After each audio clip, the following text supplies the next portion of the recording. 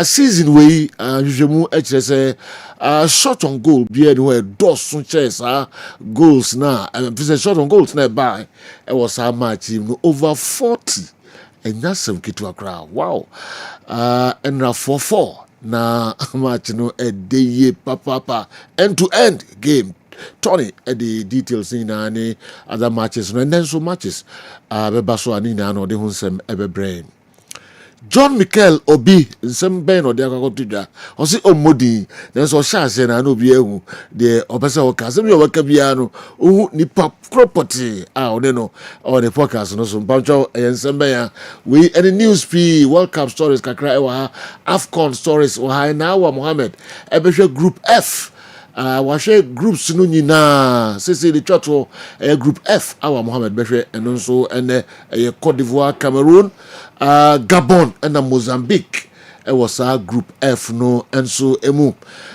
we any other African stories ben weekend ye and AFCON no shase Morocco yadi nsempi befrim and so the Bremo saying and the managers no ne pandit no and ball mu kunini bi edi atuja afasa tournament no and omo likely so between ajisa tournament no esi omo and nice we any other stories na fe ya befia behwe nsempi akwambiki zuri befrivie abreye comme je nomme no bobo nyentase na nipa ni nyina no e wa ha ID Ebremu Tony Montana Godfather it say na me adom na nso e yakopadom umar ho ye papa dia na de bre no pay onensem no doso na sofo keke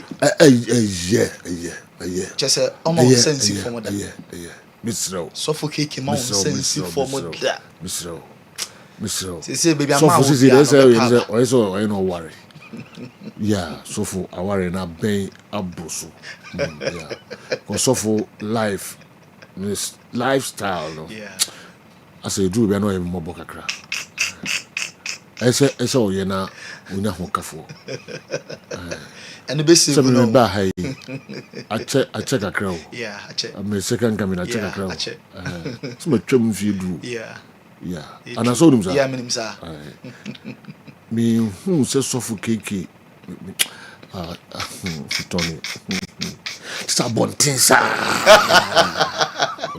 abontin sa fi du ade na minipa enye no bi me so mu kakra e mai me sremo we de nyese bia ade sede na me de to edwase ye me wo fa no waso ti nye mema nkwa na se bi o mo pemba oba bi so ho na needs of gege one onye na akunya da ma be application ye behwem ne so ba ya na eja tu yeah ko de sofo na pede awaye 1 2 nya manim third one omunyina adwane ko oh Tony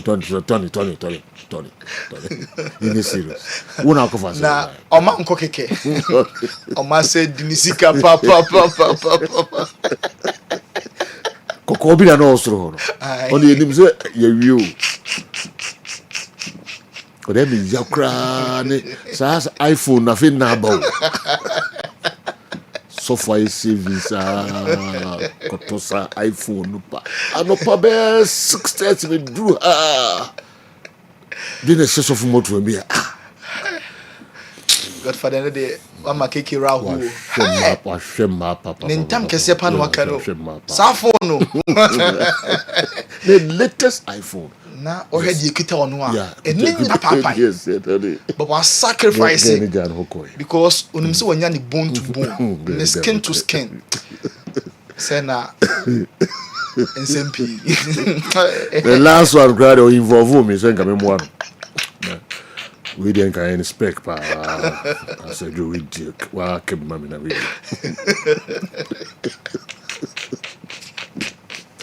ude yonko enche wona fi ebe yetana chipa papa wa try na we before so wa be catch us mo na ho ko dim sa yonko ena no pay wa ko to duare na do ude ba Who me no done the another master. When there's a see. Esther Diana o di gutaba no. So call back so kwa konje no. And I say oh. Say that also media. Mabomu. Suffocate. Esther here Diana fam from. Now suffocate host. No di ground. Who me order the another master. Say Esther there. Him koi. That's a P award winner. Suffoc.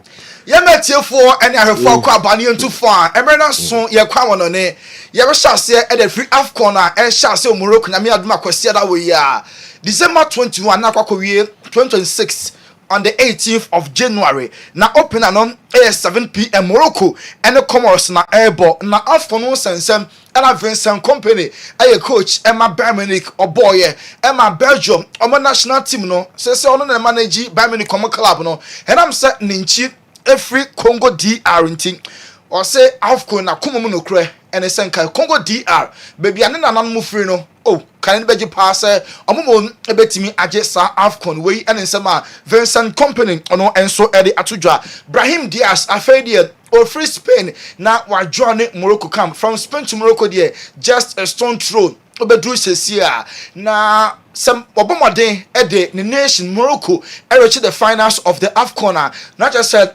5 games Madrid ebebono want me NC akan say Morocco enya early exit there ene obemesi few games no abebobiem ede ama Madrid omo enso e club no John Mikel Obi one podcast no so no watanasia enema hoye no eya na no den pa also ohunfo so bi amo salaye yese sala akọ granty interview na ye twenesre ene abasa also sala interview no wanka bani bia o de okan ye ene se obeso obobo eno kwa the only thing sala okan mo bientie John Mikel Obi.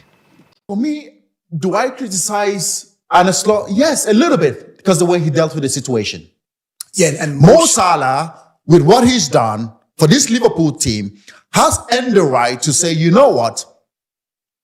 I've earned the right to come out and say, I want to play football. The lad is all, the kid is all, he's just come out and say, you know what? I want to play football. I want to be on the pitch. That's all he's come out and say. well, But do I condone what he's done? Has he earned the right to do what he's done and come out and say, I want to play football? Yes, he's earned the right to come out and say, in this Liverpool side, yes, I want to play football. But for me, it's the wording of what he said and the way he said it.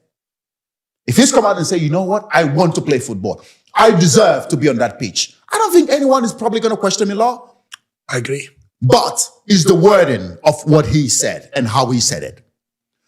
But to me, Mo Salah's earned the right to come out in this Liverpool team and say, I deserve. Where John Mikel Obi, former player man Nigeria or boy Chelsea, and I say, Salah Bonne Ben why? All right, so team we work say, me person see akan.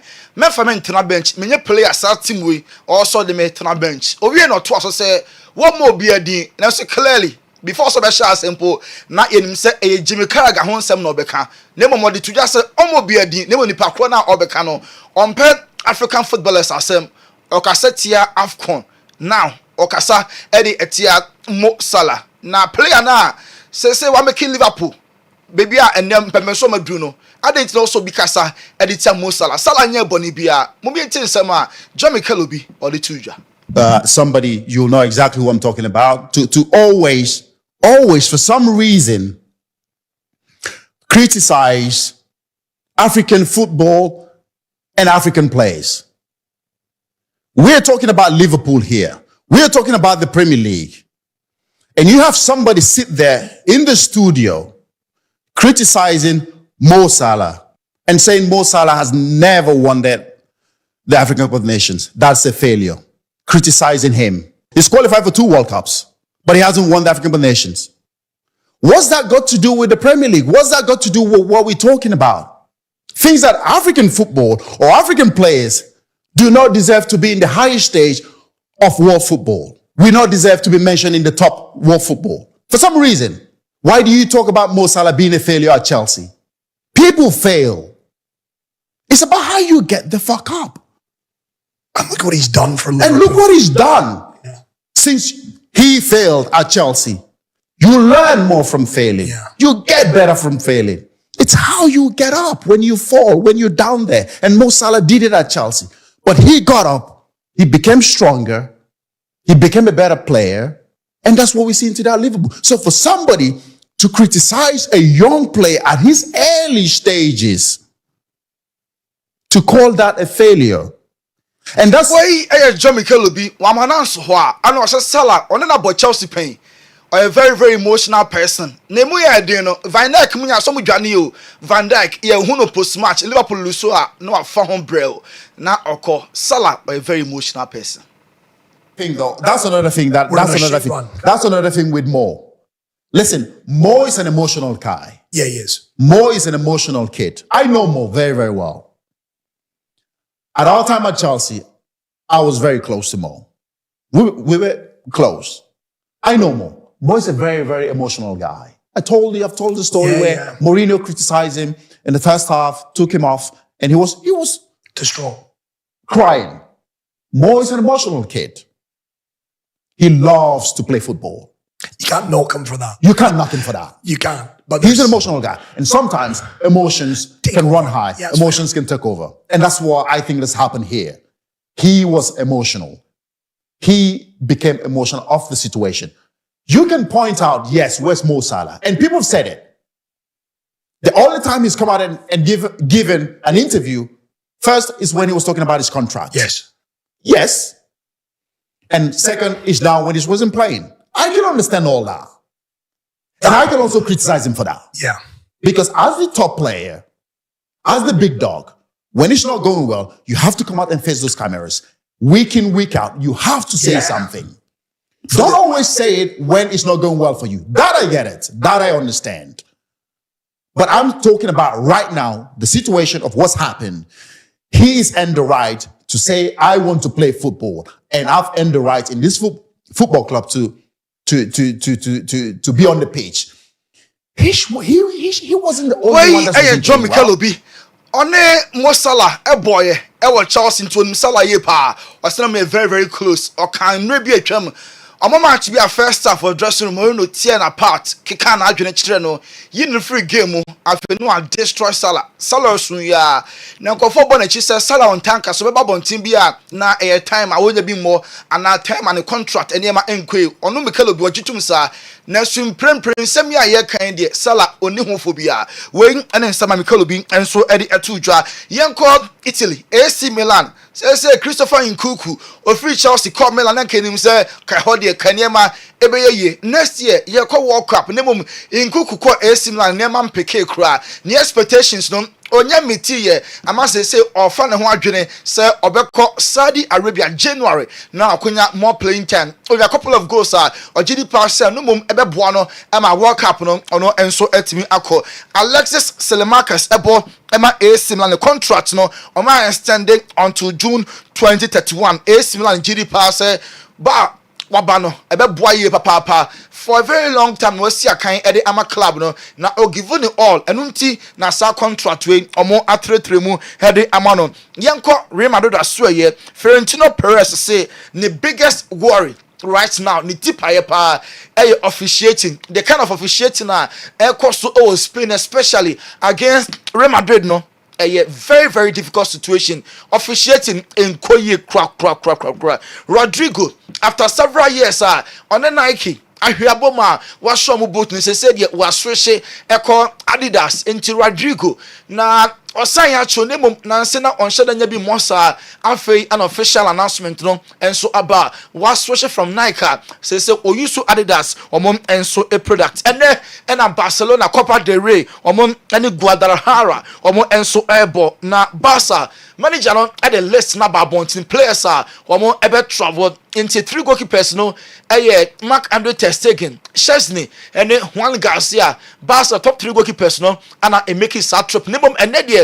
Between Chesney and ter Stegen, Mubako na ebeda na Juan Garcia coach no and so arresting kakra Guadalajara omo ye tweet bi omo say 1% chance 99% fit omo nim say omo ne Barca no omo ni chance bia on a scale of 100 only one na omo gide say ebetimi apeke na so gidie na fit na omo kita no 99% not just ne bibia enso ebetimi esi Hans Flex say the opeso hu attitude say omone major clubs ne ba hu attitude that players ne neighbor and then omone Guadalajara ana ebo lower tier side attitude very very important Hans Fleck ekasai Enra EPL ko forecast say Premier League no game man name more depa ye Enra game about so Man United and Bournemouth na enye easy cra 4 goals and a recording Enra that ma each team 8 in all Man United share 4 Bournemouth share 4 all the goals and more our Kessben television see match no Korea tipenko bia epic 1 point Amad Diallo on a share first goal Emma United and San Antoine Semenyo and so ebete na Diallo say me very disappointed say Enra game no omo entimi enwini. I think when we conceded the goal, the 2 goals straight away in the second half, we had that pressure to come in the game, and we coming in the game. We did the 4-3, but it's a big disappointment. We didn't win this game because if we win this game, we are better. A big disappointment. Say United and win the game. We say Amad Diallo and Brand Mbuemo almost every United camp. I join Cote d'Ivoire and Cameroon. Na fe omo dominations no aba AFCON Ruben Amorim say 2 points and a United at 2 go na commitment nya 3 nanso 1 no munya ya omo throw away 2 points egu kwa. If you look at the game, you can think that we lost the 2 points in the second half. I think we lost the 2 points in the first half. We should have more goals. It should be a different result in the half time. Why I am United omo manager Enra Jordan Menu ono Kobe Menu ne half brother Oba stadium na atade ya chiro ni mu free Kobe Menu eno free bench ene baye as a boy ni mu bo na so follow ni GD pass as a boy no manager no e man chance nti eno free Kobe Menu ye hu ntade a na chese Jordan a chese dem ho e wo Kessben television si sa picture we e ba social media pe ena you say Chelsea player Alejandro Garnacho or like not as or support it and not Jordan Menu Eshaye and the better Ninia Kobe Menu and so echi. Where you so unagina na Yako Pension so ye Akofa a guy home kratos my bape about to us so ewa monone. No let me abuano. Sir everyone was why I come as me cement vital herbal mixture and then the capsules no. A dry edma win tinimu. Edrei uyo bia sabi o mema sem eda fom tim keja bema ni ntimi man mu sokra bema ni ntimi pejana ho uye bema sabi woni obehiem na sisia no waje mu a nso edrei ye kanfo de amawo edrei ye dra ebe boa ma wuntini netimi asore gina so ebe mamoja de pusane wo bema ni mu ama bema netimi asore gina so ye na wotimi abo adwuma na ama o piafo obi bia sabi oni atinka so yo ba so ye bema we here edro cement vital herbal mixture and capsules anemna ne dia gan ni bi kona koto binom watinka ayira na tikokra kona koto bi ni bi nanom na bohu sabi edro no esi ye adwuma sifa afei we ye ne to nchen sabi obi wo hono ma pichikom o how pa kese pa so yo ba na wo konfitire na se o menses na ma ebayi a edro ebeboa cement vital herbal mixture kona koto edu ni binom be ma onfiti ko no bibia kama de amount afa so wote yaw onfiti ko mu a edu ebeboa cement vital herbal mixture and capsule afa so obi won ma sabi wa ko jane nan no na moja di etire we oba na otisa de bia hu moja no tie ni ye pa se moja no ye gon bright red we no ka se bright red and na said we betima abo ma moja ni nyina to atwa e de ama okra afa so obi so a sabi ne to ase twetwe no we ni kan se sciatica wo sciatica e de betima abo ama yaw ne twetwe na wo ni nyina etimi ati akokra no e ye agan cement vital herbal mixture and capsules e de no e ye adwuma wontini mu na enuane no bi wo adwuma wo mu a e boa pa ye friend nitric oxide say nitric oxide no unya eba oni paduama enti bi amu asi enti na akatare ba bebiem ba be hu ntinim amenti met me da mo get me dey pusane sisi e na ya ye won neurotransmitters a soni free adwen no ho e na eba eno na se obi ti jawa na se okọ pains bi mu a na sa neurotransmitter no etimi aba beboa ama pain na se yaw no etimi akofom edrei ewo nyane no bi wo mu a etimi release neurotransmitter ye fe no endorphin na sa endorphin ne ba se usisi e na yaw ja jawo na wote no ewo usisi mu no edrei eba be stop ni nyina yisu dopamine na be yi yaw ni nyina firi woko e de amount enti so usisi yo ya edrei wo so no e ya agan Cements Vital Herbal Mixture and Capsules edrei age award yenim de ye ka ho asem no 2022 best waist pain product of the year 2023 edrei age award efasisi ya de ho 2024 yes sa hwe ni musa fie di anyim nyina so ye be sa age award no wo ye bema na wo pese unyina so no gina so keme wa bra wo be no maduro no sima kakra bi achi a fe number no a egu screen ase no wo fe number na ye be no be kasa kama ni ato se do be sia no maduro no na emi na tumi aboa ama bibia ye kama ma o afa so ba bia be na bia to no ye di egu screen so memem tie ni ye pa se wo kumase ene ne pattern wo store wo person to be ton a ba bia e di kan PFA pharmacy New Road Junction wana PFA pharmacy o store kese a wo be nya bia tu ho no akwakoton afa Colinac ewo Ashtown oni Dani Herba o nyina wa Ashtown ko ho Fredimens eso okay o ono so be ma obi ato afa so Sambora ewo Cavetia Gate 3 no opposite pe edrei edra eba beboa eyi sa ho hawo nyina firi wa kwa ma o enti pebi achi kwan to agan a etrese ejan no pebito na enkotote e ma na so nya wa ho den pepepe edama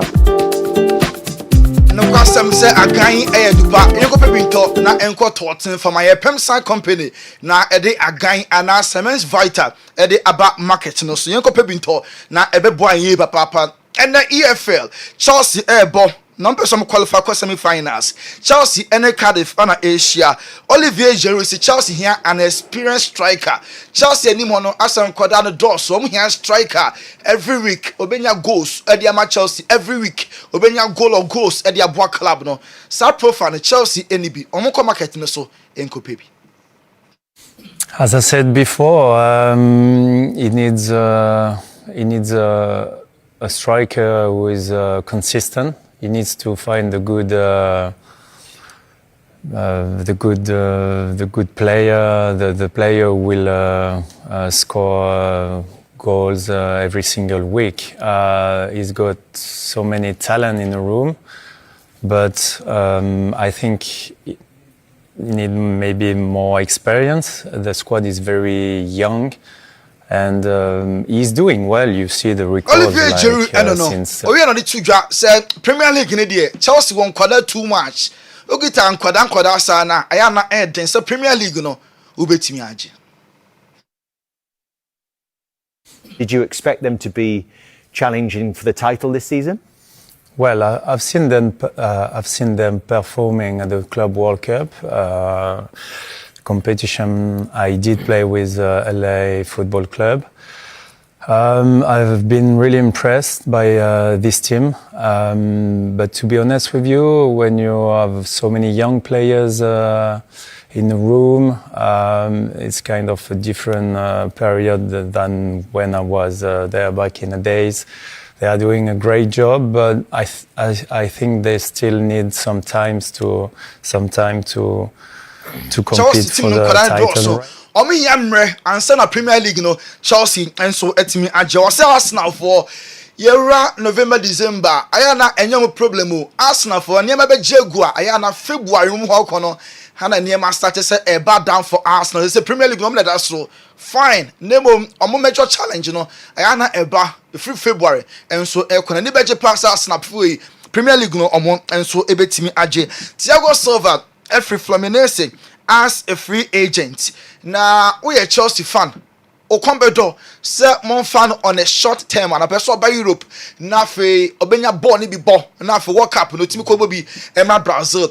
Chelsea and no free a back to Nikromo. Akwanya na sa ba oye Chelsea fan January you ni AB on Samna Bakana William Galan say oh Chelsea omo team na omo like experienced players into omo Thiago Silva ewo omo backline ho anka ebetimi aboaye papa AC Milan enso ehwe say omo be fa ono anase Ramos emu bako ena Milan form omo enso discuss Van Dijk ena ebo Hugo Ekitika abaso say Hugo ojo Liverpool na expectations no na nkofo nsheda man chances so betimi approve bibi na so akere beyond any reasonable doubt say ball no any goal no there with him share ye papa Gabriel Magalhaes and Kai Havertz yeah some be returning before the end of this year. Arsenal are more tall list of injured players na so Gabriel Magalhaes and Kai Havertz there I feel no aka few days na ba na wie ye hear some betimi aba name Ben White and Christian Mosquera there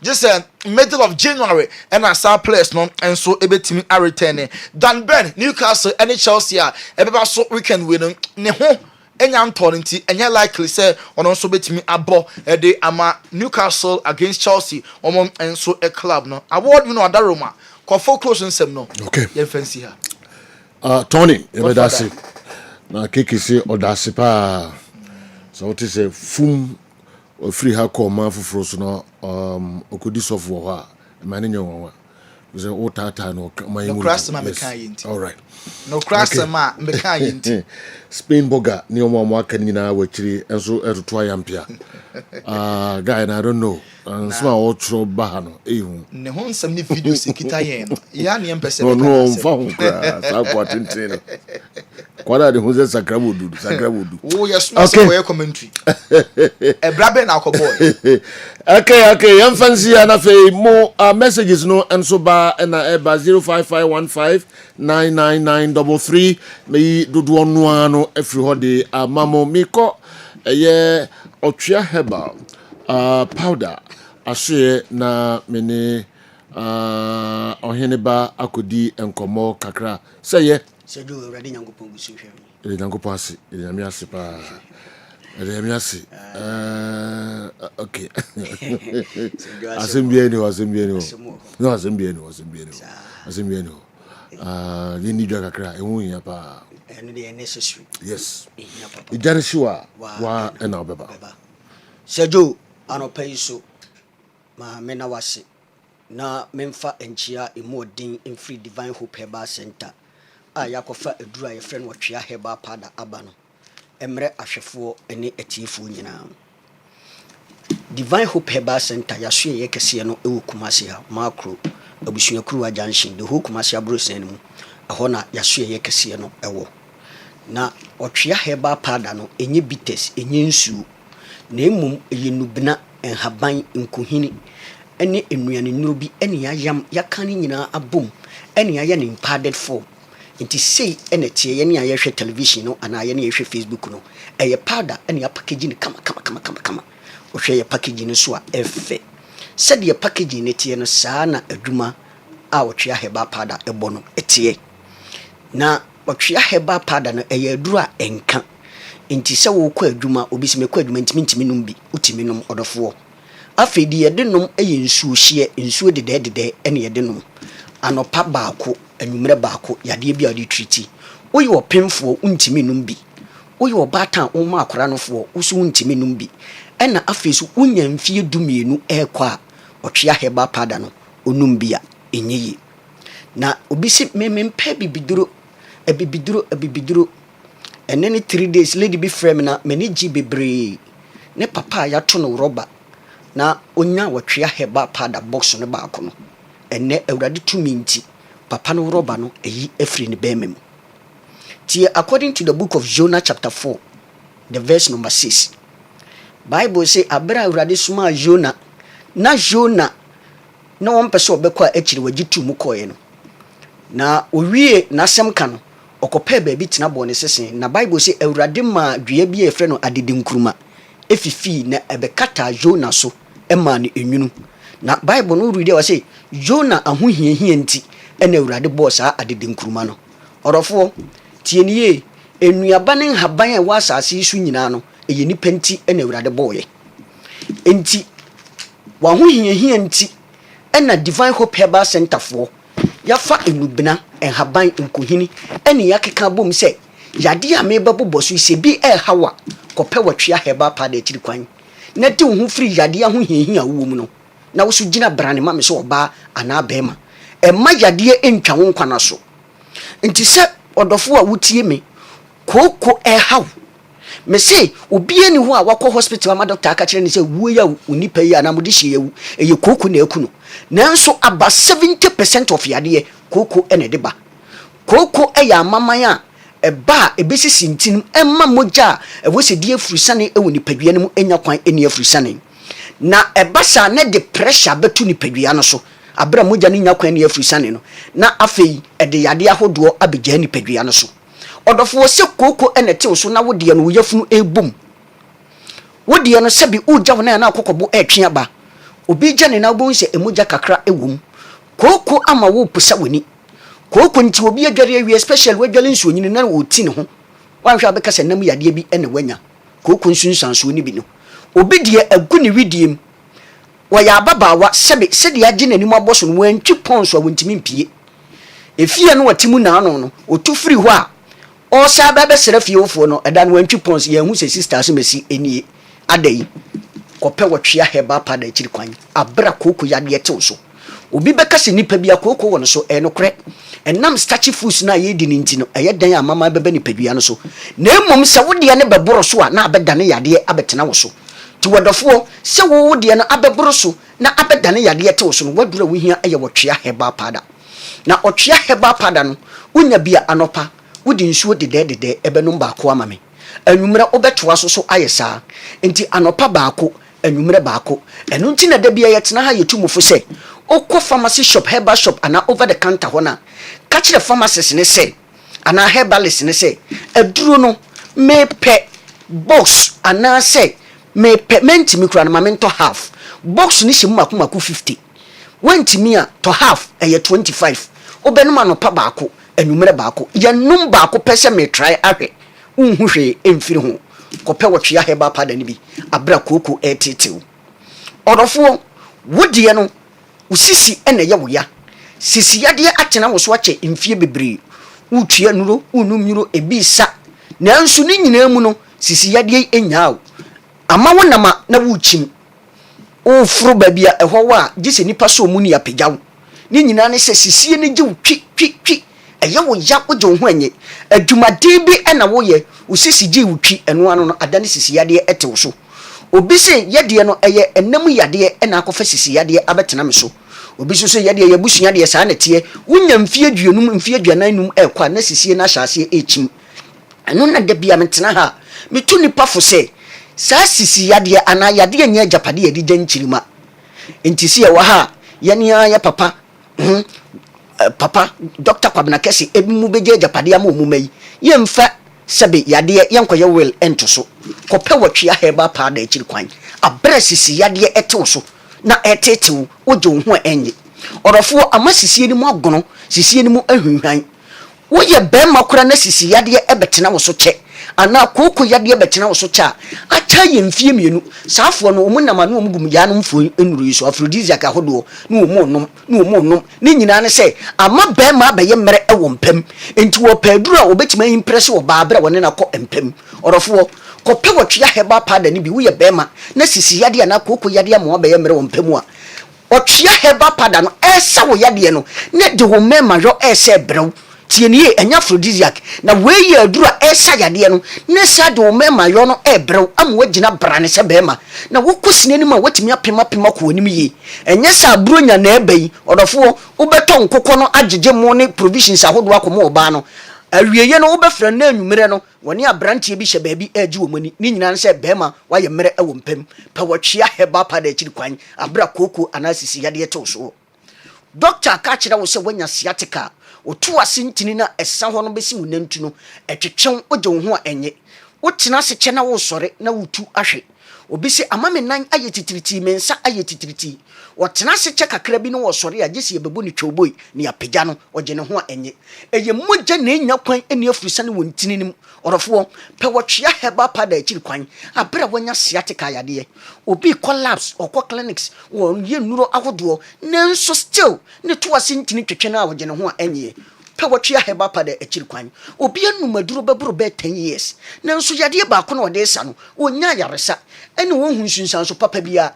ɛne yɛgusu ne yɛhyɛ ne nkura sɛ yere honom ɔlɔfoɔ mese meme ntimi num aduro baako ntoa so bosome nan da bi aduro ɛdɔ ɛne nti da bia yɛtena ha asɛm a yɛka ne sɛ wɔtwea heba pada yadeɛ bi a wodi treat no wonom toa so a akyɛ yɛ bosome mienu na wo hu nsunsan so papa bi a ɔdɔfoɔ gya aduro no nom ɛmoa na kopɛ aduro foforo na ɛnom yɛse kurodos wan entena fa konyi anim guaseɛ nyɛsɛ wudi agora yadeɛ ebetwa wo nkwana so abra wo brɛ ensoye kɔpɛ ɔtwea heba pada abra sciatica yadeɛ ɛtew so wodi hye bi anya bp anase doctor ka kyerɛ sɛ ne sugar level no ɛkɔsoro doctor de watu aduro so no numnuro na doctor de watu so amame no na emom kɔpɛ wɔtwea heba pada ne bi na wonya wɔtwea heba pada ne bi a na wɔfa ye numbers ne gu screens ne so emiensɛm bi a wɔbɛfa no ye bɛgye wo so ne ye no wadi nkɔmɔ wo se doctor de matu aduro so me de aduro so ameno me wo bp ana me sugar level no ɛkɔsoro ye benya daje a kyerɛ kwan a wo so no wɔtwea heba pada no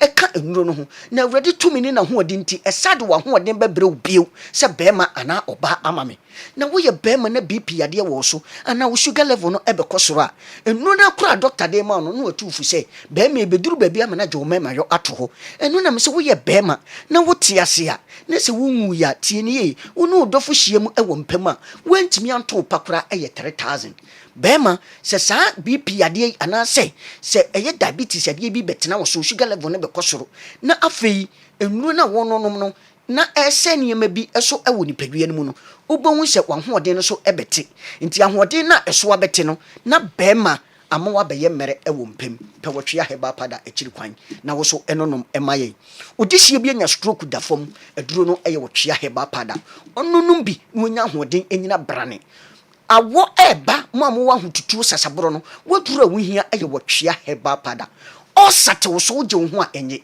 pɛ wɔtwea heba pada ne bi wonya bi afrɛ yi sɛ kwan bɛ na memfa so a mentreati wo sa no yenya daakye nkyerɛw ne no no wɔtwea heba pada no na te wo ho firi ɔsa yadeɛ no ho ɔba wo mensesemba ɛba baako na atwa obi de ba mienu na atwa obi de ba tuntuntuntum ɔgye ne ho a ɛnye ɔdɔfoɔ waduru awuhia yɛ wɔtwea heba pada abre nsuo gugu na enluku pleasant no pɛ wɔtwea heba pada ne bi wonya bia saa ma no momfa nsuo hye na benom na emom frɛ yɛn ne yɛnkyerɛ wo kwan a wobɛfa so a wobɛnom wɔtwea heba pada Ghana ha baabi bi ɛtɔ aduro bia wobɛnya wɔtwea heba pada ne bi atɔ okɔnkran a Kessben FM hɔ ɛyɛ circle hɔ wobɛnya wɔtwea heba pada NGTV ɛwɔ La Paz Queen Bobone ɛwɔ Madina Rich Johnson Otalen shops ɛwɔ Nzima Ade Farmer ɛwɔ Soga Kopɛ wobɛnya bi atɔ saa so na Jeff Heba ɛwɔ Mankasim Edi Heba Edike Heba ɛwɔ Sunya Domesia wobɛnya wɔtwea heba pada ne bi atɔ gye numbers no na frɛ me sɛsie bia na mentimi amɔ baabi a wonya wɔtwea heba pada ne bi na wo frɛ ya yɛkyerɛw baabi a wobɛnya wɔtwea heba pada ne bi atɔ yɛ numbers no ɛyɛ 0591 56 55 57 0591 56 55 57 0550 63 90 37 0550 63 90 37 the chat one is 0551 22 82 81 0551 22 82 81 yes what share heba pada ejana hyewa wa ena obeba emema no nko pebi ne mfa new key ne nkam ho all right yabedase otwea heba ka ho na kope bi eto ofri hope na fe kofia mwako enso ewuram na ode easy waterproof paint enso amanebo abrayen na fi foreign stories no edatoa so ede amam 0551599933 0551599933 mumfa messages no emra na yentwetwe enkomo ana sa ode beye voice enso de abrayen and also number no yedin kan de atudwa any WhatsApp video enyina with me de and also aba na yede and also ama obia ate yenka Kofi yes bro akwa aba say ye pa bra pani So so we nyankopɔn adom so me ho yɛ paa. e da ready asepa. Okay. Ade ya chi say ya na de afi. Yeah, no kre. Ti ye bro nya ne di no. Nyankopɔn na se Ama ama. no. Yeah, Sure. no kre paa. Sure.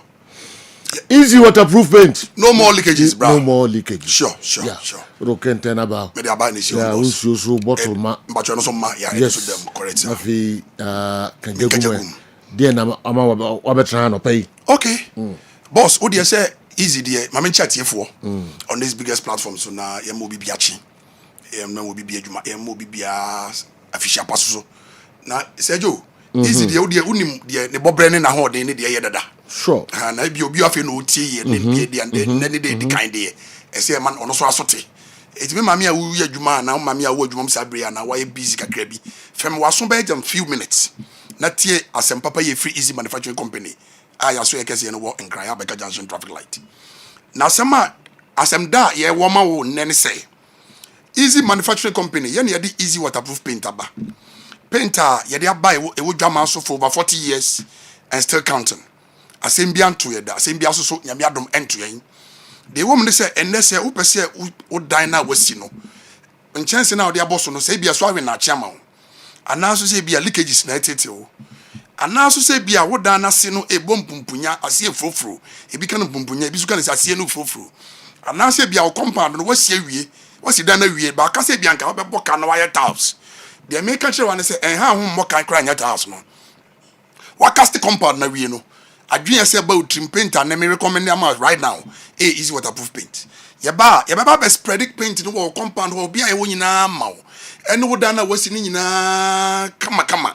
Na the woman say eno ni paint and so wo to a unnu ho. Eno ni paint and so wo to a unsensi form na unnu ho da so because in disappointed. But rather no wo to a emma wo adwuma ne wo dan na da TV so yi eye se ya pepepe. Ye buta ye nti a ye bodawura ye gusu a ye kasa ne se. Adan ye wo Ghana nyina ye buta ye ne se ye pese Ghana dan nyina ye se buruchiri dan. Anase Dubai, anase de da TV so yi. Se wo penti wo dan a, it say de wo dware no wa shata de papa.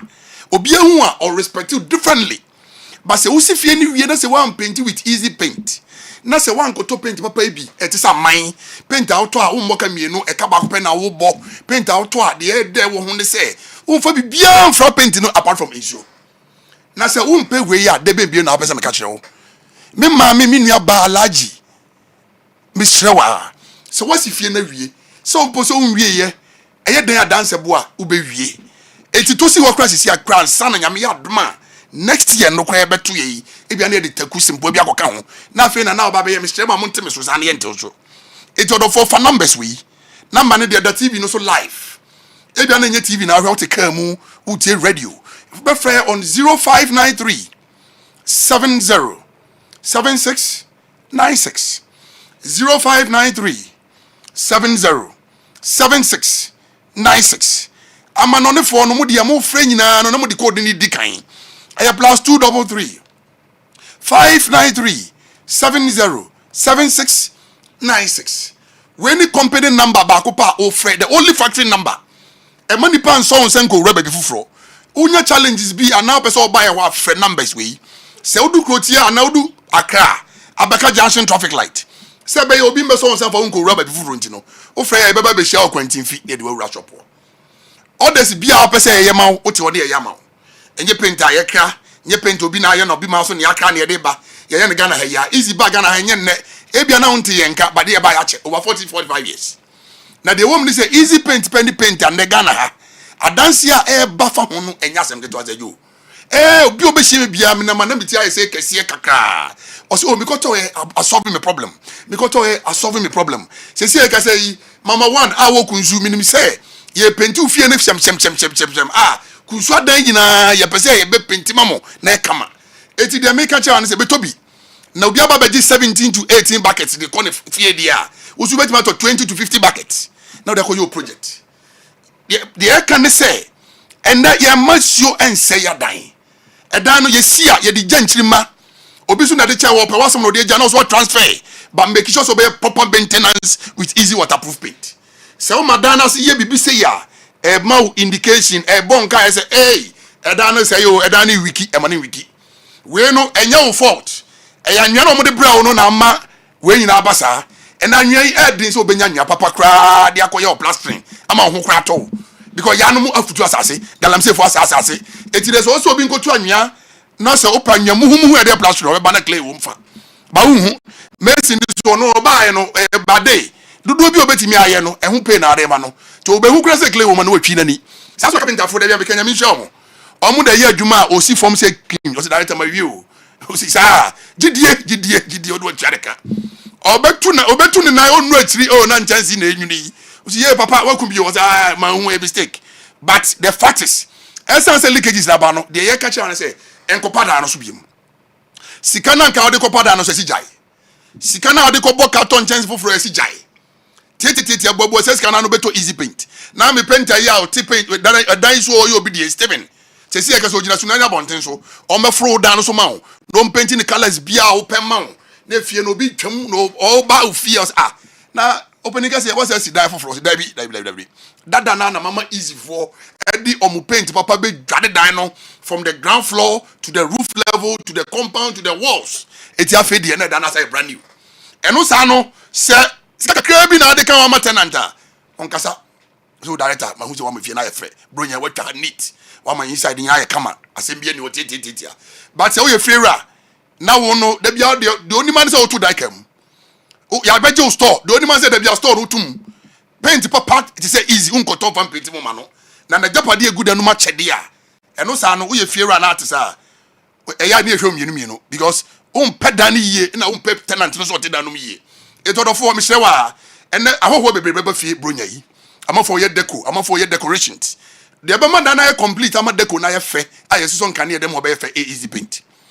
any color bi ape ebeje bi ama which is the rainbow colors bi a onim say bi a wa ba na say oh boss be person mo mix it 2 3 4 5 colors bi in 10 times so mama oti ho na ye ama easy the other ya na the asem ya ba say ye be bo asantema ne Ghana mani wiase ama dan e wo fumase the way ultimate boka tota the papa boka tomba baba che no bo sa kan koto easy paint na easy kwa de ne bo nya de painter e boy de je kwanka ba bi kwa sa gede je bo sa the make it na friend numbers no 0593 70 76 96 0593 70 76 96 numbers in that TV no so no una unu se bia ba bia wo no yenye nru ye ba kakra ka bedru ho yenye nru ho kra nche se ye nru ho eju friend numbers ya e ma fefefe bi na pick your calls no ma bisa okwan so no ma bisa de opese ye ma ho na o ma bisa so o free here o se bia o free ha o so bia kuma so we na kuma se de udu adum ma komo ha federator on this line rasop wo koju paint engojina kwa ho nkotobi na gojina kwa ho nkotobi o meje ne ye ho omo a besa ye fagadan a bia board ma emwa o ura factory ura office no ura factory ura office no ura factory o to ade asa na e to ade e nya kwa ho street so to ade e to dofo the make sure one say easy there ya ba say ya ba mamo ye na ya ba ne kenten na e din say e di kenten rest studio na hu ni penisem da na e din so say e din so rest studio na ka obe hu say so wo studio na bia pandex no and a host no or no mu ni so kakra bi but mpenifo wa Kessben so hwe oh easy there ya try test ye no de ba asem ni wanya de be liki anya de nsuo bia betra fa emfidie won ne fa brai e no mo se ne me fa mra nam de ba iti so hwe am kenten no mabutu ni ha no ma zoom me life asem bia ni hu nsuo ba kokura ni mabutu no kama se ba ya ho nkase bia nsuo won nam de ba si ya na be di nsuo kakra bi gum se jo so o hwe me pa e wo so church ne bi bo monitor me life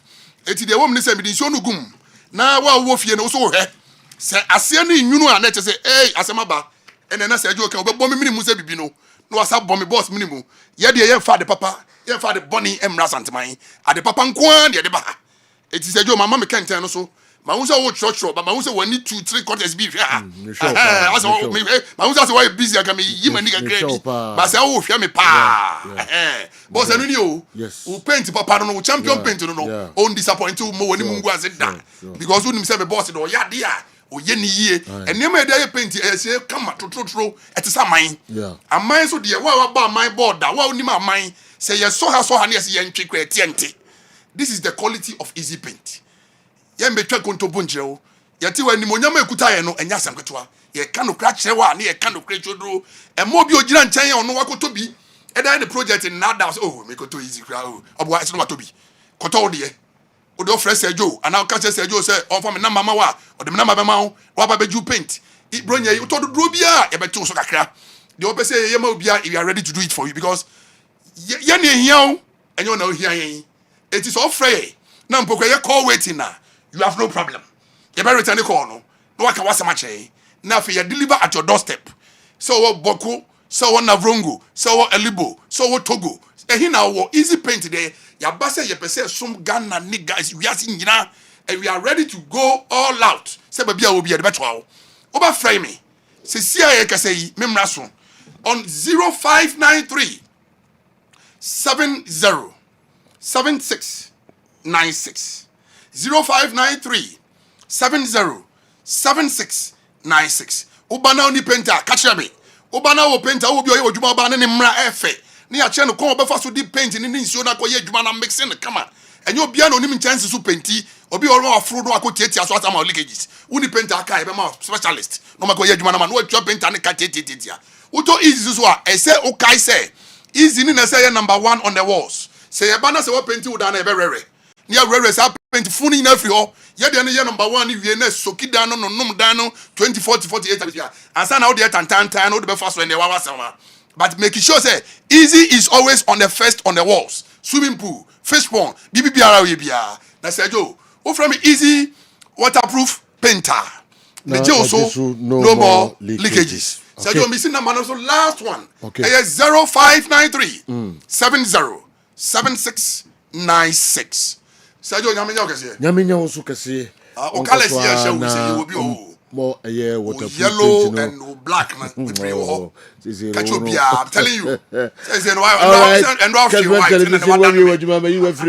Kessben 3.3 Kessben 92.9 Accra messages no ba na eba afia be jafo no transe na yahwe stories no enso emu kakra Michael Edway free ablekuma na eba ene anopai Michael as if Ruben Amorim and Manchester United want to succeed with their 3-back system, then they have to get quality centre backs. Okay, strong and aggressive to be precise. You can check the Inter Milan and Chelsea team under Antonio Conte. Those teams had solid and robust centre backs. Lenny Yoro and Aiden Haven are not your ideal centre backs when playing in a 3-back system. Check the second and fourth goal Bournemouth scored yesterday, and will understand what I'm saying. Greetings to Sofu KK. Sofu KK. Joe, who is Asante Kotoko's video analyst and a scout? Okay. Are you sure they are doing their work perfectly?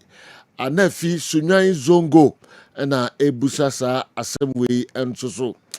I don't think this will be a debate at all. Andy is 100% right. Even the English players playing in the Premiership will start in our team. Our best players, Kudus and Semenyo, play for Tottenham Hotspur and Bournemouth. I also agree with Sergio that this is our weakest team. The earlier we go in for those England rejects, the better for us. San Francisco, Grace Light Educational Complex, Ahinamako Kobe, and a Dewey, and so a Brain. All right. Inti Asamnoa and Muguswa, Modi Eba, English players no more. Omunya first team numrema. I'm say Yashasem Kakra, yeah, Ghana, England, and che, you will start Ghana, I would cry, don't worry, you draw. Na and so I don't know. You Ghana, Croatia, and che Nafi Yashe players. Na in Ghana, England, you cry, and I'm so my influence, the beer, and some from Amode, Ebanafia, Koyan Sempi. Obia, one opinion. In the Yangasa Chinchina, de Bacano Hano, and there's only a yard, okay? In the and also, and the name of the Odibaba can home. So Busha say, Abidafoni, we are, Omwa. Also, the earlier we go in for those England rejects, the better for us. Mama, with the 4 church over the first answer and so home. All right, yeah, that's it, Papa. Now, me who alaji Mama Salia and so message be and so ewaha. Media no super firm quickly. Na ya twaso de amamo. Awa, so be I will call. Yamia dum Sergio. All right. Often na nkoma okay ya and I said you e bedi hu nkoma. But what they Yeah. On comparison of squads now okay Kenya. Na many and the about Ivory Coast midfield. Yeah. These were those midfielder na ye wo. And then say you release Black Star squad for AFCON for World Cup qualifiers. Who say you midfield no ya list na be 4 and 5 pair. Now list now quite in terms of the attackers, not forwards, no. Yeah. Wingers and attackers near Cabo. Okay.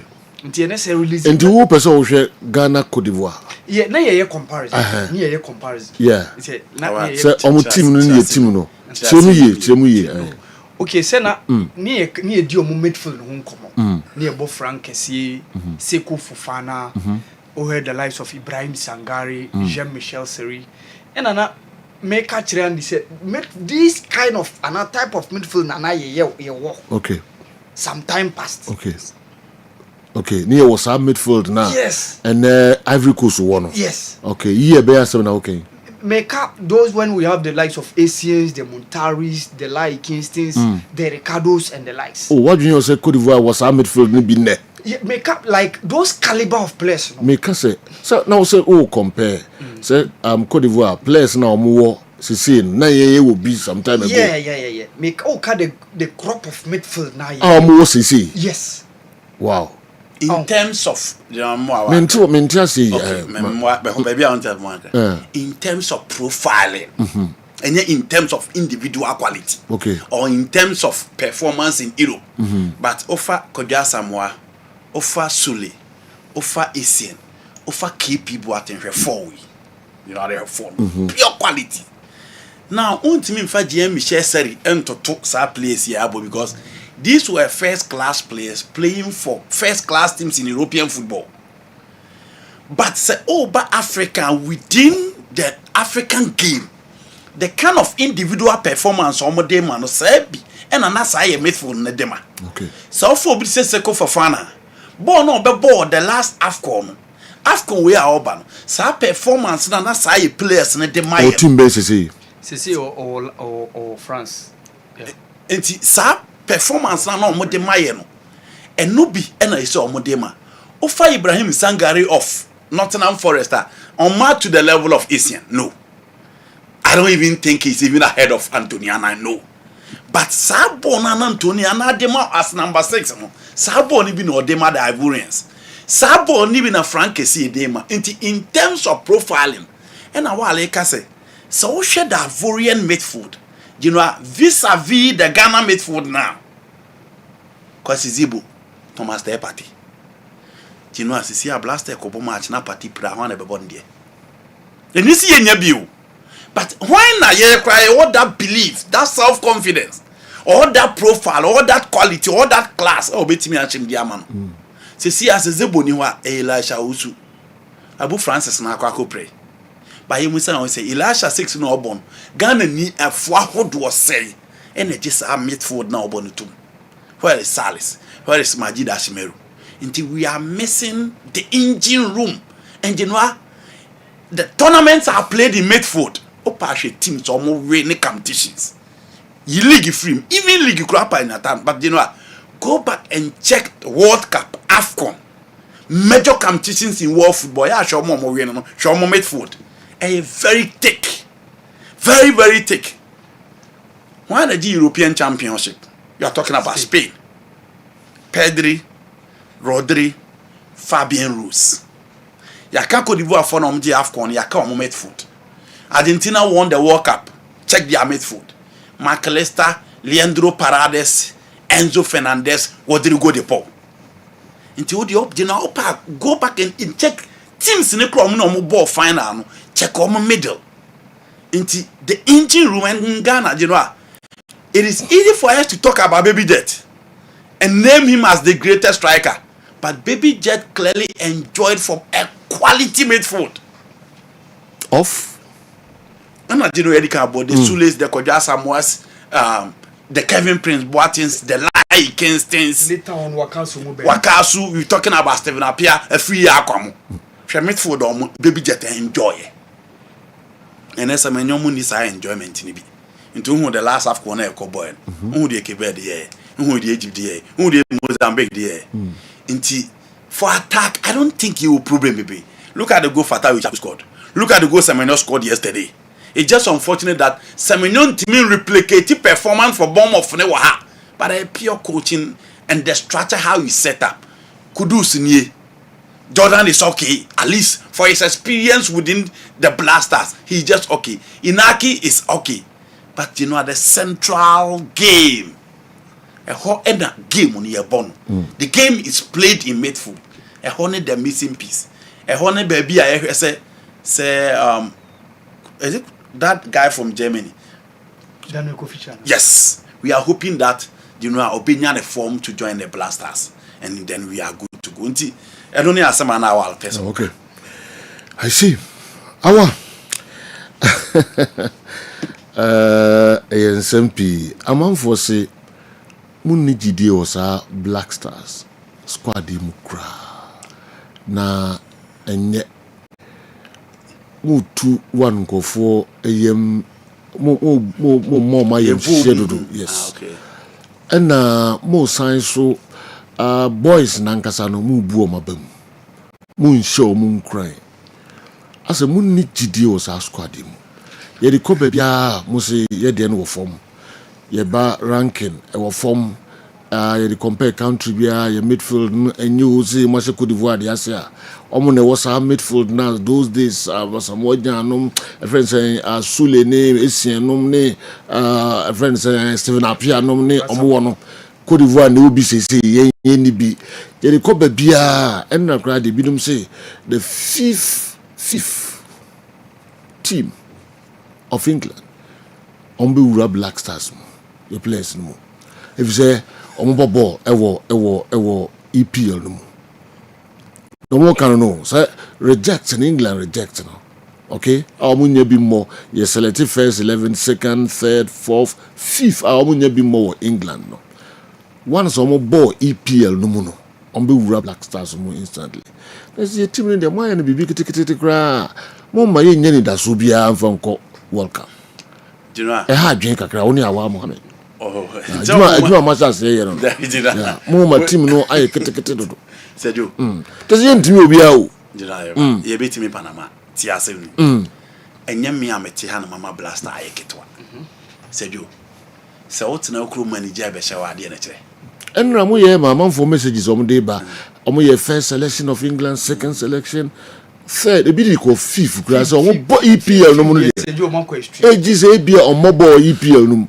omo bo EPL no ko na so anya 3 Lions na nwremu a oba Ghana oba start na ye players send o EPL o say player bia o EPL no bia be start o Ghana you know some they watch the Premier League and no man who Marcus Tavene obo position be in the English national team but look at him yesterday enti eneye and I catch they watch the Premier League day in day out. Nigeria Blaster na ehun odin na ye hwe obi a na etim na obi abon ze ne na ye ko katre omo. Besides that, bobo 90 minutes na beje $5,000 so tun hia the encouragement. Omo hia encouragement bia. Oh. General, could you hia me encouragement for him to excel? How? It's a menu hia me encouragement for him to excel how? Otado hia me encouragement for him to excel. Every be e kasa e kana na hapless no. Ha coaches no. Ubu coaches na ba mu bo mu abomfia ahwere Otado ye. Okay, General. And had a Otado oko press conference at is more cover journalists no nin some more cover no ho o qualify for World Cup no o tins more cover journalists yes so yes in the how General and I say Kudusu twen me encouragement for him to excel at the Lincoln Financial Field, the MetLife Stadium, the Hard Rock onye na so okobo ball Kudus na General Tottenham Hotspur Stadium no hwani pe ho na se jo ehfa na ye bu oba mu owi acheche Europe ball no mo ball kase makara ga beka fa sala ho se ka sala mo bo. This is the greatest Liverpool player also ko Chelsea ko flop ye e sala no playing se jo enti Otado nsem na ayeka no it should be a challenge to him. You know, I may have a edge mobisi and the onya mo fanaide. Namate. Me see anu ntimema. I should come and prove a point. So TB so. Yes. Aye, OTB. Yes. Say we catch you. I am catch him. And the microphone who obeka ti ntwa picture. You know, no man say o man kasa asem ni bi o man kan. because me buy my irim ho ye adwuma. Enti yese be ye adwuma. Otoado ye nyina so nya de. You've qualified for the World Cup.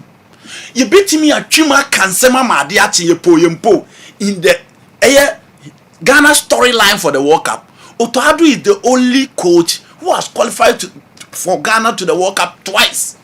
You know, it is a statement of fact. You beat me argue Nigeria, no nkwana ball, na onya de ye Nigeria ball draw. But see baby Otoado be ko bia no say Joe. Otoado be kwa show say or the Ghana qualify World Cup twice. So Otoado Ghana could do World Cup na se ne. Onene Ghana coach or de Ghana ko World Cup mienu. A statement of fact. You can share opinion, you can dispute everything, but it is a statement of fact. Intimemi so Otoado Croatia Eden, England Eden. General, unso kwa na wakobo na wase. Me ba become you. Eti General, I've stated the story of Carlos Bilardo here. In 1986, Argentina 4% omo pam no. Julio Grondona wanted to sack him. General, ye who coaches bebrebe omo be koto da mente gidie ni omo mu. Ye who bebrebe. Ye who coaches omo bebo liga gidie ni omo mu. But almost 30 league na omo prove point e de sesa obi adwene. Enti yensem na aye ka no. Yemfa ne se blaster akwa yebu omo bam yenyu omo ni yeso omo nyaade omo ko ho a omo mfa sa asem se Ghana fo nye ni o. Let's prove something. Hugo Bruce so year na lineup for the 2017 AFCON no ye players be free na nsema one ne assistant free centrefo ni mu ko no o se nsema o ti centrefo ne ka se omo ntimi anwene AFCON ya coach no meti obeba beti kuruba. Also, Koya no Kotinam hotel. From that time, they planned ahead of the AFCON. And then only AFCON can for play 50 cars on Momono. He won the AFCON. You know, we need AFCON. Enti the year cano. Young fan say, you know, a blaster ya the end of your crisis or Munadi. They should go out there and prove a point. And you could do so, I know one crofoni for a behuru no class for stadium. Ewo AFCON qualifies against the Jawa. You know, good. No, you know that is obvious. The champion for Bahano will be who was saying when you for Baby whom you're because those are the last people I always expect on best support in hard times. But you know, from that time be seen there who the different could do in the blasters. After that game, Nafa compare could do performance in the World Cup qualifiers. Ube who difference. Into the hand no, as I push na man perform. Into yemfa ne say ye kra de any blaster any. But into the no go they should go out there and prove a point. Almost so England ma Ghana for you say player be obo Premier League club ba start to ha. Omo kwa no ma. Say say behwe. So apart from Kudus this semenyo, say Ghana ni bia obo ball Premiership no mu a obeba be start to Ghana. Oh, you know that is when there's no cray. Oh, sir. So be Ghana ni fufobia or EPL no. Obobia. Obabe Bobby. Have start. You know, I start not a relative because Tare Lamte was playing. Also, be to be Premiership. Yeah, so to be Black Stars. That's no dear me. Okay. But the American say Tariq now bought for Brighton. But say about Blaster and you match be not starting. Okay. But you'll be Obo Premier League. Look at the teams of our players. Look at the performance. And you know, the Premier League is the best league in the world. You beat me argue, but that league no more. What you now how you are watching football. And it's a platform now. It gives you a perfect opportunity. Emma unya the national team new and you know, your national team is inequality be breeze. Yeah. And yeah, Brazil dear Thiago Silva so Chelsea and he similar Abako. World Cup America Tony said. Brazil forward Juventus number 5, Real Madrid number 5. PSG number 5, Arsenal number 5, Thiago say one penny baby intra. Is it which in Entesa? It is a Joe. The year canning in and said, they should go out there and prove a point. Get local league in the match it be a quack of okra, fancy crowd say be team. But you know they go out there and prove a point. Tell and the came that he's saying a lot.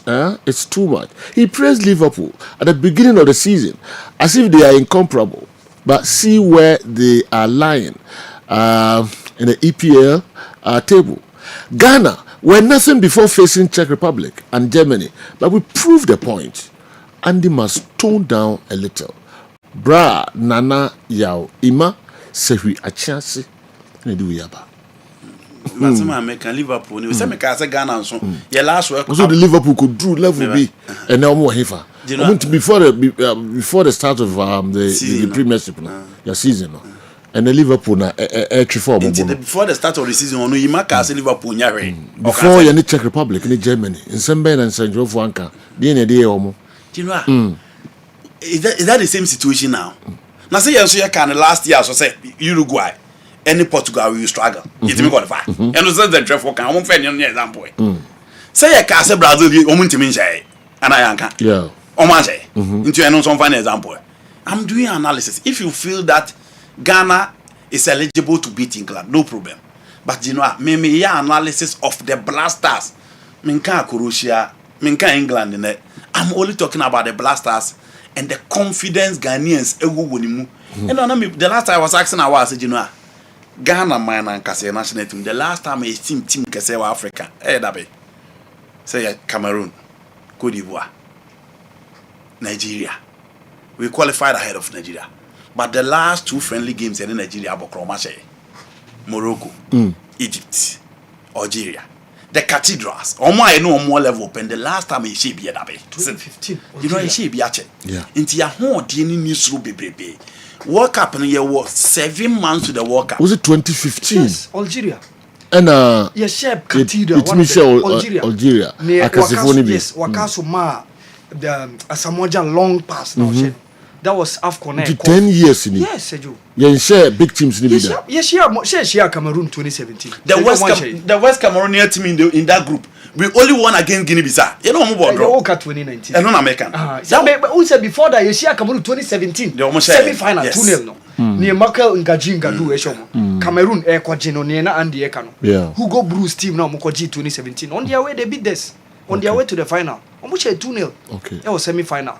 Yes, I share Cameroon. Egypt. Goalless draw. You call 2021 AFCON. You Morocco. Sergio Etimishomu. We played against Tunisia and we lost on penalty. Yes, we played against Tunisia in 2019, round 16. We lost. Senegal said 2-1. Senegal said no card. 2015. Sergio, Yenshia Egypt 2023 AFCON. Okay. Yani ne leading na motika. So Sergio cathedrals no cry. Yes, Sergio. Though I'm in a group of Andy and Awa Mohammed. It's not like we hate them. We hate the team. It's just the reality. So, do you want me to say that an information center in my area here can be compared to Kessben FM? No, that's the reality, especially with my uncle Otuado as a head coach. We all want them to be at the top. But at this point, we are not yet there. Unless we apply the last statement of our national pledge, so help me God. Inspector Wilberforce Asante Bra Kwame also the FM and no one the voice notes no eba sa number is no enko me didn't get the line na mamudada. I'm so proud of Andy. Good work. Nana man can the way free wanchi and so abeka yensa me call we or say Otuado is as good as Panama. That's why about 99% of the nation, our nation's population, want him sacked. Okay.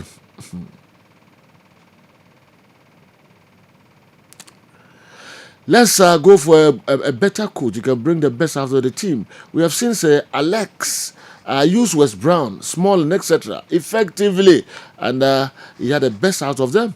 Players understand us. Thank you. All right. Makai also message, Eddie free or my message we free a him or say Nick Pope, Spence, Gomez, Consa, Louis Hall, Harvey Elliott, Watson, Madison, Madueke, Watkin, Gordon. Which of our players currently deserves a place in this team? Mind you, these players are not even the third choice England 11. Oh. All right. Now the fourth Friday about I don't know. I'm just saying we say na so the way here. So good morning. I want to know what did Ghanaians see in our squad that makes them believe so much in them. We are just kidding ourselves. I'm Yakub Ahmed. Tech KNUST Yakub Ahmed and so the NIA free 110 terminal. And aside not beating any of the big teams in Africa, we've also never beaten a World Cup winning team before. The best we've had is a drawn game. Ghanaians have this belief that we have better players than a lot of countries, but the reality is we shall pass everybody. And some way more times, we shall pass everybody. Okay, Razak, Kaswa, and anyway, and so Brian. Way, please allow Andy to explode because he's hitting the nail perfectly on the head.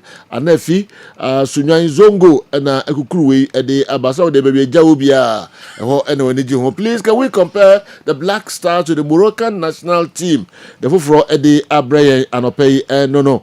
Maminko Way, Sikapa Methodist Hospital, Eburaso, and the camp cannot be blamed for hyping the Liverpool team prior to the start of the league, considering their squad depth and the addition they made prior to the start of the league. Should you ask 10 football pundits which teams or team will win the league, 9 over 10 or even 10 over 10 will tell you Liverpool will win the league. So Andy said nothing wrong. Liverpool have just lost stability, cutting edge, and their competitive identity. Defensive fragility has become impossible to ignore. Regards to Sugar at Catholic Hospital at Sankregwa, Sikapa Ness and Aututu Brofa Kesesano. Minkasa Ness if you do Brofa Kesio, Pabto Minkasa, but Brofuna would judge to a pen. Okay. We Benya sempe. All right. Yensha way quickly enough so sometimes it's not only about the quality of the players, it's also about the commitment, the willingness to give your all for the team. Ghana succeeded years ago because we had players that will die for the team. Kweku, Bando, and all the way, and so Brian. Yentwaso. You know, yeah. We no, Obi so okay, say the more can impact any our players and also coaches. No, be remind me say Coach Zito. Na say journalist a Bonechiama Kotokoni dreams. Zito say okay do be na re. He put pressure on us. Also more hand do. Pep Guardiola. One for 3 players to cry more baller. Okay. Obi ho need 2 okay. Bashir Hayford. The 3 players or so, Echo Black Galas, then Omne Bafana. Bashir Hayford Ekai. Affected the team. The 13 players. Epra, Okoka, Muzi, Munti, on the mountain against. But before for Cadia, and then your country, they are Mutinasi. Was clearly a Hano. You know, young some coaches, the players, they don't know. Okay. That's it, young Coach. Coach it on a real fitting no coach, you know. Real Madrid almost back 4 no be Epra. Carlo Ancelotti and Timmy and you could the Rainy League. Omujana quite. Real Madrid the team there or Honeno. Said you. Midfield controller Kromunibi. But Alonso lose against Alaves on Bepam. It is about the standard. Players is in a Heart of Lions to the season. Sikasa and a Heart of Lions spend the season in terms of players. You cannot compensate him to Kotoko. The salary I could carry him to Toju Kotoko and Heart of Lions coach in Nibi. To whom match is given, match is expected. Kotoko team there down. Kamara Epra. Samba Epra. Hubejo Epra. Peter Amido Akwekura. Epra. We many players on creating. Players now, but only creating. And no, as I could say, I found the message by say no, will be some as I bet he played 3 games. You know, I bet about 3 games. Or say 2 goals. Kotoko has to folk without Abetamwa. Kotoko has to folk without Abetamwa. Almost a Karela 4-2 without Abetamwa. Inti, and I make us say, be big with team now the coach need to address and Jensen Jeff was saying. Pep Guardiola, dear no. And you be an etias, may I disagree with Pep? Because you know Pep on your KDB. On your Rodri on your KDB. I agree the midfield, he allowed the midfield to function. But Rodri is not around. Are they not winning? They are. You know, Rodri is a Man City born. Obi Akrorefino. Are they not winning? They are winning. And besides that, Pep, the wire chief with the Man City no. Or to say Ferguson at Manchester United, they know Becca be Obi and Kwasheno. But say excuses in a Pep for the team Man City no Kokochi Barcelona say excuses no on team Koyo. Okokochi Real Madrid that they won't accept that excuse.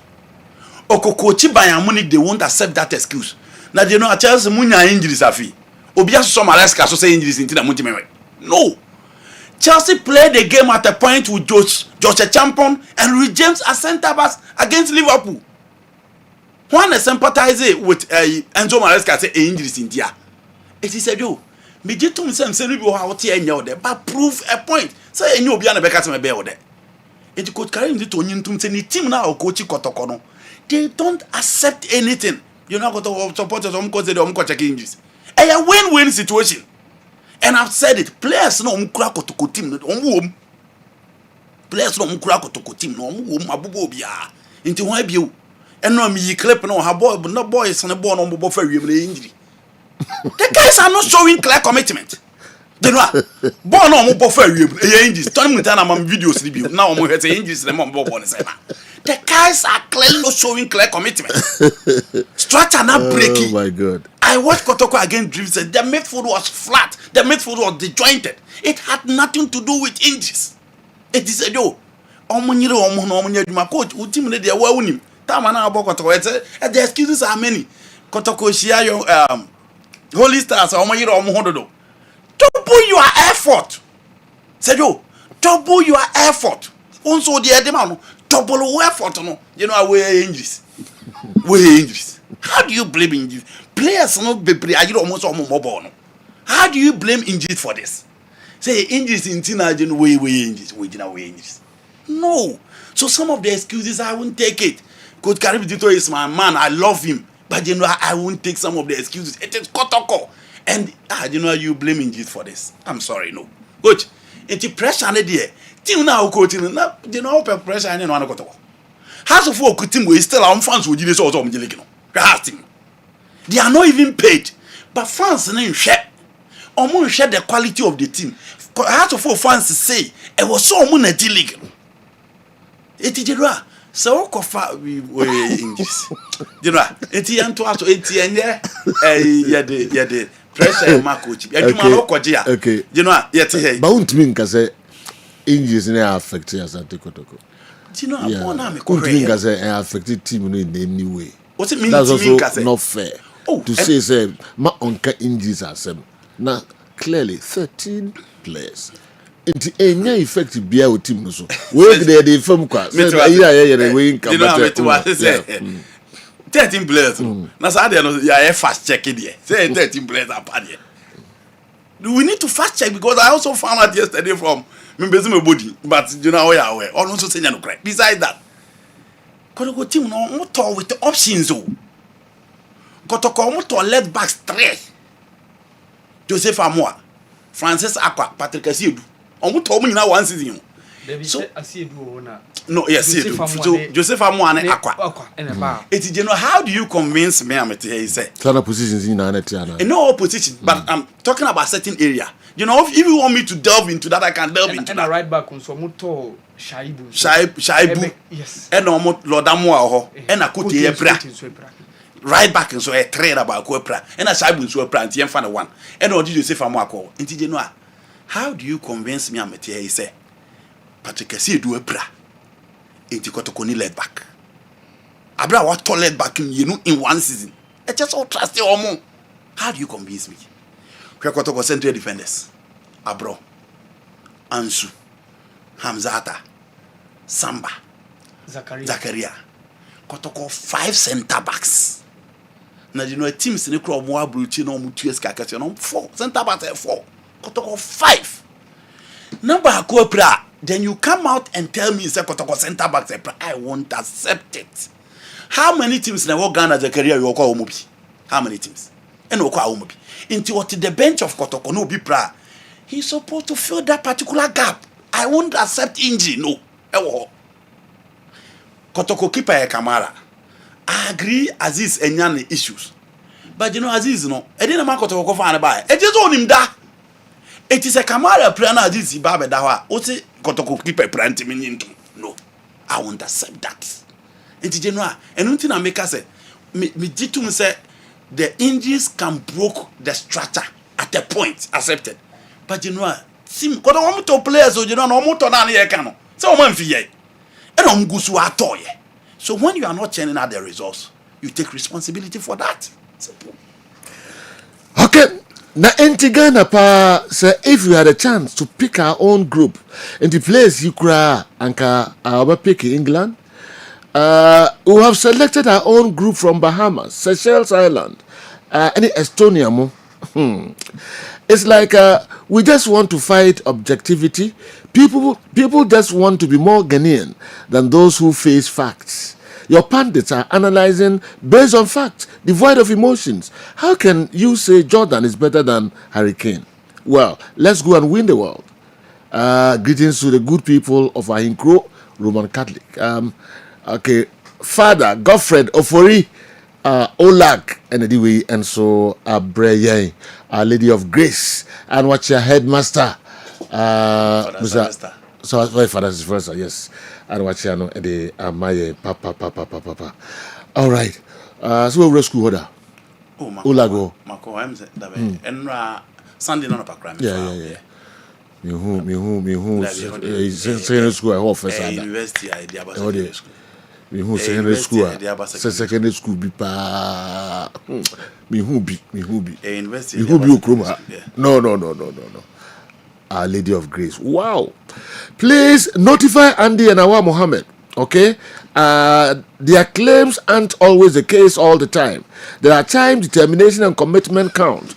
They should remember the Greece team of 2004 hadn't any quality to write home about, but they defied all odds, took Euro by surprise, and won the championship. Kwesi Frane, Brekum Chelsea team manager, and Apeja Wede Abba. As I come back to surprises,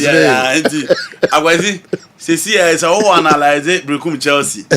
And then maybe area Sunday special 11. Also analyze that surprising to every barbershop. They say movie I am Pamo. And the mommy vim. 80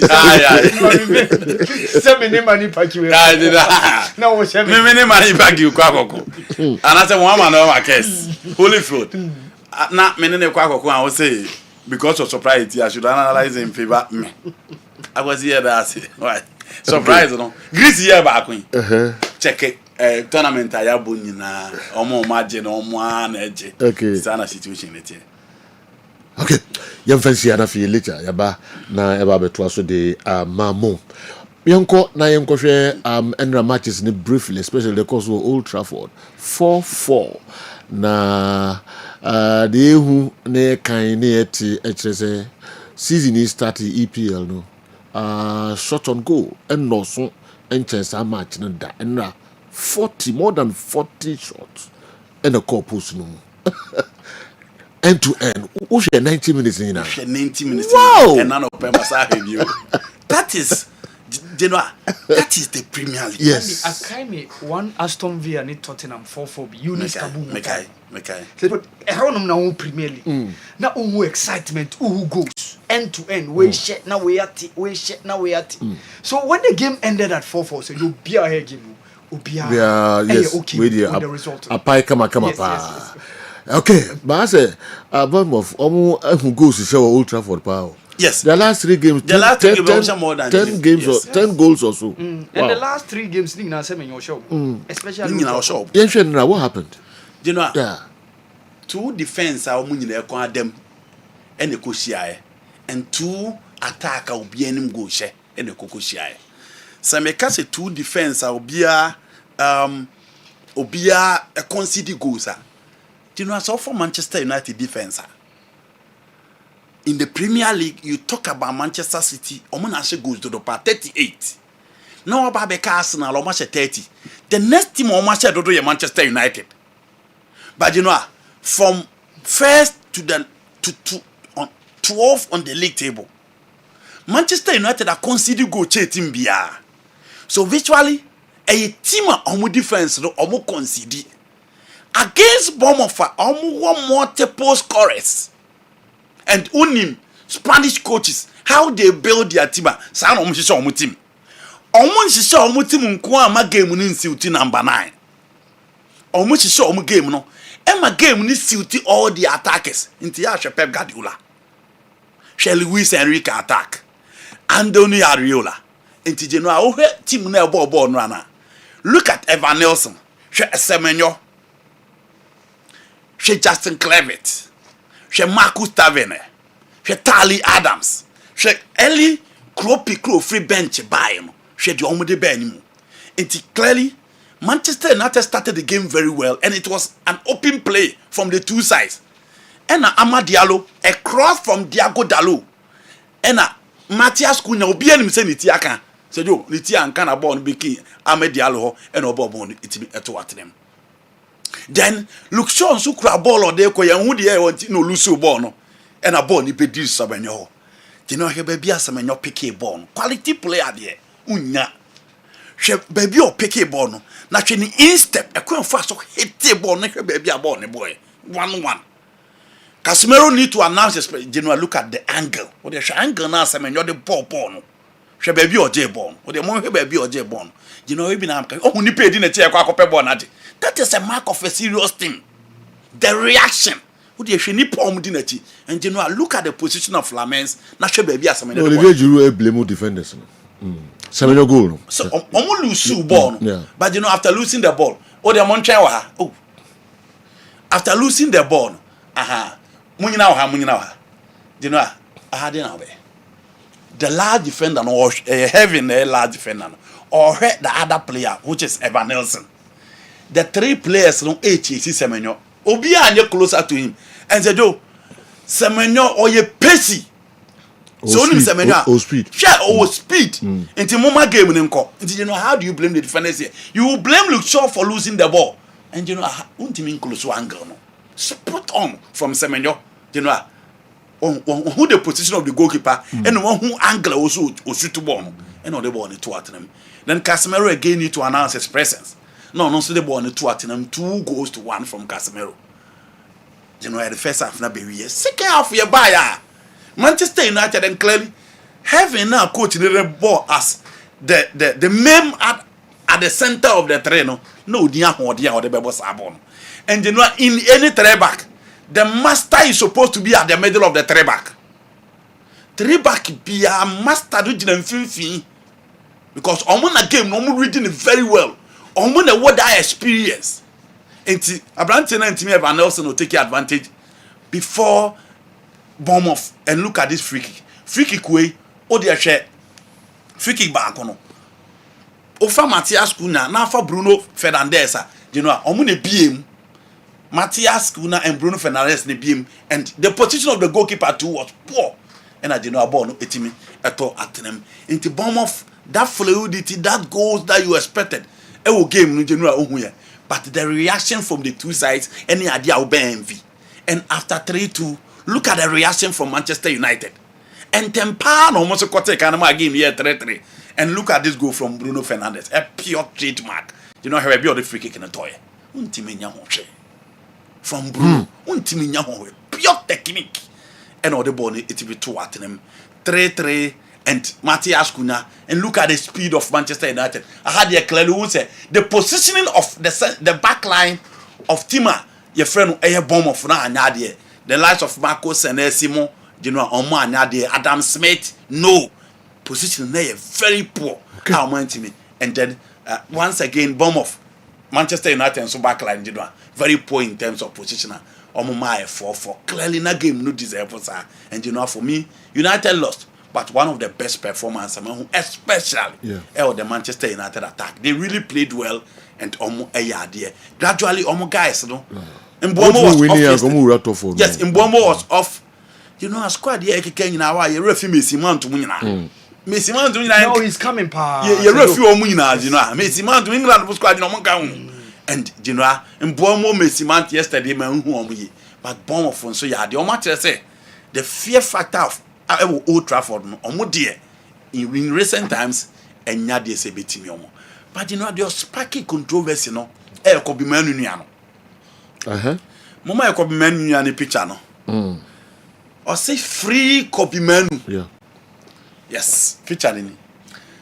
You know, I had a chance of meeting a friend or you Kongodi or a football agent.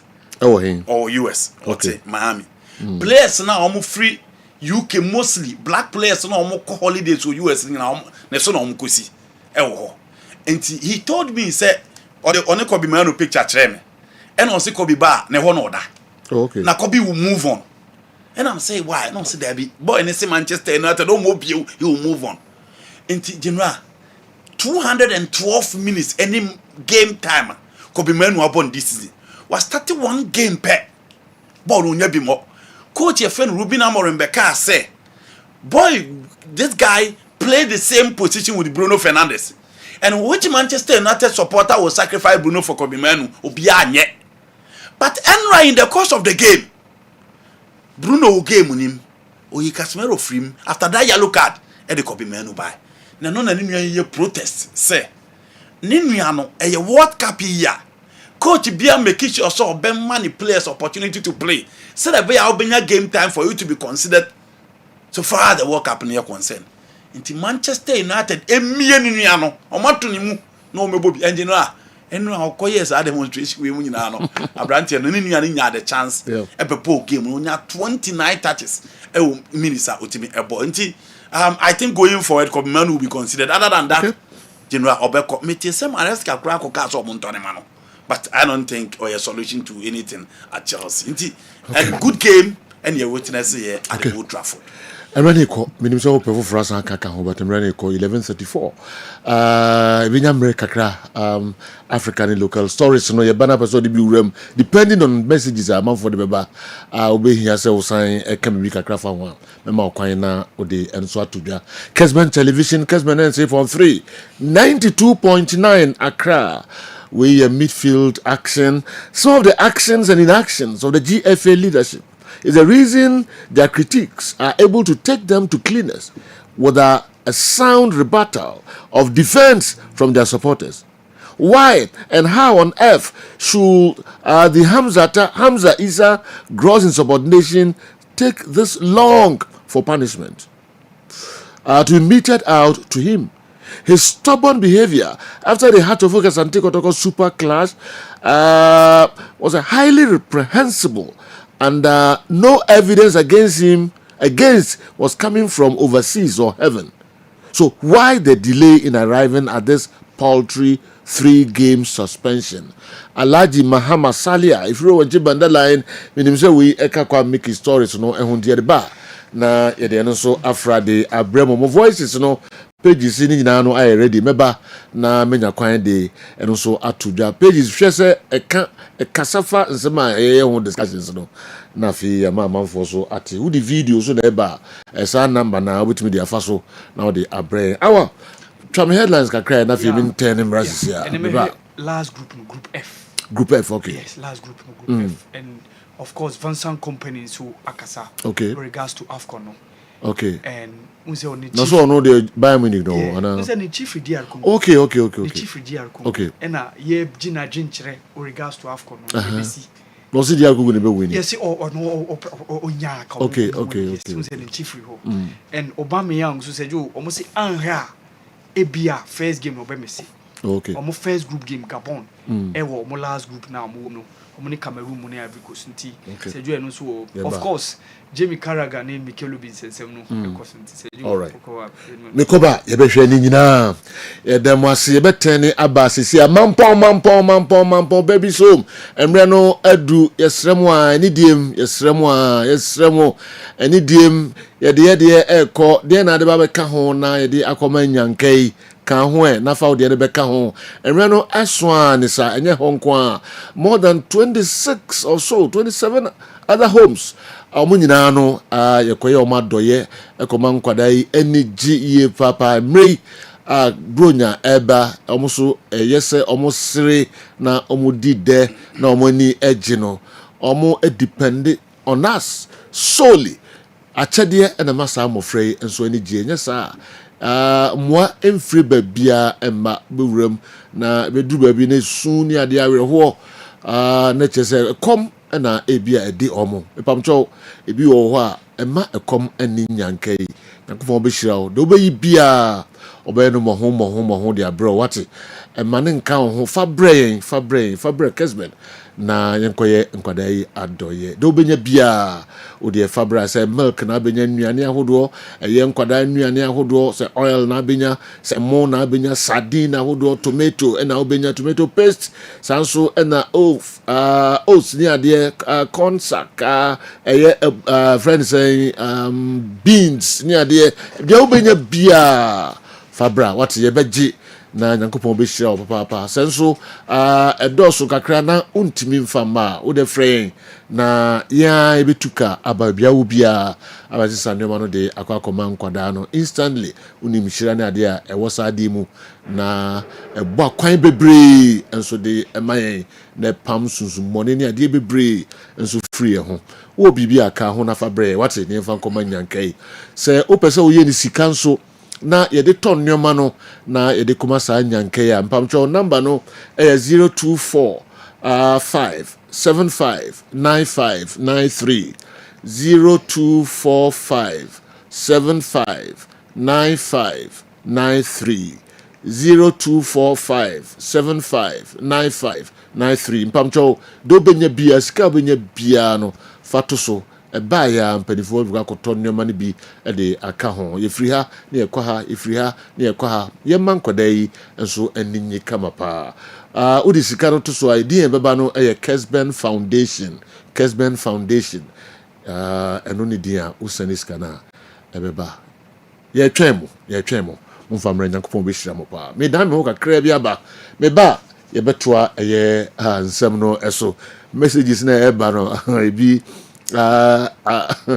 ano ɛhyi papa meba na emre ma mema ne nyinaa enso adadi na sikapa no nte no hwase o me kasa asem wi a me kokan ekofa asem aba pe sikapa Methodist Hospital o se nurses and brofo de 4 and 5 o ya yese bafan ene efom no ya yese house ni any street dress isa ya yese we for any uncompleted building.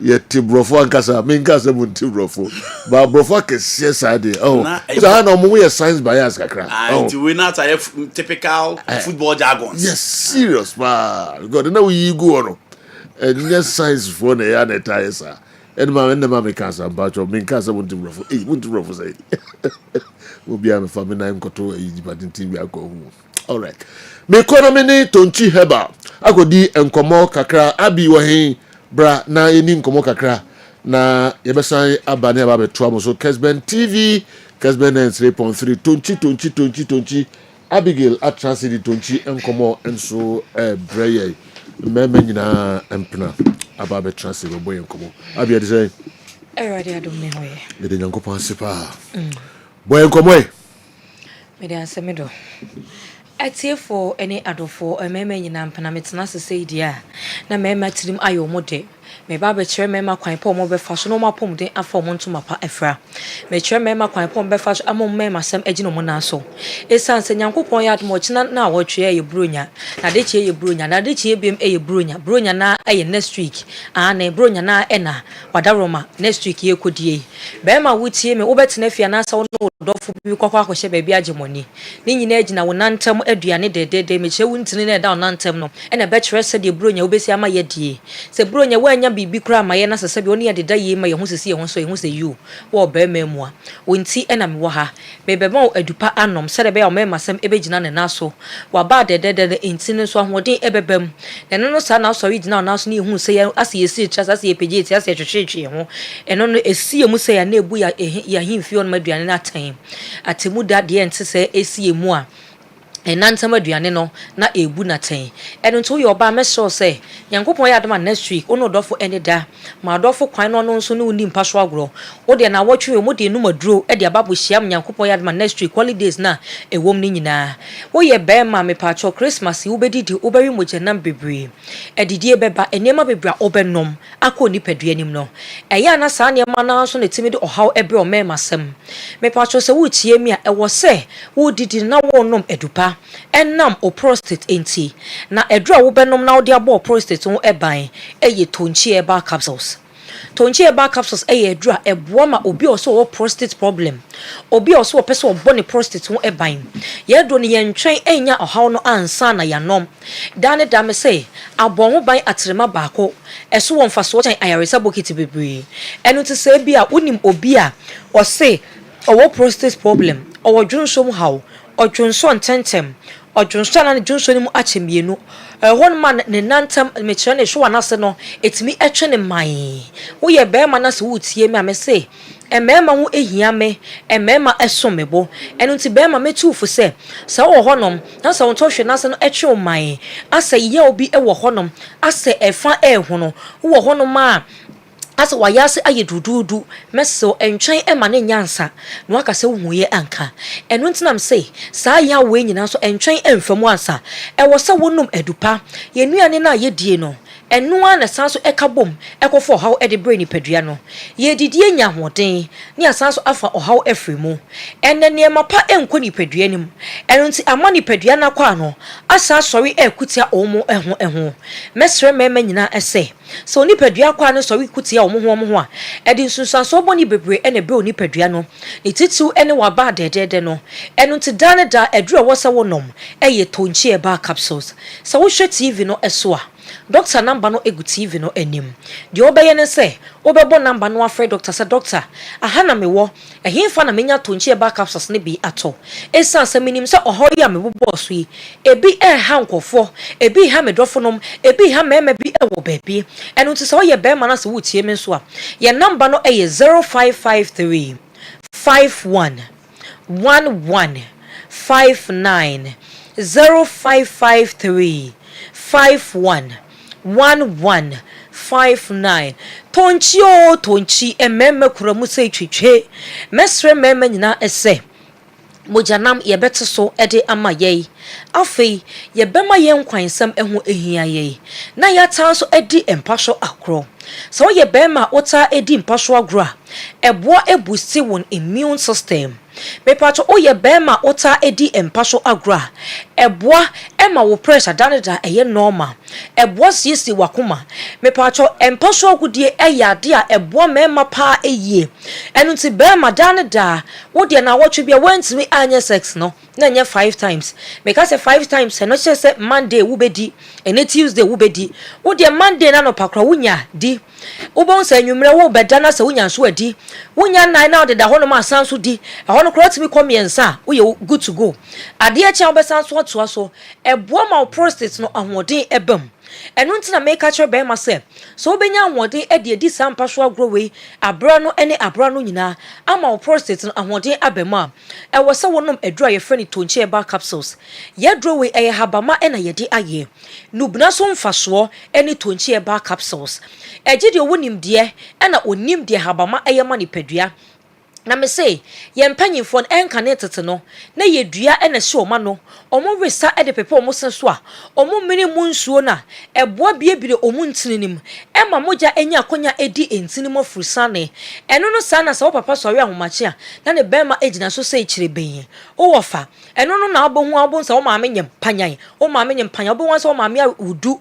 nwotwe the wantimi a wokra na enye nson esan se na ye papa no omo de habama ayi omo ho aduro asase so obia ne nadom achede media enesam de ebo adupa ho dawuro na doctor ede ere habama ehu nimde ena twedi ampo ede adom no eyese adrowi eboa mema emomu sisimu eye den wo ye bema na se osisimu ayemre sabi kakra bi a wode bo ani na se osisi ye oya na waje mu wo ye bema hono ma wode bo ani na ho adwojo enye se bi a ho dwojo no ho asane wo ena abantem anase ho abantem me pacho de bi nemum ho asori agina so na wodi mpaso agro up and down no na ho adwojo prekope obe try so obe kas o e normal ma me sanso monje so obo saje so twetwe wode bo ania okọ soro ne forma na asanso atwetwo menua be ma enye asempa edema o mema sem me se mema esom mebo me ye mema nyina mpana me ye mema nyina yere ena me ye mema nyina jechi eno nti me di mema asem ede ama wo mo eno nti na me twe mema kwan pa wo mo be fa so ene se wo benum adura ye freni tonchi eba capsules o kanshi drug lane ubenya bi tema community 5 ubenya tonchi eba capsules ne bi ato me say akra de baby biara ye to nro bia ubenya tonchi eba capsules ne bi ato smart herba ewo oboase me pacho oboase smart herba ubenya tonchi eba capsules ne bi ato me no mienu na ti kumase ya no say ya for ni hm ewo asempa pharmacy owo edum pz baby aye nua mema ne ton phones no Asempa pharmacy tonchi eba capsules bebre ewo honom ne pharmacy shops na ye betro ni nyina borem obenya tonchi eba capsules ne bi ato me pacho Asempa pharmacy tonchi bo no so de edafom okona sa opese oto aduro no enan miensa eboma esanse ebo no ewo fom ti no me pacho obenya bi ato Asempa pharmacy edum PZ baby a yenua mema ne eton phones no Seba ewo Abrepo Junction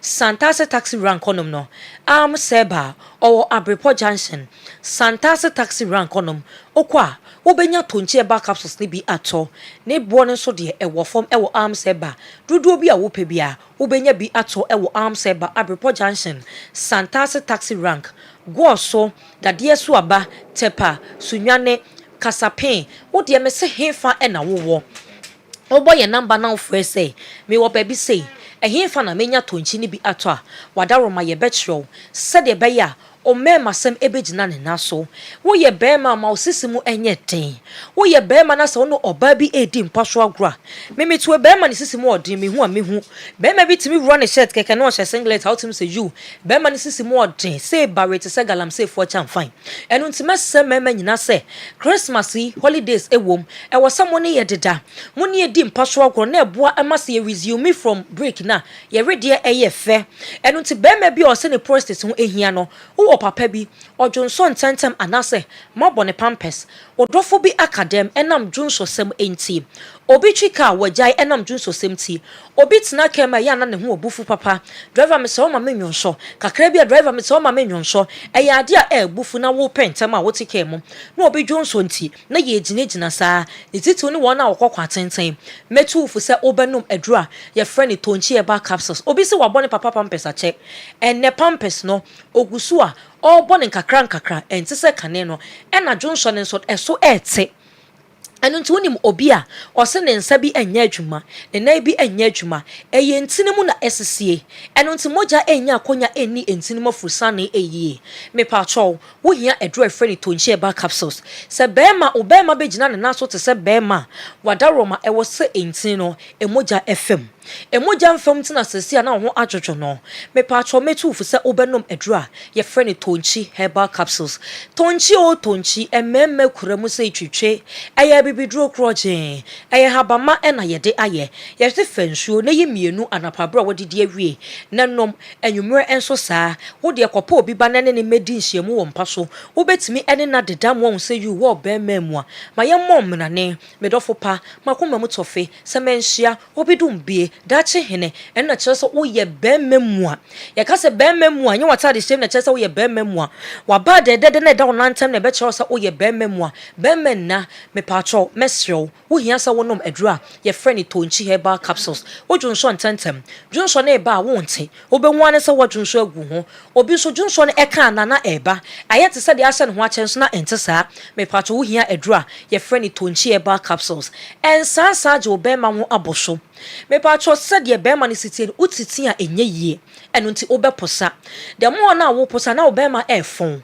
me patro bema afon de yempe ketua bi yempe full stop yempe yepe puduo esipi emu odzene esi emu es na kire se bibia si emu ene se wo benum adura ye freni tonchi eba capsules me brena so nti no fa ye number ne free egu tv no enim na wo hwe me nso a number no eye 0553 51 11 59 0553 51 59 tonchi emmemme kuromu se twitwe ye mo bibiara afehyiapa nyankopon ya aduma dasene ye besanso ahia dasene ebesanso ahia mpa tonchi nduro no papako na ekope bito na mesmom yemfre na me ka tiefo na hefo se Christmas we ya ye kom mampon babies home enti enema na waboaboa no so fa bekan ye de ho na yemfa nkonemu se sika na opese wo de be support yen ya momo number na 0245 759593 0245 759593 se mo kana pese wo de be support yen enkoda nuane oil rice sardine tomato paste open consacts na nasefo a na mo de abeboa ama Kessben yenso yetimi ahwe mampon bebisom any other 26 homes Christmas way one of family be didi peche wadwene de oni bie no wadwene ho eno ntina Kessben media afibia no ye call mampo baby som any other 26 homes ekoye adoye obetimi do sikaba na ye de aboa tonye mani bi 0245759593 ye beto so our Kessben 92.9 3.3 Kessben Kumasi na afi ye din komo kakra ye cement vital e be din komo every pem sign ho na afi ato so e wo hanom nti yes a message no koso a nefa bra koso a na e for message bra na se joni abedwafo enye ho adwuma kama pem sign again dey say dey obi age atomu say e giant ye ko tortin Christmas remember ni nyina enya asem ye ko tortin dey na dey brain no pay yo Tony meda CP na ahwefo na etifo so ya mo bibia akwa aba e dey aba Pem Sign Company Limited so Dr. James Samoa ene apamfo ni nyina nyankopon koso nhyire obi a afeso wa da bia ogibre na wo hwe ye na otie ye no so nyame nhyira wo mo a mo nso mo no nro no nso nyankopon nhyira mo pa na me be na police fo bi we share police fo bi na obose na bi wo ka no na bi ma omo na behwe de wo ho se masa modro no ba kwa no bi danti no o ka tro mo no so bi na se bitu akra na mi nhyira mo police fo nyina na mi nhyira mo pa na ye ka tro bi a se uyo obi a wo ha wo dompem enu ntini mu a edro no de beje wo pa no cement vital herbal mixture and the capsules edro na ye friend agan no aha ufa ba bia agan be pacho kotobi na nom na ento tin ma na oto no na the pre-care natural powder no enso e de ka ho ti na your pages now the picture na to so aman na ahwefo na huniye wo to edro na ye se to cement vital herbal mixture no na to pre-care natural powder no kanimie no bom na nom na de obehu untini no ai mu asisie no da bia me kasa ase mu sese udidi ana se wo no madura e wo se unya aduan duro bia ebetimi aboa na ebeyi untini mama untini da na moja betimi ade afusa ne ye eno na agan any pre-care natural powder no e dis aduma na ma no because true nitric oxide dey we duro no no nitric oxide na aduma se entini bia akeka atoso entini bi emu asisi no e wo se ko bie entini ma entini mu da ho na moja timi di afusa ne entimi kasai unsa yo titiriti unan usu di tia abosia so ayete se de utia form so no me pa chaw e basa moja entimi ni afusa ne nko hunti ne ba ne sa ne wo di an so ba ko ta gan no ato pre-care natural powder ndi aka ho na afei wa frɛ numbers no wo frɛ numbers na TV for no mo hu pre-care no ne agan no Utoria numbers in here pa 0244 718 557 0244 718 557 afi 0241 604 702 0241 604 702 Ota no wa free numbers ni mienu no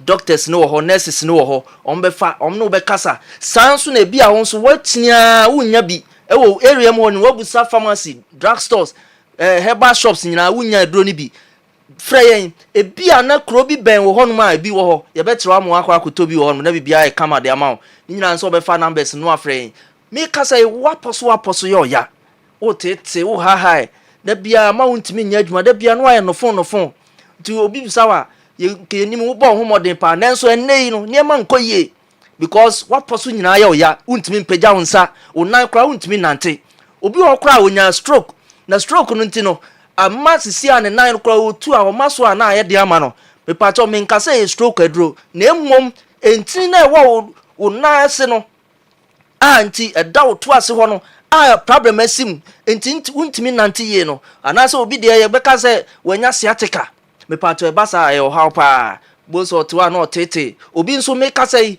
ordinance ka ne sisia no otiam obi o okoto afade a na ye den ama no wo ye driver wo kokwan tenten wo twi trotto wo twi taxi enti da bia na complain wa tibremu no sisi me pato edro na ne agan wo to agan no ato pre-care natural powder no wo wi aye numbers no de aka cho so de frɛ ufra ye no bedi hu nkomo afi so no me kasa bia okra de afu ndwuma na ayo obi so de ye osoa niema enti agye asinimu ama ne sisi ye ne ya ne mu nso ye ne ya dendendendendendende e basa na aye ohaw pa obi so on ma ne de ne yentenase office work na oye wotenase che obi so de ogina ntenten saa kosisa ade besa e basa unya haw untininum afa udom penum edro na ebeje no eye Semens Vital Herbal Mixture ma ka tro se enuane nuro na ewom no ba ko ye substance P ba ko so ye endorphin sa enuane no etimi boa pa wa bra wukọ ohaw na so wukọ pains wukọ jaw dendenden mu bro make us excruciating pain so wo no madro na bo se dro na adodro ano kama endorphin no abedodro ano bro ne make us a natural analgesic ade a quench pain enti wo de anso beto agan no wo to nsuo na to pae no no ato preke natural powder na ka ho be ma osisi yade no akọ number no 0244718557 fe 0241 604 702 fa numbers no na frɛ na yen kire kwan abefa so abenu adu na afa so ye kan tinmu asemi de wo ye bema o mema asem no ne ma nkoye me pa chaw atofom hwɛ bronya ya holidays ye betena fie na ye bema na se saati bia wa komu bi o bema na emre wo de o hwe enye ye it sesi a emre kra no kofia na adane o how de man na we na holidays bema wa betena fie ate no de ne besi o fie me pacho wo sa no ene ye kamfo aduro no de ama wo me pacho mo sa no na mo to 442 no ye no ye bon formation sa formation we de enim say general formation a team bia abo me pacho to na koto aduro no to no mixture no to 4 no ato capsules ne so 4 uwia na de preke natural powder no 2 e de atato na e 442 eno ano no uwia no afre osmatobio na mo se ye kira mo boys code bi wo am baby ama enti make say bi a wo ye papa panyin pa 75 80 90 na ye say baby boys code de ama nti obi sa na me de ye de me pacho boys code ne kire say ye bie ne ma bia mo wa ya aka eduro no ho a ebe mo asiuda dem ti say abrantie umranti brem say de na city no enti wo de answer wo de obeto eduro na abefre wo do fra o ma ye mre eno ano no ma ye mre wompam ye be kire kwan abefa so abenu eduro na fe nnuane bia obedi aka ho a ebe boa papa won say mema sem na say gina brane obi wa ne de na sori kama na so de kogba ania na oda ya premature ejaculation be pacho eduro na ani agan enkohwe ba bia to agan na to preke na chapa dan ka ho preke no ebe yese zoom lion no mra ntin no ebe da ho no na so aprechire ne ma boni bia wo srade bia wo bi ebe yi ni nyina afiri wa kwa amanti 442 no ato no afi wa frɛ ne edi hu nkomo afi so wo yo ba atinkan de atinkan uni bi bema bi so atinkan uni bi kra lo bi adokro no be pacho to eduro no na frɛ afi so oba no umfiti komo ha wo ho e kire se wakɔ hospital ye se wo hormones no wo form eduro ben na be boa ma hormones ni nyina pagya say progesterone luteinizing hormone follicle stimulating hormone ana se wo de no de estrogen ana me pacho agan na eboa wo we be boa wo ama hormones ni nyina ba kama nti umfiti koma ohawom ebia oda bia kwa na wo tiam jawo umfiti konum pacho ni dania me pacho eduro na ani agan no to na de frɛ ni eni hu nkomo to preke ne ka ho ana sa wo de no atekɔ kra ne ma nkoye me pacho agan na abeto busumi miensa ni afi ne hu konfikyire da e pasa na aye ohawo me pacho agan wo to a no afre numbers no ye di hu nkomo a bibia be kama bibia ba be sisi na so afi wo ha wo tinka boni bi ni ade wo ho yo ba me pacho to eduro na refrain afi so bia me ka say wo mfe yo ya dendenden bia kokko yo ya wotibram no yo ya dendenden wo ya ho hwenye ye agan no atopre na ka ho afi so wo de no hemorrhoids abetuatua woto ukoja na ya hu moja kokokokokoko ewom untimi ntenase ye da bia wo tenase anu asuga ho sa wo poor posture me pacho e basa na ya ha obi won so oba koja nan no na ne kokobu no yi aba rectal prolapse no me pacho ni nyina ya gan na woto wia ye be kire onema bia ma wa ya kan fa ye be kire onuane am wadi ai be boa nyina ne numbers na obefa no 0244718557 0244718557 0241 604 702 0241 604 702 so obi penro ni bia tu aton ope baako ato me pa cho PFA pharmacy okumasi neuro junction he ya ukọ atafo ese ho na obehu PFA pharmacy ho sanso na Colinac Dani Heba omunyina wo friends emrom ene ashtown ubenya bi wo ho afenso Mr Apidank Paul Saventes omunyina wo mrom na fe Fred Mensa ba ne Rock Pillar omo so okay o gate na no ho na obehu omo opposite obehu omo ho afi so ko K Pauline so a Kwanse Technical University ya obehu have May Pharmacy na Costa Pharmacy so Kajeti a Pampa so na Children's Hospital no opposite Nkoko so me pacho Isaac Drugstore ewo honom and I say Hillside Pharmacy and Antiakobam and Enkraye Repars Ventures so ebeboa ho sa na mpacho ukota krade so a say Charles Pharmacy ewo Fiekuma number 9 honom na Cape Coast so Coronation Junction ho na abehu Pena Heba na Tamale so Lamashegu ho na inside Nakpanzu ho no Japan Motors opposite bohu Legacy Pharmacy so ha ono so beboa na wan so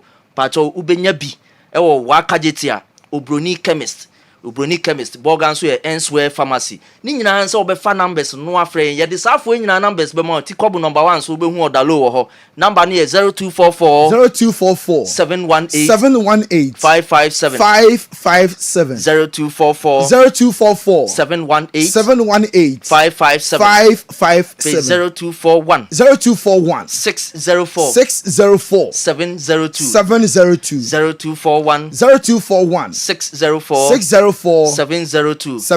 you can say again Tony ni ajesu say eto sin because you be say e ko tortin sa pepe mo fa ya sipi pem sign again na ni aduro no mo me nkope bi nto cement vital honkrato na pem sign e de dan say awal Mohammed who do be bia de demo kwasi ada we ya na Afcon no e sha say enwume no nson Morocco, the host nation, and the Comoros and Airbo so far.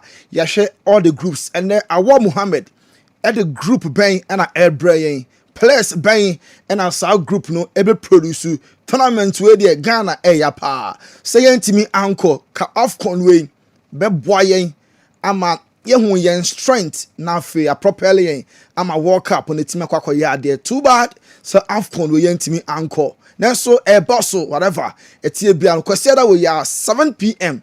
Ghana time and Morocco and the Comoros airport. Awal Muhammad Hudu ebetunasi keep your messages coming. WhatsApp number is 0551 444 933 0551 444 933 and no anyone in WhatsApp line now will be to me do message a day afaso. Prof, and then what the ever. Tony, na me follow story no Mikel Obi na oka about Jamie Carragher. But one say no person be body. But over the line of the story now, Tony, you can clearly see say he was referring to Jamie Carragher. This is a player who has never won the Premier League, Tony. But on no person will be what it takes to win the Premier League. Tony ukazem okana kosi say. Now Mikel Obi to us say he is always on African players. Time African players, how emotionally he often speaks against African players. How seni odbo Afcon echi okay last time adia wakas mekai pa say Afcon enye major tournament bia ema amanfo ebe reply no. So that was how Mikel Obi took Jamie Carragher to the cleaners. And honestly, I was really happy with what Mikel Obi said. And he was very emphatic on Mo Salah. Say Mo Salah is someone who really wants to play football. It's not that say bia bibi he wants to play football. Or to us can say who Jamie Carragher. Esa say who nya playing time ewo England cry you retired prematurely. Now you are calling off someone say bia waba Chelsea waba Bifili. Yes, Oba Chelsea went to me more, but he went to Fiorentina, AS Roma and the likes. He came back strongly. Ni felo ano ebuano emane back strongly.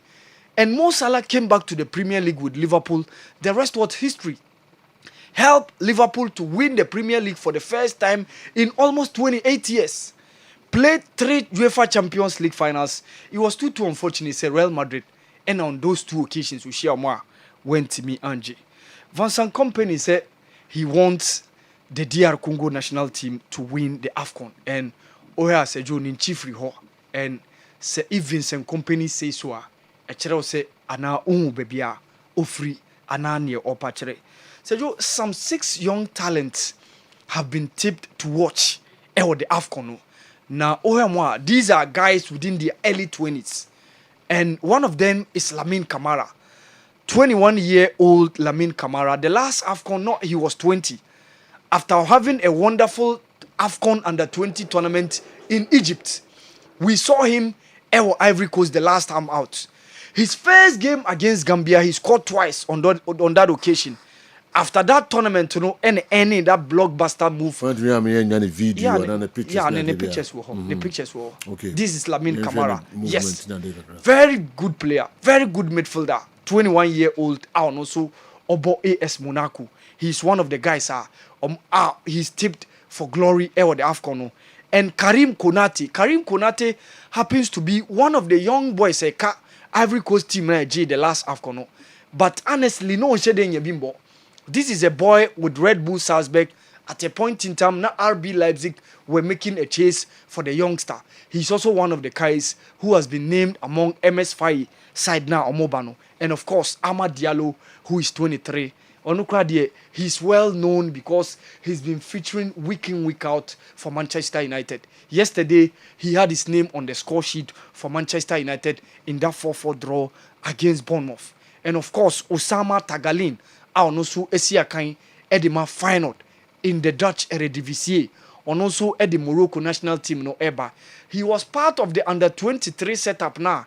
And winning that AFCON under 23 of course some 2 years ago in Morocco, El Rabat, when they won the championship by defeating Egypt and went all the way to Paris 2024 Olympic Games. And of course, the last one is Noah Sadiki of DR Congo. This season, Yano free USG, the champions of Belgium, and Obe joining Sunderland. Noah Sadiki announced his presence at Sunderland, earning a lot of plaudits. He is now currently one of the young guys making names within the Premier League. At 20, Man United are now pondering over making a move for him. After Semu say Carlos Baleba Dieno and Timi Anyenjuma, you know how influential he was during DR Congo's last game against the Super Eagles of Nigeria in the recent World Cup playoffs. You know, honestly, one of the guys I be expect you. Sergio, you had the last group, nene. Group F. List, no, Sergio. Yeah. Yes. Côte d'Ivoire, Cameroon, Gabon, Mozambique. Yes. Sergio, this is a group that contains the defending champions and Mecca Ivory Coast. Since 2006, that was the last time out yenya hoster or winning competition. After 2006, ye who hoster but no montimen winning competition. The last time out in Ivory Coast, we saw the Les Elephants de la Côte d'Ivoire hosting the competition and winning as well. But interestingly, yenya AFCON, the eventual champion in the entire 3 group games for boy, no, Sergio, or only 2 goals per. And that is those 2 goals now, Sergio, ever on the short amount for him. Seko Fofana, that was the first goal he scored in the tournament against Guinea-Bissau. And of course, Jean-Philippe Crassou, the second goal on that day, no, on that fateful Saturday when they defeated the Guinea-Bissau team by 2-0. And no Kwane, the only goal, sir, Ivory Coast, or the entire group stages, because the second game against the Super Eagles of Nigeria, they lost by 1-0, courtesy William Troost Ekon's penalty, no. And of course, the last game against Equatorial Guinea again, they lost by 4-0. But Sergio, after the group stages, as I said, some of the teams end me and more than Cote d'Ivoire by virtue of that 3 points, you know, it me need that chance, you know, to be in the next stage. They eliminated Senegal, defending champions, in the round of 16. They eliminated Mali in the quarterfinals. They beat DR Congo in the semi-final. And of course, the final stage was set for them against the Super Eagles of Nigeria. And in as much as I conceded first, when William Troost Ekon shared that goal from the header, you saw say Frankessier etimi equalizer. And so that goal now Frankessier share, it was an important record. But now man for and so. Before that final, no. Say Jonah Cote d'Ivoire final mako AFCON bia game no ending goalless draw. Cote d'Ivoire final mako ewa AFCON bia because 1992 against Ghana it was goalless draw and a corpus match penalties and a modi winning. 2006 against Egypt, Cote d'Ivoire against the Pharaohs of Egypt, it was goalless draw ɛna call post match penalties ɛna Egypt ɛgyeeɛ 2012 against Zambia ɛno nso ɛkɔyɛ goalless draw ɛma Zambia defeated Cote d'Ivoire 2015 between les éléphants de la Côte d'Ivoire and the Black Stars of Ghana ɛno nso kɔyɛ goalless draw ɛna Cote d'Ivoire de post match penalties so now we are quite the first time Ivory Coast ever final game in AFCON anya goalless draw. William Troost-Ekong scored first, and Frank Kessié became the first Ivorian player to have ever scored a goal for the national team in the final of the AFCON. And that was when he equalized from that corner kick. Then came Sebastian Haller's final touch. After Simon Adingra, Emma pull out. So that goal was the final goal of the tournament, and Ivory Coast ended up as the champions. It was 2023 edition. Oka omo appearance at the AFCON Power Sejo Ivory Coast in Egypt. Okay. We ebe omo 26th appearance.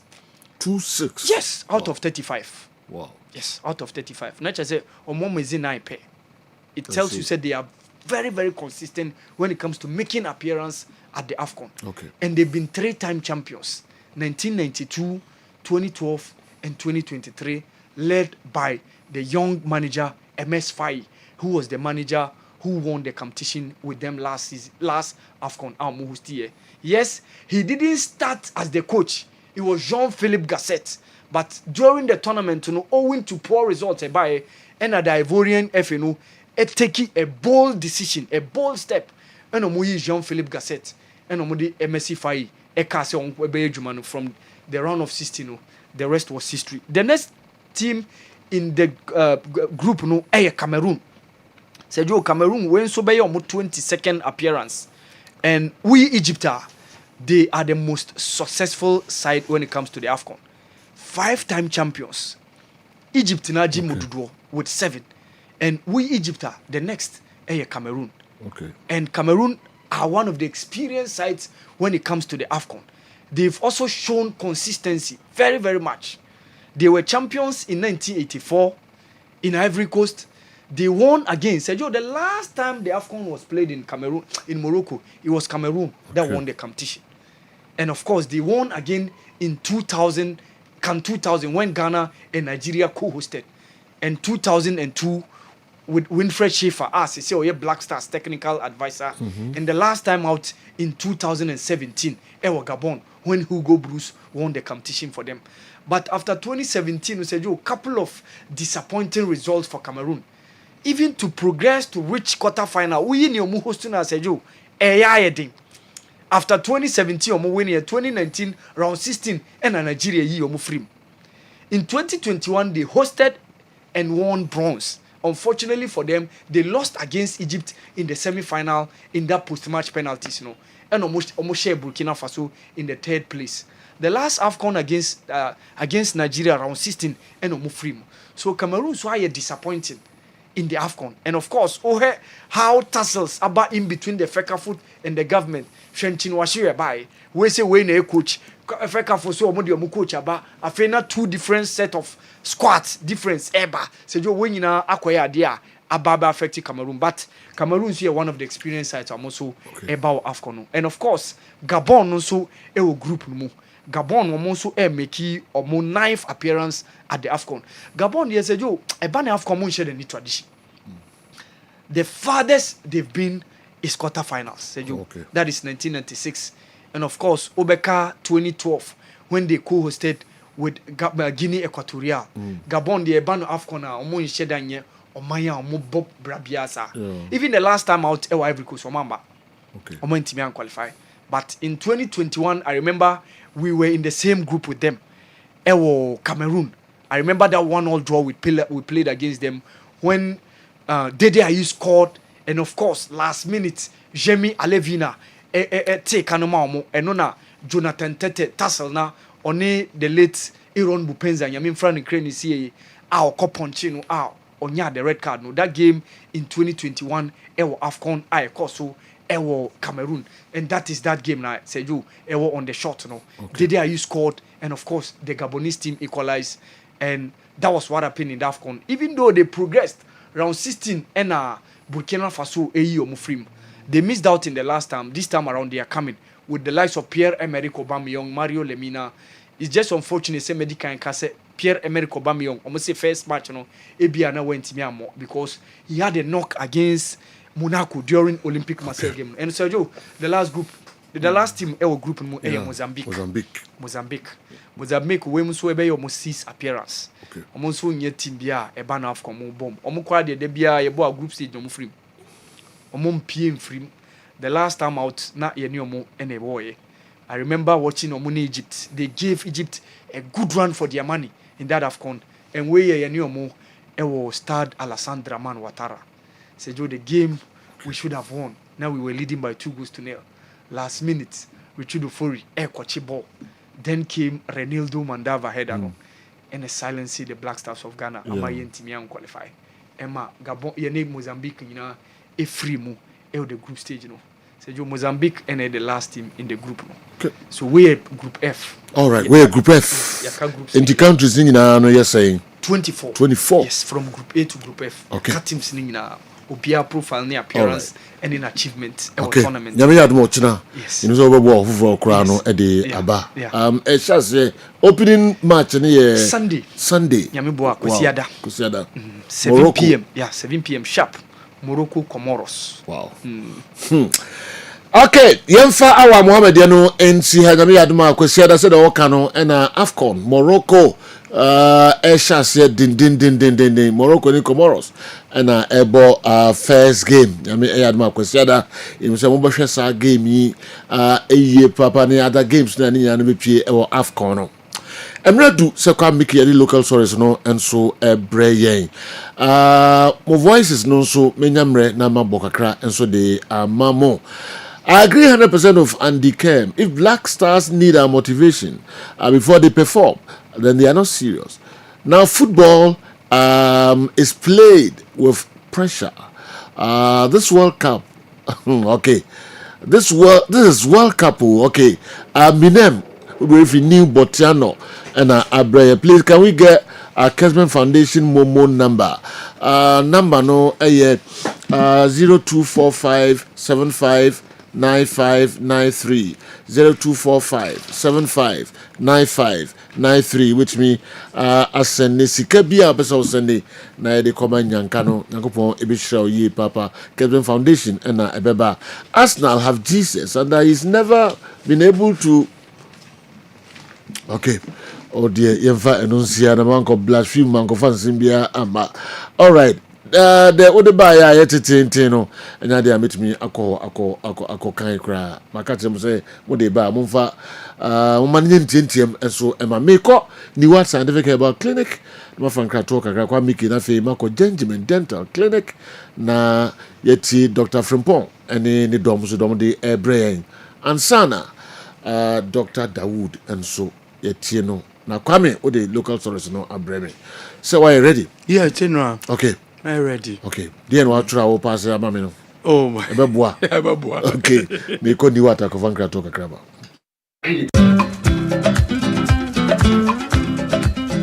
Safari Makwaba, eba ni World Scientific Hospital. Ye a team of medical scientists. I have created a boom near the infidel maswo. A juma, oh, ya swear has he. Ya swear had ye. Yes, I'll buy a sabi. Near time a good amount, said the coconon. The moon, ye do to a fiducial. The methodium mushu. The meal at the potier, the Breo, Nesamium in ya, Yarene do in the Pepiano. The better my heart to Yariasi. What the editing say, see the Pepiasa, what to Yariasia, which in to ascend him. Oh, what scientific hospital, Dr. Phobius Yajumani say, and Buna any Tanya or what dear Eddie Dumiano, Yenyamushimo, Nafe, in Nuakasai, whom my friends have fight to chemicals no. Yes, structure same in no, na fan friend no, and for a mount. If your kidney no, your bemo kidney no essay, young Kwana Ghana ha, get take a buying, Eddie dialysis, our kidney no say I could do said Dian Kwanwa. Nyarishemo, Nanya dinner for Nichum Ewoni what scientific hospital for buying a boy ama what diabetes, yet the bofra buying any yammy efra at the mawa, and about diabetes now sugar equals rupee no, and also a boy ama eating about food. If you are now Mrs. here now a problem pa or mema sem, that I go on yat and can't cross over Babeda, or once what Minya holding a pajama or beshemwa, a shemwa jo. And once what I said, Bemano and sorrow cry, if you are not a no be other swallow no, your banner would see me, not say a one no problem. ebi ana e fibro na akosi awo kwan ana wakwa ya sabia doctor si ensuo betata onkosi mo ovarian cyst ana se fallopian tube no e na block ye obebu okura wo sebuo ensisi so ni nyina timi sinyi se ho kwan be ma bia na ho nsuo e na wo form nkwawan e wo form low sperm count na wo okura beba bebe ne ho nsuo mo no na emo no be friend say spermatozoa no ba kokura we nyina e ha esi awo ho kwan a obe mi what scientific hospital a enfidie bi ehwe wo beda di amye wo se problem bi wo no mo a ne yetimi ho aduro na afi aduane e betra ho adi pressure ti amo akoma bo periperi asem kura si ofie ntimi mo amane obi so heme na ne bi stroke akawa tompemo ye kwa wo ye ba wo so ntimi o kasa na pampan bo bi akire friend halitosis yade baako a ya no wan obi opewase obetimi akade akire wo a ade bedi unya o kasa bia na obi atwene hwene okoda na nyimre oda odwonso antentam ye papa mo mpanifo no e free 40 50 60 years e kwa ni mo no o prostate na yakase prostate enlargement e ba sa oda odwonso antentam odwonso bebransa na ade ache e mane nkachi emye kofa catheter ahoma nkoto ba memo abusuafo bi ebere nti menya adaje amoya didi a nyadidie seni what scientific hospital Ghana hade opa ya sabe ya dia befrim die fidie edi twe enubena ena fa hode ni efra habemu edi sawo ya dia mawa na eyeni what scientific hospital yiwo kumase atonsu Monaco junction ya dansura bank no ene bi eni mwe enkran so yo ma 7 ye ben Janet Kona dino 0244 087687. In case you are watching us from any part of the world, whether you are in any African country or you are watching us from Europe, you can contact us on WhatsApp +233 244 087687 or on Google Map. Just type Niwat Scientific Hospital and you'll be given the exact location. Niwat Scientific Hospital. Nyanko Pwanda Rumenti Wamoto Ebeba. Mama kwa baba Gentleman Dental Clinic yidwumadi a yidi ane sɛ yebesiesie wosen na yɛbɔ wosen ho ban ama wonum enso ate anase wosen animonyam so afa ne ntoma pa afira Gentleman Dental sɛ oba yɛ clinic wa enema bibiri na yɛyɛ ɛfa nipa wosen ho ene wonum oba Gentleman Dental yɛyɛ consultation and examination services problem ben na ɛkoso how ben na ɛkoso wonum na fi wakyere anamon a ɛwɔ sɛ utufa ho na etimi ɛboa afi yɛsan ɛyɛ cleaning services oba yɛ profession no na ye friend scaling and polishing se ebia enema bi ahyehyehye esen mu se bi o kasa etimi mapampan ene ade eba mu oba hwa etimi ewo horo wonum eyi saa enema no nyina edifiri esen ase esen tibia na asesa no esan fa ne ntoma pa edifira obi wo ho ana tokuro ato ne simu anase ne se no eso ebubu anase wanya fracture esen ankasa ebu eno etimi eye failing enso so na ye dia mawo anase ebi nso so na obi wo ho wabase ne se no watena se ama esen ase opese utu ne se no eno nso so ye fe no extraction oba ye extraction service and so yebetu oseno e di amount afi ebi wo so na ne sen wanya missing teeth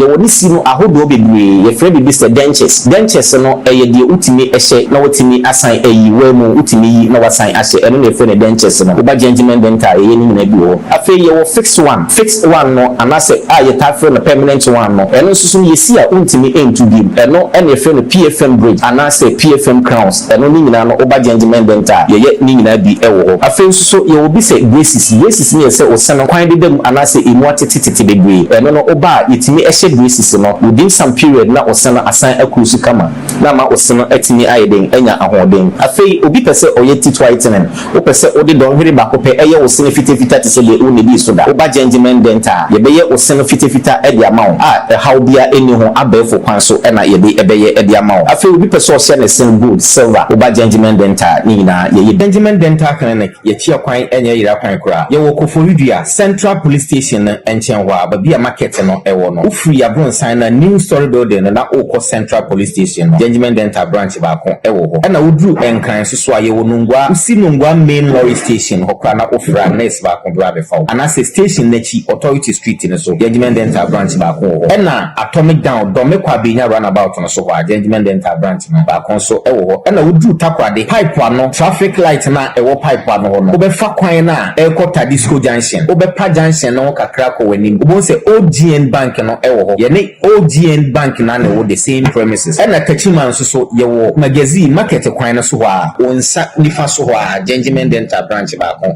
ewo ho anase opposite AY Ahmed e na odru Kumasi Abrepo junction total filling station wa traffic light na anihwe G runabout no wo free total filling station na yabon sign no na edi ho direct opposite to the Methodist school ho e na Gentleman Dental ye wo Tamale nso ye wo Tishigu wo free yabon sign na okọ MTN main office ye ne Tamale post office e na edi anywhere ye adwuma free eda joada kopem eda memeda.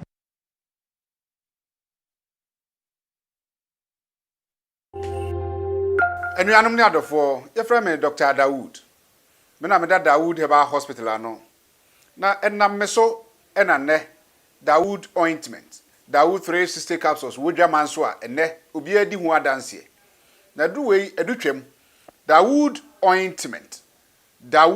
ointment ose fatwi na ebeko ofa Dawood 360 capsules ose sisi na ade ewom na drom yenu wei adwuma bom obi a osisi ye o yapa de obeye ne se o de Dawood ointment no etwitwe osisi na anopa ene anwumre a nansa bia no na o de bia bo asawa obetimi de atua udware wi a fa Dawood ointment o de te ne fa sra ta bre kro na no na wonom Dawood 360 capsules no anopa ene anwumre na danse ye na ba amane o de enko na enko ti adanse ni bi Dawood ointment edrowe me straighten and welding the toda me pon djuma na me honam nyina me hu bibi enyi ba se minya sa Dawood ointment we na me twitwi a na no paso minya Dawood 360 na me no a ese kware me ye adwuma kra se kane no te do we de edi masema ma na be di so asema ma electrician na ye adwuma ekofia yentimi na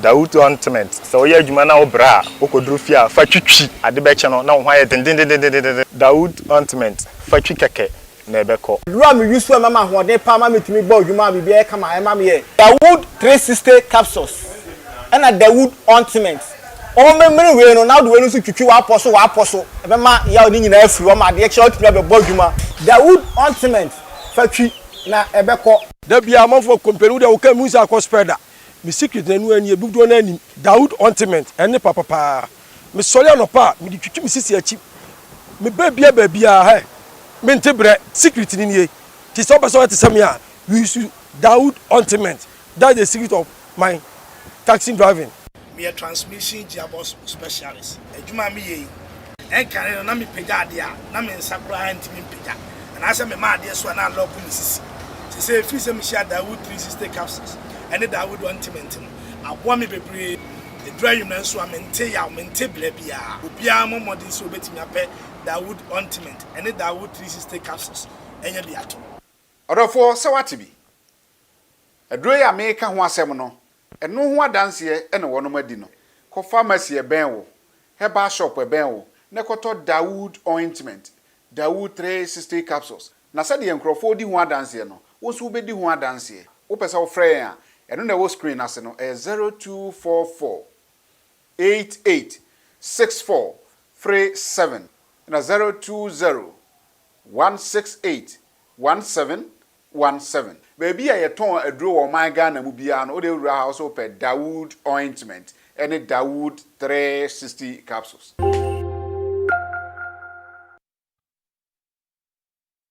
Okay. Right na yemetwa so emfa emamokwa mamintie nipa be yenum nsem kakra bi omo so de ka ho later ebe call for others no ansana wo de efisem no abreye mama yenti omo nka nsem ahodo a ye kan ne de omo so de ka ho amaye. Hello Sejo, good morning one wapamfo nyina ene anopai obo adwuma nyame enhira mo pa Sejo ade Andy ene awa aka ne nyina no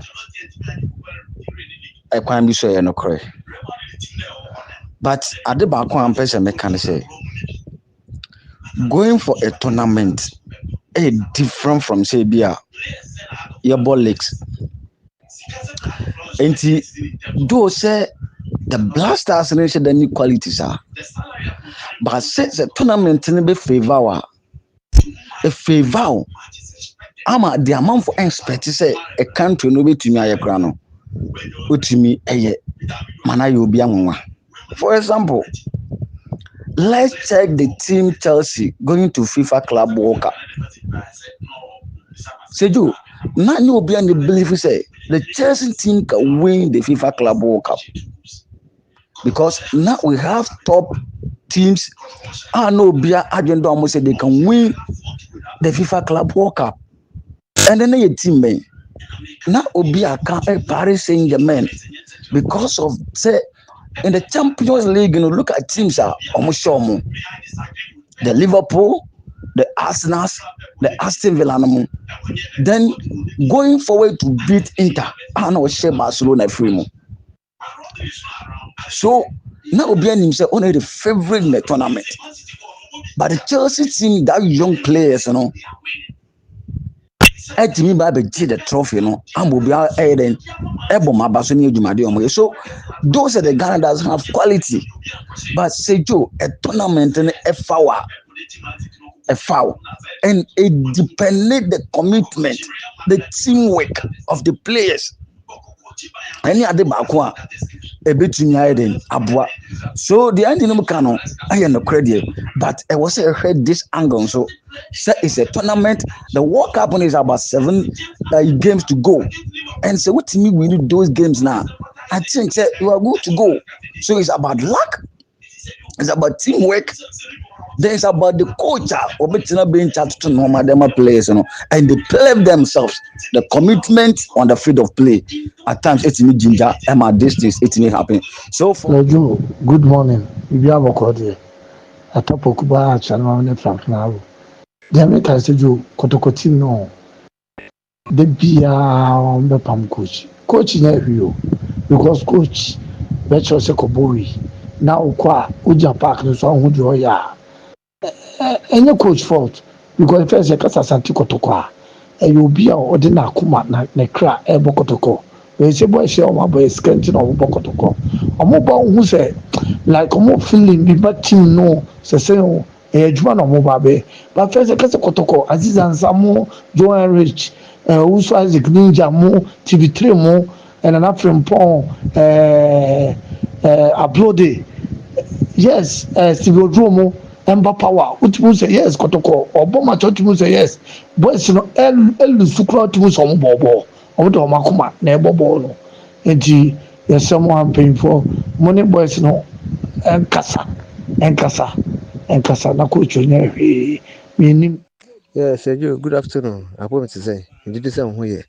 You, Sergio, be free at Chamasa district. Sergio, say, Minimum Casa Kotoko press, no, homo paper.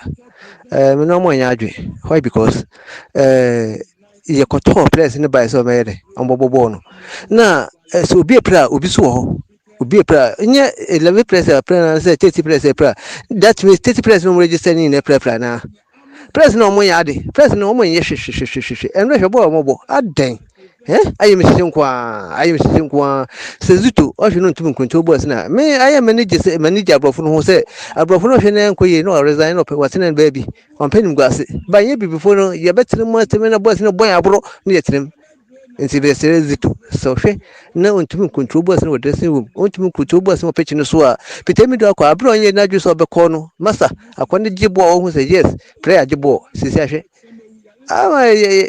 you're hot too much. Yes, now, so much to buy a pomocho. Oh, no, Munjay, Nenkafa, JHS boss, no Bobo man. Why? Good afternoon, boss. Sejo, me pacho with the Kotoko match, you know. Yes, Meka, who has some kakra. Na wadao manameka, Kojupuku.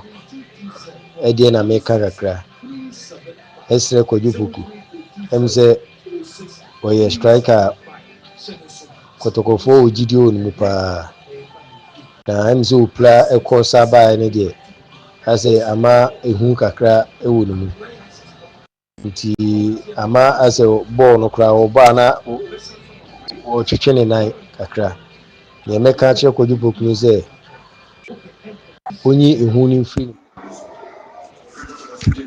Sergio, good morning. Whether the Richard Donko make us a free as a Korea himself. Ɛdama sɛ mobile ban sɛ mode ama yɛ na Andy Toda ɔka asɛm na obi prompt na yɛ a wɔnyi ntom. How can you say team a 13 players ɛpira no ɛyɛ affect team no? Obi ɛbɔ ball baako ɛfa ewiem a na ɛno ɛkyerɛ sɛ team ne performance no ɛnyɛ engineer ɛbɔ baako obi abɔ afɔ wiem.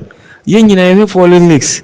Strikers here omo gidi nkwa no mutimi say chance bi nyina timi ka say ball we dey enti na no so no e kire say nipa no ntimi ye enti etoda ade bi ono obi prompt no say da bi e woka koyi dey enka wontwensan a onye ntum no wontwensan wo ye nipa nto so betimi ayi mistake team 13 players e pra o say affect team na nim say team a owo a better bench no hey adia otimi perform than obi a first say to da kodoko rezi my squad a youth team players be 5 and a team bench sanka players na epre ni nyina ka ho anka ntisa nti ni ogina park ne kura nim say omo team echi no hey ade nti wasa me yeme bo say de wo hwe no bi omo team bench a obi enya de eyenkora nti ode no so yire no nti eto da wanyuntum ko dito omo bo na chi dodo for once said the waka no rekore.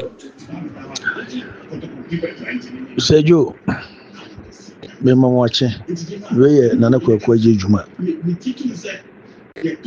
System hine. Na me to a mehwe mo Kessben TV.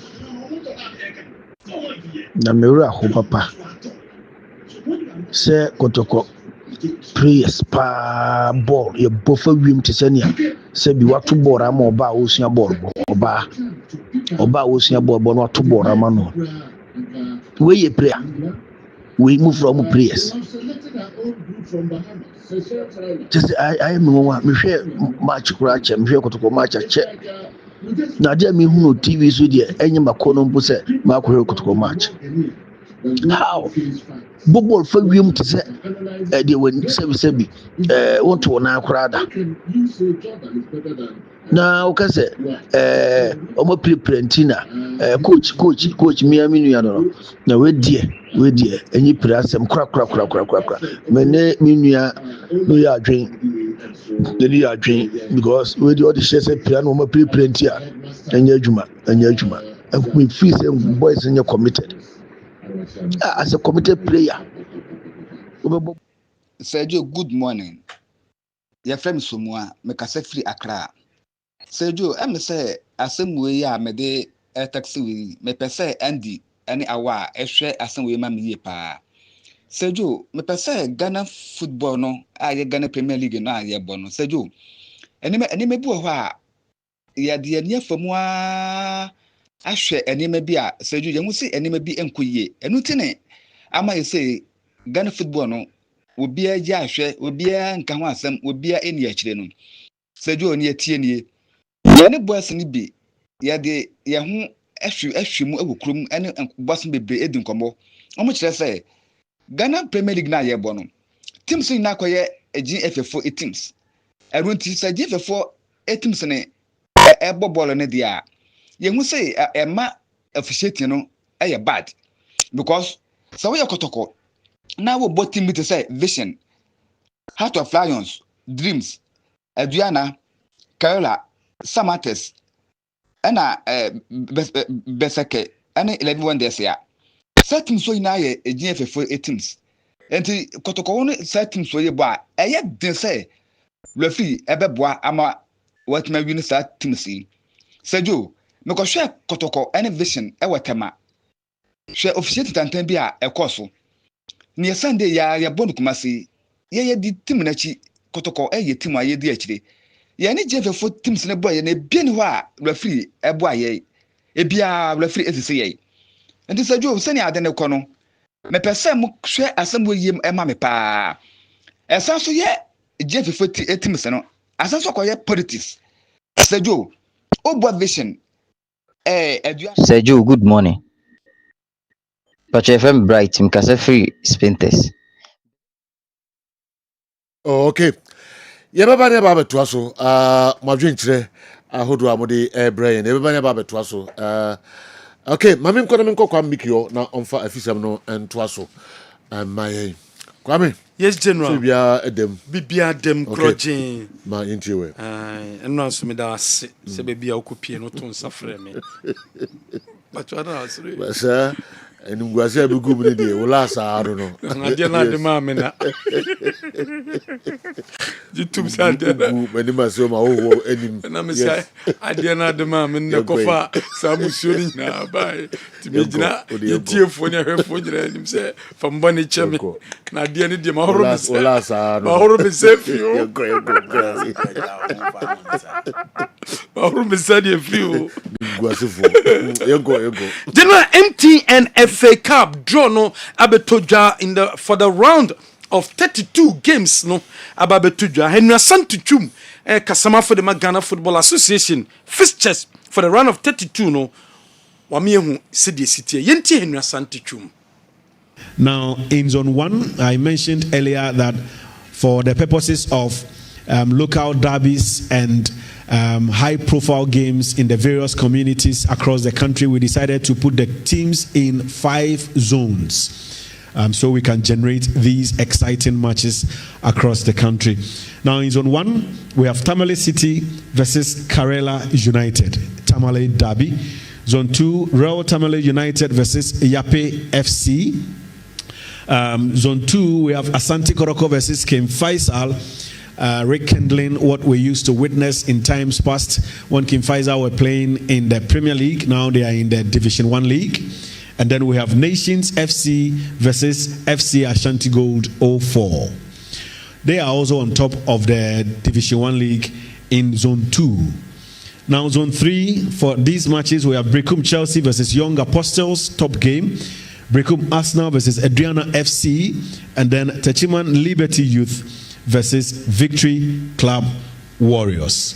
Let's move to Zone 4. Two-time champions Midiama SC will host BBNE Gold Stars. Swedro All Blacks versus Seshi All Stars. And then FC Samatex 1996 will be at home against Debiso Soccer Lions. Finally, in Zone 5, 11 Wonders versus Police National. We have Home Stars versus Inter Allies, Dreams FC versus Asanska FC, Heart of Lions up against Nagord FC, and Port City versus Atram Devisa, and finally Wafa up against True Life FC. So now in Zone 1, where is Henry Santuchum? Wabobɔ ɛyɛ fixtures no amihu run of 32 games awodo a ebetimi akoso ɛwɔ hɔ na FA Cup no da bɛn ɛna ɛbɛtoa so yɛbɛbɔ run of 32 games no Henry Santuchum amihu date awodo a yɛbɛbɔ matches nyina ɛdi efiri hɔ. I just want to help you with the dates for this round. The dates for this round will be quickly 30th December to 1st January. So 30th December to 1st January, that weekend stretch will be when, midweek, okay, will be when these games will be played. So we will publish the specific dates for all the matches on our platform so you get to know when these matches will be played, the round of 32 of the MTN FA Cup. We are looking ahead to exciting matches in this round. I can see a lot of local derbies already. The Tamale City Karela game will be a nail-biting one. And then also the Asante Koroko King Faisal match. Wow, taking us back to the days when King Faisal were in the Premier League. I am also looking forward to that match between Brecum Chelsea and Young Apostles. Now, I just want to help you with the dates for this round.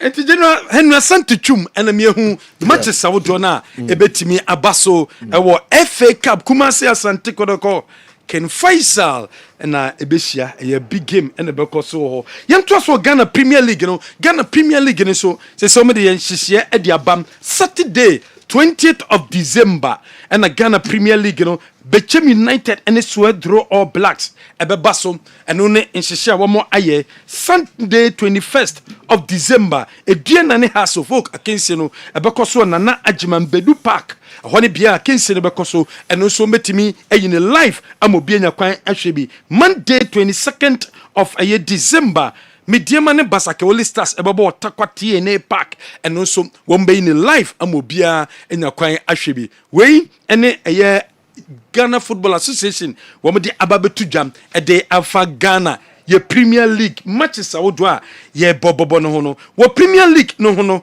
ye fantu jam sa manfo kasa ye complaini ya say the district committee no nyame ya dom the rulings no ababetu jwa ama sedie sitie no obi ehu sedie sitie enso ho say no wo say eye mandatory so be pre-match conference and a post-match enso obeye say 15 clubs are more division 1 pre-match ene eye post-match wo mo anye enunti ya charge omo se sabre wo mo emfa eye anuye embra class no up to eye 18th of December em respond dientia eye pre-match any post-match no wo mo enye eno koda nchen House of Oak ya fine omo 10,000 Ghana cedis.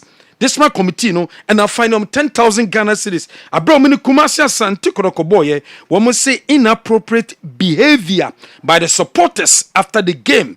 Womo toto your bottles I would draw the bar park and so during the game so womo toto nyama at the bar park and so House of Work will be within 14 days so mutia 10,000 a year Ghana cedis a year fine no coach Samuel Budu woma finding 2,500 Ghana cedis Ghana Premier League match omo boy abromini vision and so boy on sporting behavior towards the match officials where nyeme bia tia match officials no anunti woma finding 2,500 Ghana cedis and unisika womo se ontua enso womo amano up to 14 days so no so entua brekum Chelsea boboku na so womo finding team no 5,000 a Ghana cedis so muntia abromini vision a boy no club and so behavior of the supporters no almost 14 days so muntia emfemfrio and na Mohammed Hussein and also Ghana Football Association Discipline Committee international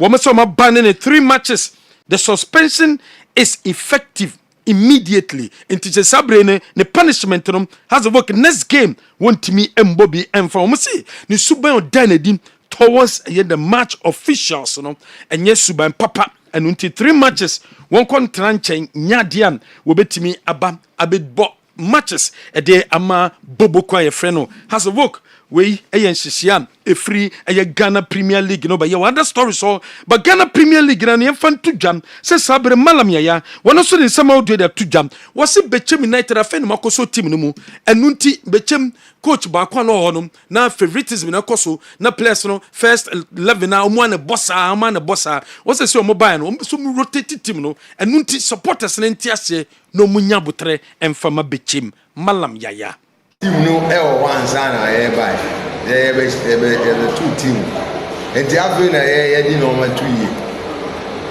the normal 2 year kakaka but always even your difficulties it's not going to be easy say buy now why the say obi afa take you time kakra obenya go through difficulties and sana what match share team enemy na kakra anything na say rotate team na say only 11-12 players and I have the team. They are depending on only the 12 players. Whereby I say I register by 40 players. And the only thing is then you try another place. Now I'm on chance. But we good. But here man chance anymore. So ball is 11-12 players now depending on so you have to bring another place. So they are born a better rotate now. Competition but team now one year the right a bit check a more difficult but we at the long last we good team no L1 sana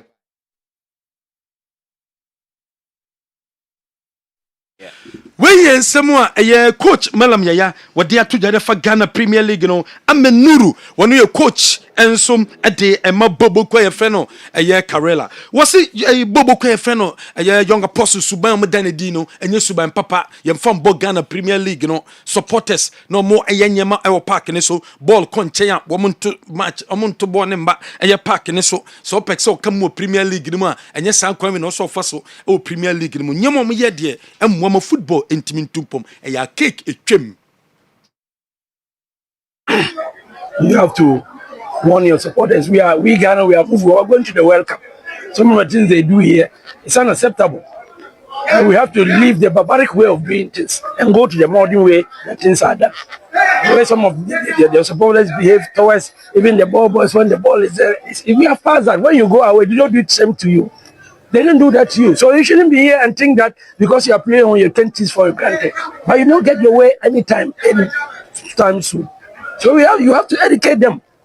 If you want to stay in the league, use legal means, correct means to be in the league. Maybe this will not have resulted in anything. But let's be fair. If you come to Tabal, you think we can behave this way. So the ball will go, they will say they shouldn't listen. It's not done anywhere. We have to be modern. You see, our football must grow. But we young apostles matcha a year Karela for a boy and coach edema Karela Bobo no complaining bitterly. Say Sanya Mana a course no yam from football a gym bo conchenya na your bobo no delay so beto ball no the other park and so supporters behavior no so be so come Premier League ma enye sa kwan we ene faso e ma kem e Premier League no wo Premier League no sensem Kumasi Asante Kotoko head coach Abdul Karim Zito wa breaking mrantie no say Kotoko babo match bia next week Wednesday and a Kotoko ebenya kwan esi akan enu nti wa breaking mrantie no Wednesday and ombetimi asanso e resume ebe si akan e de ama Kumasi Asante Kotoko babo kono January transfer window no ebe akonya beba amometimi opportunity etimi assign players coach Abdul Karim Zito per 3 players per and abeke team no ho wo mo per 1 striker no per 1 DM no per 1 right back na fe 3 players and a January coach per na fe January window no wo de ababeka team no ho wo so meka sa 3 players no badia wo gire se problems no onya striker no na onya DM no na wo sanso nya right back no beka ho problems no our more a face na injured players no and so be babaka problems in be switcha e de amatim no minto aso na say o nkomodie kakra okay me ho me nya sure so obenya time bebre okay inti ma me be 2-3 minutes before na me nin nkomo kakra bi Sir Fred twe mic no na fa brand anim Sir Fred na the new communications manager Asante Kotoko NCC it say Sergio me hoye. Me no be din komo ba don't worry. Don't worry. Player we unim no. Oh minim pa William Terro. We cry dem minim no pa mo. Dey na nim no fa ho. Oh, one. Oh, don't worry. Okay. Say me catch you say me. Okay. I want him so nyame. Okay. Terro. Minim ne bra panyi. Okay. Your friend no Brian. Okay. No di Paul. Okay. And ne sister. Okay. We don't need me. Minim ne mame wa kam ni kura. Okay. Enti minim no. Mate. I know say me bra Paul, only Paul Rose no work honest. Minim pa. Okay. But one use me papa din Terro. Okay. Enti na bosuafo nyina. Okay. Football. There now kind of fact Asante Kotoko. William Terro. Time we free liberty buy no. Ena oba ko. O kai ni nyina. What into oba no. Obeboa makotoko ye koyenim. Right after that, Blaster Oko Blaster after Blaster no ena okọ abroche. Okay. Sisi a baby owo abroche kram nim so London. Okay. Enti minim ni yi. Okay. Uli akwa okutu ano ma. Okuta Say eno it's okay. Na no Kotoko days ndi na kai. Oh, once it Willie from the youthful stages in Yanamidinachi because menenity the same locality. Okay. Greek. Okay. Oh, into minim time of starting the football, the progression rate, and the type of enthusiasm and all war whilst he was playing on the field. Okay. And our family they are very special. Say, Omunyina ketwa no kro mu yefre na Tili. Okay. Ono so left. Ono kra no so gina pitch so na obobo you can see say it's a gifted family football. Obo Stars, okay. And Willie there, he was very special to us. Willie, my mo akwa Bamra Kessben television. Yeah. So who ye? Nyame adom. Ye den yakopon asepa. Ya feel papa. Hey, Miss Mafio. William Thierry, former player Kumasi Asante Kotoko na Black Stars. William so wa mani ye. Oledi Efrim. Yeah. Yeah, mo yakọ monko se abusua nyina. Yeah. Na William say asem na to nyakotoko ne ya asem na e babeka. Minim kakra bia de betu jobetu maka manfo kakra. Sir Fred Akapi de ba Kotoko days no betu maka kakra. Yeah. Okay. I think say Kotoko days in there. Near Mecca because they are me, yeah, and I make because I think I'm for name William Thierry. Yeah. Yeah. Your final match, no, I any house of folk, a boy, no, was a man Bobby because name a prayer. Okay. Yeah, me prayer, I think, say a week before. Until Mega, me back no, of course, nothing say. Ebe boa Kotoko, ama Kotoko, me Kotoko din dada. Yeah. Always be a make a player be any horn more so sing Kotoko. Sure. And a player be me Kotoko. Kotoko never a who player. Yeah. Oh, to me buy no na ma adwene say that year no nka me make records near. But say that year no league ni antimi ambo because you born northern sector ni southern sector. Yes. And at the same time no na Blaster qualifies ni near man ntine bi wa kra na yentimi embo. The match ba ko a me fan say me buy me nya problem kakra me ni coach no hands. Because now that time you free Kotoko e bi a coach ni ma me nko because of Blasters. Yeah. Nti oni me be ya kasa kakra nti bi wonu ma ba me do Kotoko ye mi moja because safu je mfi me papa bi so ni nyina great because wo be wa mo bonus o fie din. Okay. The time I be call Accra me buy no Kumasi for no bebre nim se we Kumasi o. Bebre nim. Okay. Say me buy me. You know we Accra boy. Ko mu ni say me Accra boy nti dada me ne kasa no. Na me kai da ma ba na say ni say no so won na me so mi gina. Ah is no Oni safu je mfi. Da me ne da Kwabna Kessben. Oh, Mr. Kessben, okay. Yeah, Mr. Kessben. No catch him say now bed and I'm so mommy aka baby. I say na tire we Kumasi boy. Na so da me Kumasi boy pa. Me Kumasi boy just me free 95. Okay. After school no. And the them has match na think say before then you need go face. Once a go face 3-0. E wo boase that time. Man for them match no. After that match the coach ni so me na me lose match no. One kunti. Man koninti. If you na say intawanta kakra sometimes no but as a player there me no would me too much amebo. Nti em say go face match na year last match of the league I think so you show me 4. Okay. Me na me share last goal na think say na ball no go out yapon almost from center. Nti na one of my joy always be ana me because e ma me problem. Nti that match no e call ya be do last no because say eno ka man start it. Nti second half no na supporters na start near show mo 3 I'm saying near show 2 or so na supporters na start here tier and me pay big matches me pay small matches the small matches sometimes we want my own me buy big match because I never me who sure into me ba mu second half no na me the chief size na can the challenge redo do when am I me like I never show so Charlie let's go into the match na me ba mu na me say me share go because me carry and me bobo me dey go. Even though I have the skills and this and they be I think it go first. Yeah. To them match no so say go time I buy no. Yeah. Into them match no me share me Philippine. E wo me na echi. Yeah, into no eno na lead am antimi ambo ye final match no. Alright. This obehwa obi o history be betimi them match no na radio station be say 2 goals na match no. E be amanfo betimi e de ebi omo dey prove beba. Say me boy me na me share 2 goals ni nyina. Okay. Yeah, that match no. You need has to for finals. I see. But me am boy na am pass 2 goals na na ewo. Ebi so me boy me na nka me win na makotoko. Nka be ye me like idea me rain feeder. Okay. Oh say na etini. Ebi am kaya aya na me. Kumasi na Accra. Yeah, but match no Kumasi okay. Said the match na just take na share first goal na just still at it. Okay. No mo dey penalties. Okay, who can friends Confederation Cup. Yeah, Confederation Cup finals. Coach Abenkwan. Yeah, I don't know. Now they know issues, right? Yeah.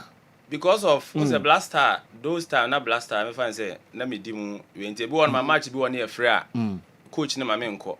obetumi agya players no na ba so ma me nko so ka ya ni inugu rages a me be share dem go I say no na ye dey like Sarin di manim ko airport ni ade yeah the same thing but no ma me start here dem say show mo 3-1 or so be yeah okay the minute there me my life no me ba mo 1 minute me say ma be shego sana me tie I me dey go Tiero obi defense okrum hada o play mate no ho hin for chips anu ni hin for yeah when that group no shila last time o hindu am only o team okay o team no there it me kai dem match no e ko na ho ne e kwa akochia na ye chia nti edu me so no like omobo me dey no say oh yes o ni coach no problem na so na davi me no problem no say o tun for the busa wow mate say o dey match no obia so na be sha me are ni o dey bo mo wi a coach no mesake no team no me am dey bro me rem fida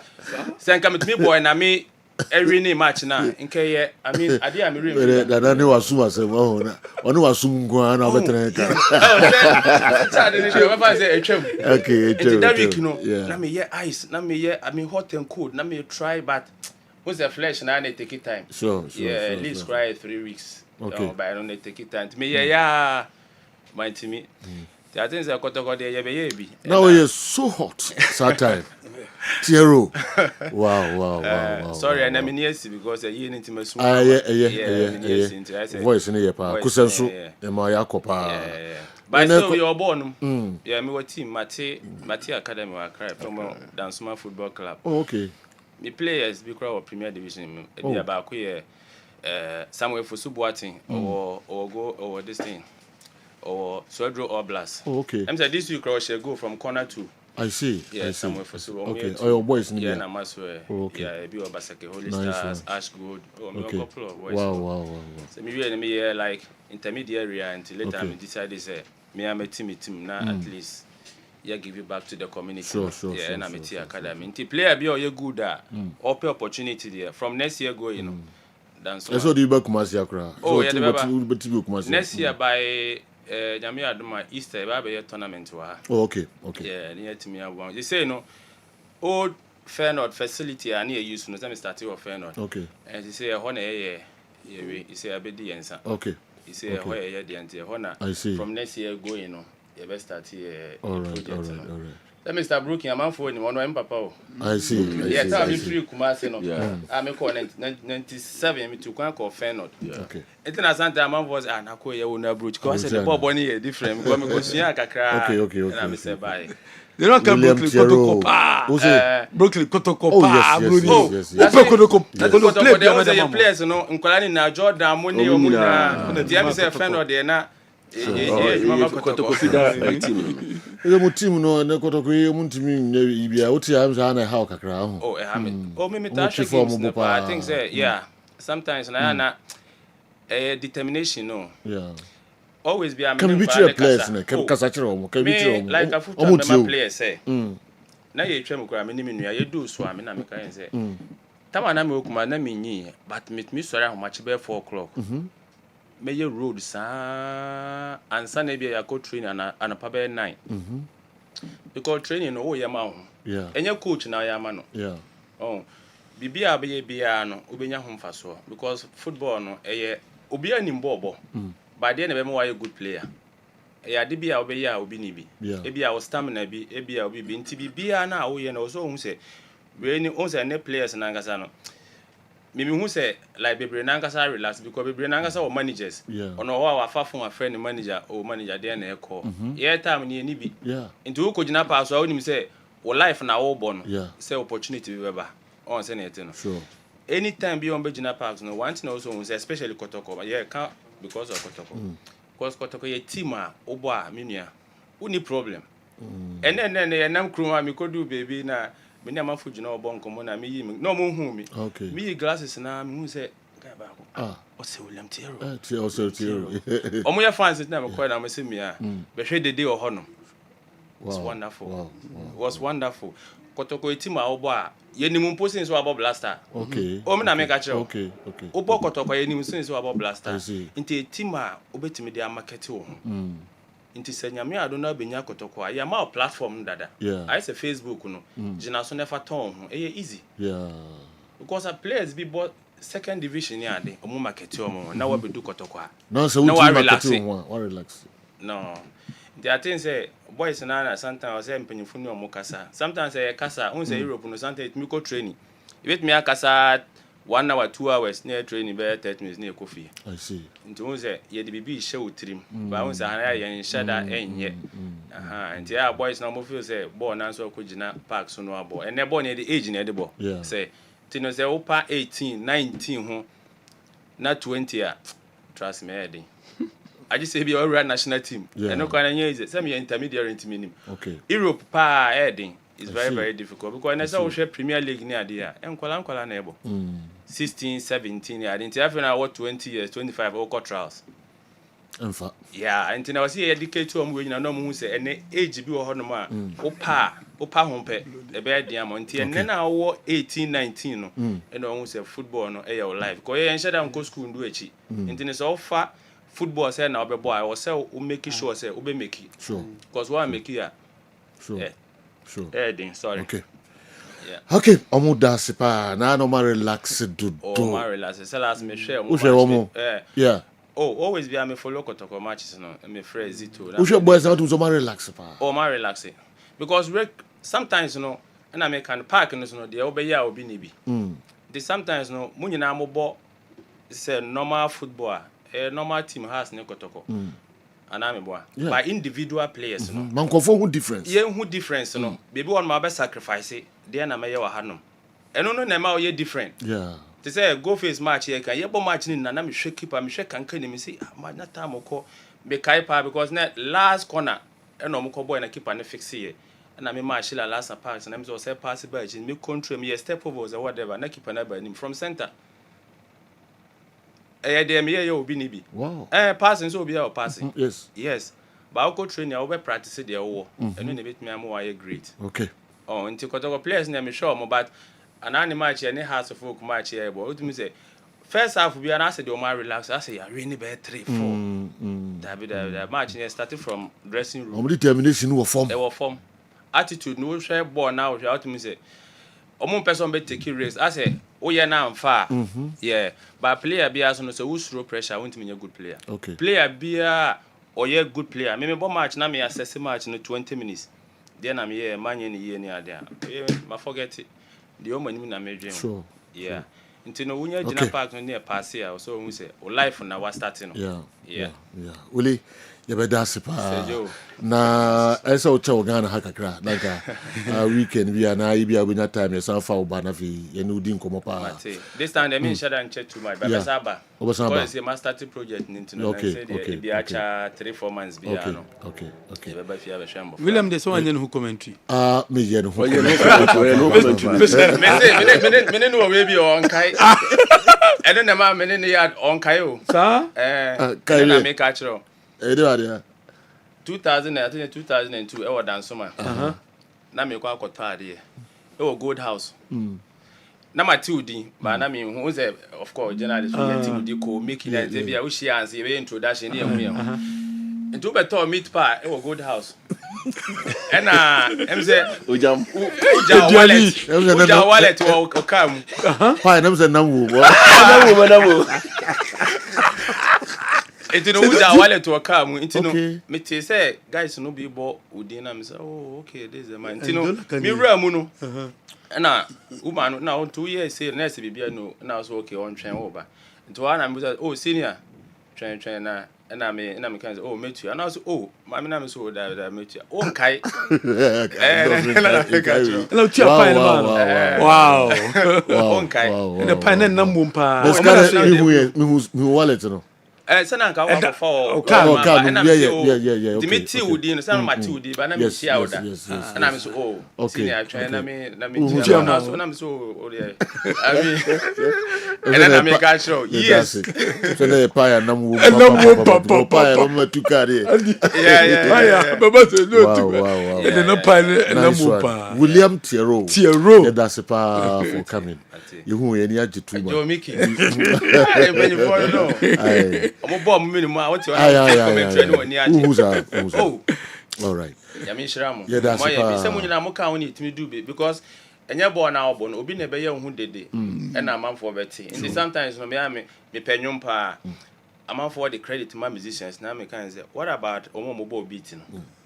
Because without a good beat, we are playing the role. And I'm a boy. Yes, it's more and I'm more. They be another more project here. Okay. Many pass it here.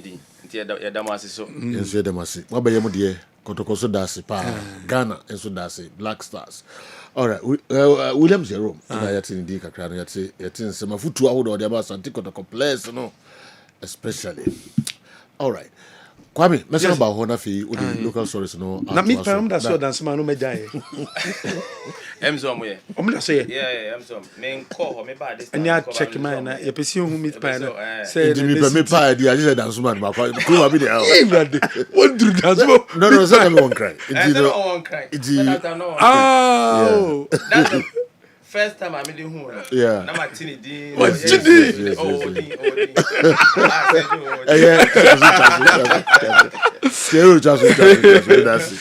Well, Toyota and a general. What must Sabre Infanto be any? Fred, it was 2 weeks ago. I can't tell him I Chimby or Korean or Quada Sweater. Ononkwana Korean. Ononkwa. Only we must only to us from time. No, if sir. Come into us.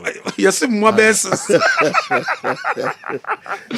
Toyota Force Infanto and him says Sabre. One more a promotional, one more a no. A Toyota Ghana Limited. Almost promotional, one more a spare pass promotional, one more a banner. On the 15th of December, Banewie, Nemwom from 22nd Ekono, Wamo Ebeye Juma. Na operation work mo echese ejuma bi a woko Toyota beti my idea ombe resume a January bosom no e de toso enso 7th of January 2026 and womo ebeba back ababeye ejuma eniti sene so se sabre spare pass promo a ope car ho spare pass ato ni titu se Toyota car ope engine ato ope gearbox ato ope bibi biato e wo car no e Toyota de 15th ye de bane wieye until 22nd and ye betima shase na yasanso eye adwuma Toyota for say omomo bia afishia pam high sense bronya donkomi promo high sense bronya donkomi promo high sense say from 18th of December to 8th of January womo eye big promo we eye bronya de inti shane so bibi bia beto high sense bia from 18th of December enko through 8th of January womo say omo maye 3 solid weeks and omo maye kwan say sabre womo nyama ne yentobi upe AC na ato anasa upe fridge na ato upe smart television upe new air fryer na ato for your kitchen anasa bibi bia electronic appliance bia to bia no shene so ma sika nenda ho say yabetete nyama so more for Christmas 18th December to 8th of January and ebetimi akoso. This is real don't come. This is real don't come. Inti shene so nabomaden nabra yasue from 18th no na nyama papa no wonsa entimin kebi we promo we enkoso babiam gise ye shops awodo ne pe and a promotion etimi ekoso ho and into bomade high sense womo eye showroom bia na kope electronic appliance ni bito from 18th ekono and a jumedie no ebetimi akoso SG Mall Christmas Festival ekoso from 24th to 2nd and 3rd of January 2026 and a jumedie no ekoso na jumedie no debia bekobia no 100 Ghana cedis inti shanensom December 24th the smoke evasion baso koku smoke be perform party na echucha pictures fun koso ye papa Thursday December 25th Christmas night and so bekoso with Andy Dusty and a DJKA Friday 26th of December and Afromania and so bekoso with DJ Brown and a party king Odugu nana one ominyina ebeba jumedie no eso asibi Samsung and the 27th Sky on the floor home say yɛbɛkɔ sky bar home na afei yɛakɔ akɔgye ne music party ɛbɛkɔ so with DJs and MCs awodo a wɔmɛtumi aba dwumadi no ase Thursday 1st of January wei ɛyɛ dwumadi a yɛhyehyɛ no foforɔ kora Wendy Shea ɛbɛba abɛperforme on the 1st of January about SG Mall and a Jumedi Bekosum. Now for 2nd of January, a Friday, no home and a musical party, no and so because there a strictly by invitation. Shannon some program be a beko piano a 100 Ghana city and obetia for each program be a beko bia. Open munche mubi a bit my friend one number way so 0545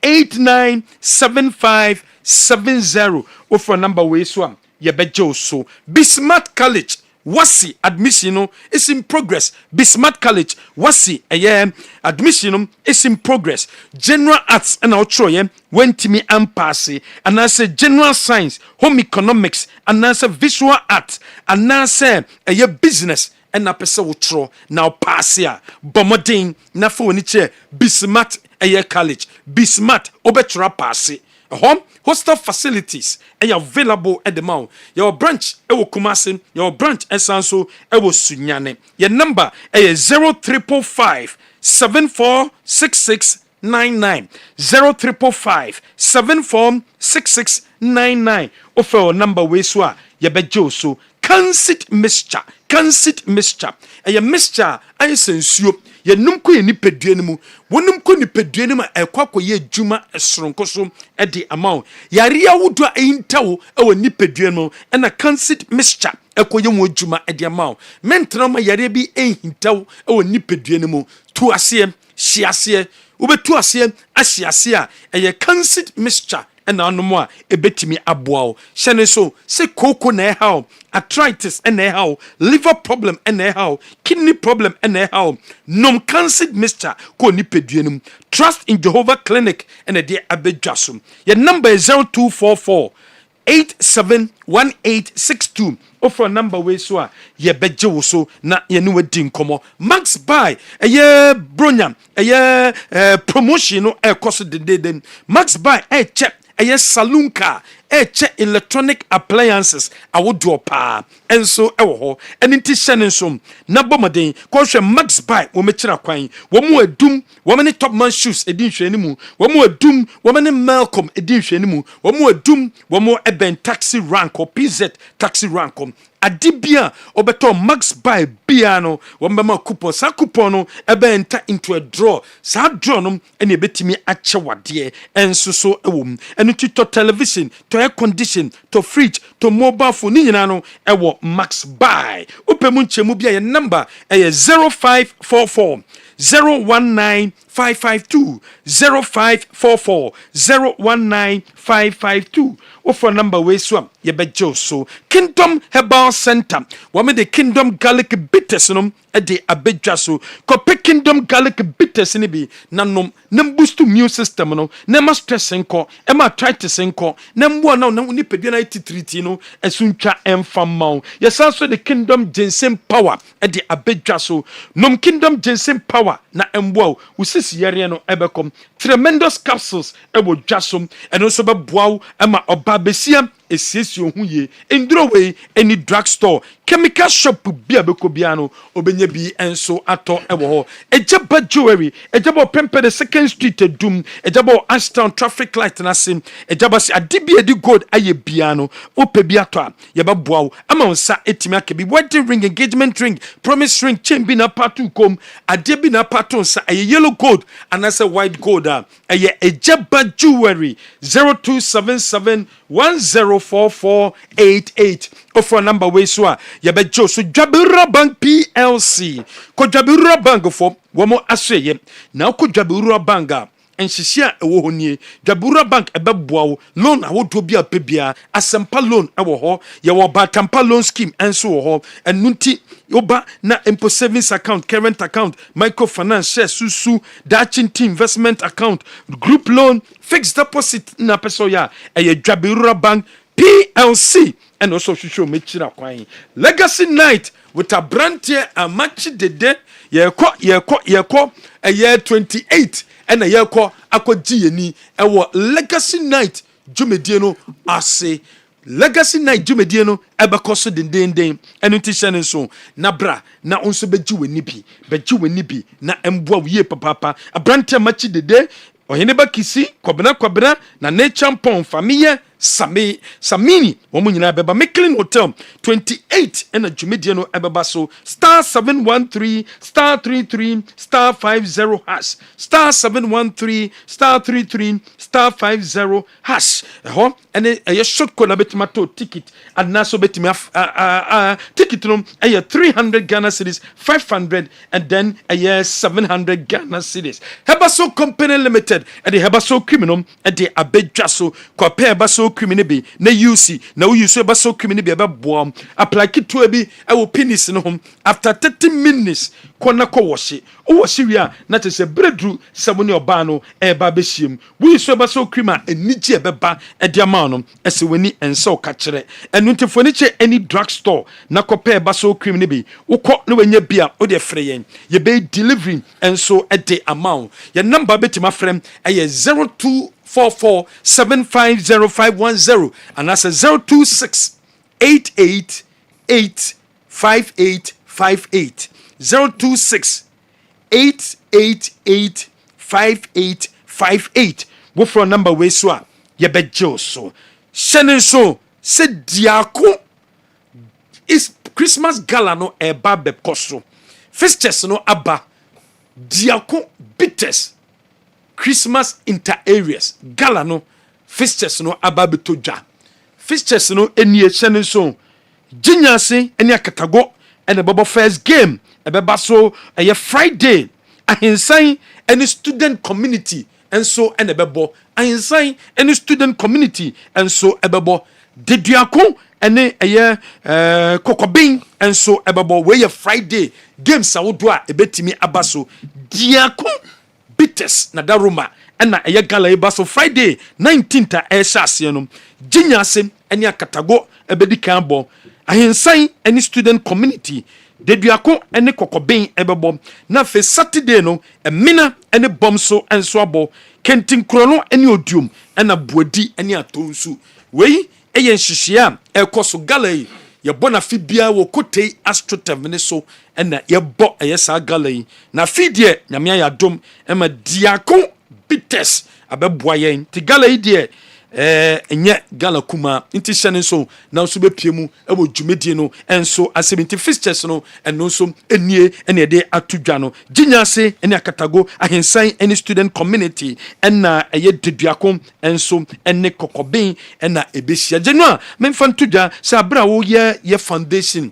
se manfo contribute amanfo mboa no A&A owadum one eye bandit chemist din hwene mu wama emo 10 bucks more 10 bucks and oil and odia account there but man for so contribute yes me bo few ones nidi na fe Margaret Asante God bless you dase wa my kakrase emfanto nyama ni bi mfonko boa Emmanuel Brobe onso yeda wase amoako Asante onso waboa ye kakra yeda wase pa Anthony Akosa Jemfi onso waboa ye yeda wase Abubakar senior Babs Ventures onso waboa ye pa nyamisha Joseph Owusu Apia onso so waboa Daniel Kwabena Nketia onso waboa bi Charles Anan Ventures onso waboa se Jo kan yen wo de kakra ba nyamisha Samuel Yeboa onso waboa yen Margaret Sapara Ata onso so waboa ye papa na ye Enki Frederick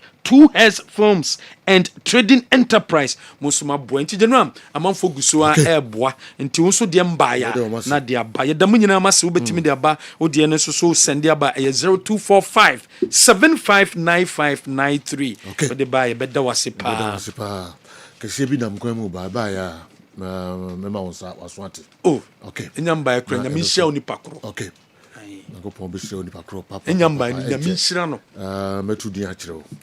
All right, Ghana and South Africa, Black Galaxies in South Africa, Bafana. Epeja emu ana match no, shashe South Africa na goalkeeper Lawrence Osei nebedem ama Ghana, Kamaruddin Mahmudu, Isaac Afo, Razak Simpson, Ebenezer Aban, Salim Adams, Eche Dogli, Prince Owusu, Nana Kusia Sante, Suraj Seidu, and Emmanuel Ano. Omo na ehase de ama Ghana ehun popuye bia no ye de ebe bremo na saps no eye Felix Chei Lodamo Rudolph Mensa afi Samuel Atakumi Samuel Sekufo Ali Muhammad Dalvin Yeboa and afi Abdul Aziz and Emmanuel Aban omo na ewo bench ema Ghana ene ewie ehun popuye bia no ye de ebe bremo. Okay, yen share stories no ka cry. Na fi Andy. Yeah. Yen na kalamrem na mze nkoyi papa we chiro. Yeah. Yeah.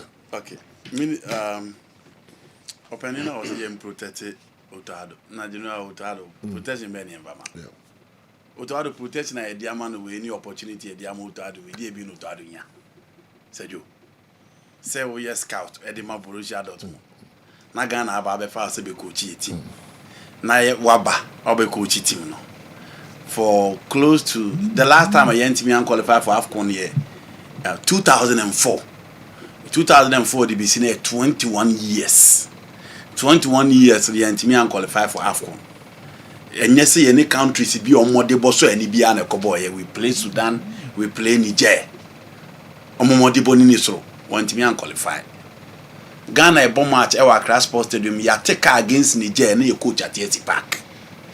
Said you against Niger. Ya take out. For years no be ntimi me share o Ghana. Niger mu nyina ba be share ha. Ya mpamo Otado. When your opportunity bio wa make amends at the Ghana World Cup. You know adi bi no Otado here. The maximum protection at GFA de Bemano no obi enya bi okrom hada. Omonya wonya enough security. Because country be away level bia. So fail to qualify for AFCON, I don't think your coach will stay. Obviously you sack him. Because we any World Cup qualifiers in Po. And it is not as if you played the likes of Egypt, Cameroon, Nigeria, Morocco or Algeria. And yet the cream de la cream, and yet the cathedrals now no boy. But on that support, na Ghana for happy. Till date, Ghanaians are still not happy with Otado. But you know what?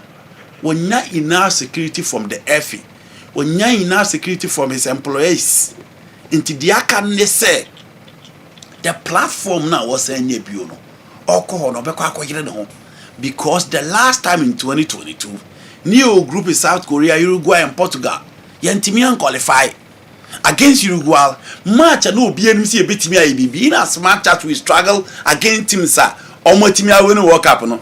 Uruguay team we team now that decline from the Suarez Edson Cavani era not a decline but her experience omo the share e was the final game na she mistake or san koye by or san de Baba Raman back bio. Enti Coach Otado dey say yo di nipa benya wa asase we so wo nya kratra into World Cup na akọ no preparatory games and ahead of him. We are playing Germany. It is likely see a better game back kwabo. I will not assess him at that level, but you know stage in here set it there e honey baby obi I expect say okay obetimi akwa ye adwuma other local coaches say do ye de adwuma na man want me anya I want to be protected sa protection no why na de be ma say do under 17 yentimi qualify under 20 yentimi qualify under 23 the last time was Athens in 2004 21 years down the line in Olympic games that yeah the adwuma na man the right players or na pick the right players for games I won't pick it you know I won't pick it Lord Amo I didn't want to look at blaster akoko bench I'm contem college da be no college so I'm joining team team you know Lord Amo mo here training sessions so training sessions na training be na you different from the area but so ko the bench I'm not saying Kamadin is not good. He's another good player. I'll play for the Blaster or experience or Africa. Until I see another good player. But I'm saying that see the Jumane Mawa. You know, Suraj said do a ball under 20 bear 3 times. Or ball under 23. Or Buluka Blaster. Minim Kwan was not far so pass any chances I could run up with. Was starting there. So you coach. Now I'm picking the right players now. So we need agents. We're black galaxies. The more they want to the more they want was sure there. Forget about the age. You know, performance when your chance or has to folk. On your opportunity was and the scene. More they want a year, and I said, and performance. The American chess and the more they want in training. I see. The American this was so much. Any class will copy and Casa. Next day also. Okay. Any class will copy. Okay. Any class will copy. All has to folk me say. All the national to so Timbe Dreams FC. Dreams, okay. Wa boy repeat this was saying you must have start. Inti oko na ye show near Pamua. You don't need any protection. You need to call the right players. No mo do ma kwa no bia rebi. Inti under 17 we ya sesemu because I'm for the right players. Inti there be a kwa na ya hwe. Local blaster e kwa na ya hwe. O dey all your national teams with the exception of the blaster be a kwa na ya hwe. Reasons they say we don't call the right players. And now we are almost call up we about team bear 5 from penning 4 now players from the simple. No do makobo. Omo konso omo nya de ntia be say. Omo ko ya na say. Coaches ni koji adwuma na so omo na be sa frɛ omo. No makɔ ne asa say. We omo nya protection. They don't need any protection because they don't think about the country Ghana. They think about omo paymasters. Mbenim 4 omo adwuma no. Omo ho na omo dwene. Nti hwe omo you know they enjoy at the expense of Ghana football into her national teams no. And will be a referee under 17 into a big ball kotoka has 2 matches and fan ko blaster near referee the standard of the blaster is yen for being cover blaster bon on bo kruma na match the ball the blaster. Okay, it is a joke. Coaches near momo adwuma omo hwe the interest of Ghanaians momo hwe the interest of penning for no for adwuma no. All right.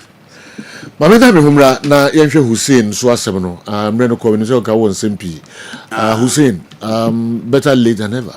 You know we dey mean to me for better nje ni mu. Better late. Say ya ball we obi a chase we fi o back. Me kwaba. You can say no we see we ni kwosoro no. Ma me stop o ha kakra me nkomra me ba. Na me mra na me say conform kakra na yetinye disaster no so ho enkomo. So me balance is high level na wa na hu papa. Okay. Greetings to you and your distinguished panelists. Joe, I have in the last couple of years been listening to your program and convinced beyond every level that you have one of the most, if not the most competent and impressive sports pundits, especially in football. The gentleman called Andy is the most consistent, analytical, knowledgeable, and bold football analyst I ever came across. His views on performance of the Black Stars that have attracted criticisms and concerns from many quarters have to be re-looked at. Just suppose that against the principle of half full, half empty. Whereas one tutor will encourage a student with a very good, just with a pass mark to encourage him or her. Another will say bad work of a student with a pass mark so as to work harder. Sleep has different postures. Your friend and classmate James, have a good day. Laka, your gold house is no more. Okay, James. Okay. Una the message we and so aba me who ba could be so free. Obi kana semna or kase oyemi papa bi na the mutima church afa ho abremia eno no a me dem asepa Gambi and way by Gold House is no more out there. I met Ike Bazooka Korte in person at the Gold House. The meat pie was one of the best, if not the best. No wonder you were spotted out there because of the meat. Bagambi made them say, why? Oh, Hunsa Makasa may start here. Can I say, and no matter be a monka. There is a Gold House in the Obium. Okay, Intina and also Aaron said, William Terrell's name is Ogigi. Ask him for me. My name is Kwade. Is it Ogigi? Ogigi. Okay, Ogigi. Nicknames. Okay. Okay. All right. Me who messages because we also don't call any other people. And the messages be brave and so Abba Afa, Terrell and so Do kindly tell my son that he should not leave us out of the equation. He didn't start from final. This is his father welcoming him. Though I just heard of his arrival. Kwame Usudonko. Okay, I know. Kwame Usudonko. Okay. On us the message we and so about one start to final. Inti men gongo wie o ho se kai kotoko so. Do be so kan no. All right. Inti yan komra na yemeto aso me call Dr. Amuzu garlic bitters. Me ba Fred ewa ha sanso ena Kala ewa ha na Andy na no sipe na mama so time kakra na fe ya pege ma DJKA or the crane to crank and so a brain. Dr. Amuzu. Edru ebua mo mema etiefo nyina akwa ababa Amuzu Herbal Clinic na ye de drobia ba ye frɛ no Amuzu garlic bitters eyedru a emamoje die fusane ewo nipadua no mu eyedru ebua mo bia ne pressure ewo soro eba fom pa obi so a otie mi a wadro srade abro so obehia Amuzu garlic bitters. Amuzu garlic bitter prevent numbness so obi se mensa anasa minan 83 nedro eye Amuzu garlic bitters. Amuzu garlic bitters controls urine flow. Die odun so bebre anaso so basa no onye Amuzu garlic no mu a emeso tikura. Amuzu garlic bitters prevent sciatic pains. Obi say doctor me to ase twetwe me wonya Amuzu garlic no mu atu edi. Amuzu garlic bitters is good for stroke patient. Obi anya stroke, obu a stroke ne bone nkaye Unya Amuzu garlic no atu edi. Sa medre na sofu bi onya stroke for years. What thought wa minu panom. I na wetimi asori ananti waka. Amuzu garlic bitters boost the immune system and fight infections. Se utie me na se uyo chembe wu yare biya ba bekra wa. Kopa Amuzu garlic no mu en ne mo ho ye dene. Na kutie nyarewa. Amuzu garlic bitters prevent body weakness. Obu ha ahomre woni so. Amuzu garlic bitters dilate the arteries ebiabia intinimu mamoja ediefusani yie pa. Amuzu garlic bitters support the pancreas. Amuzu garlic no pancreas ho ya de ne modidi a ekotwetwe sugar na glucose na omuno me so te mass sugar eba normal. Amuzu garlic bitters improves vision. Obu oho a ne pressure was with the man de hunu wo form. Onya Amuzu garlic no mo ebuaw ma friends woni na eye wisi no we hu ade yie pa. Amuzu garlic bitters prevent palpitation. Nipa bia home ban sese home no e wosu bebre sa kope Amuzu garlic nenom. Amuzu garlic bitters prevent insomnia. Obu ha obre panse wada ye frade bi zinc ene sulfur e ye rich Amuzu garlic mu ye kogu mu a na my body ne home na home bo se nche na wada enti de na ho edi ma no kope Amuzu garlic bitters nenom. Amuzu garlic bitters rich in allicin and selenium, which helps improve blood circulation on the male sex organ. Inti bema osi oda humachi antini bema nkano. Kopa Amuzu garlic no mwe. Nimomoja ni die fusane enko bema no hunadachi ya watini nka. Amuzu garlic bitters is rich in agioni. Ena musa agioni ninti ebo ema awodi akwa no ho ban ema sebuo ema kosu atuo nyina no emoni nyina kosu kama enti oba obuni se a embe yie obehia Amuzu garlic bitters oba on person na wo eti kosu hia Amuzu garlic bitters uko drugstore pharmacy anase herbal shop biara obenya bi ato upedro nsemise bi nso a no afra mi nama eye 0247 776743 0247 77 67 43. Amuzu Herbal Clinic, Mauji Hiochalo. Mixture eye wo yefun ya de dro mapa ebia typhoid fever ti epaewo wo ho ya sesese wo yefunu eye wo ya na wo yam krampo ehwie ensan bia ti agu afuru so ene wo boso onipadua nyina eye wo mre honam etwetwen because of typhoid fever nom gasto mixture say ulcer enso na aba betena wo so wo yefunu eye wo yefunu emu hyehew aduane to ye ma na yefunu emu wo wo ekom de wa na yefunu eye wo aduane to ye ma na wo fe obuwa no hyehew Frama ejinejina wo yam because of ulcer entia gasto mixture eye wo yafunu ya de adro mapa mensoplax mixture eye adro a eye fichikromu hawo ede afri emaso sa wo ye oba na wo menses entimi flow kama wadro ene mensoplax mixture eye wa wodie mu adwuma na esiesie oba wa hemfie ho sa wo ye oba wadru mpempen so atwa sa wotimi bu nsa nanso wontimi mu nsa wadro ene mensoplax mixture wo ye oba na nka wo bu nsa all right nanso nanse no wo menses no asizi ukọ check pregnancy no wonyam wonso a wonya family plan wonso a wontwa bra nanso menses no emma no menso plus mixture na wo menses no enflow kama why family planning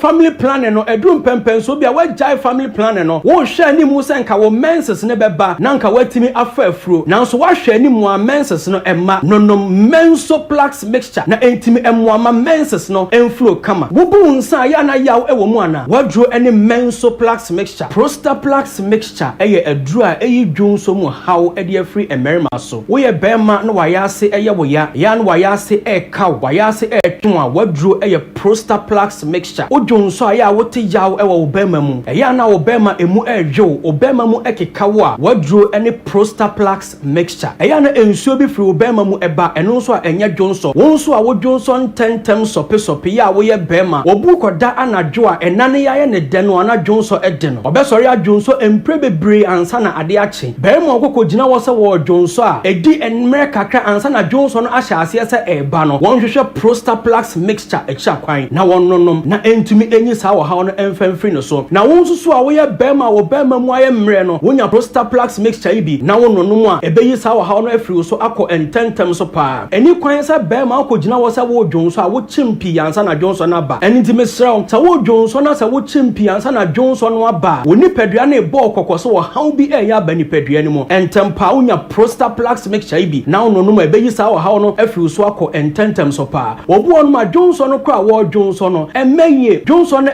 ba se dwonso no ani aha dwonso no ba te se pipe a etwa meso wonya prostaplex mixture ibi na won nonom ebeboa wo ayi sa wo ha no afri so akọ ententem so pa na meso wo pa aduro dodo atu a frɛ number 0248 77 88 99 0248 77 88 99.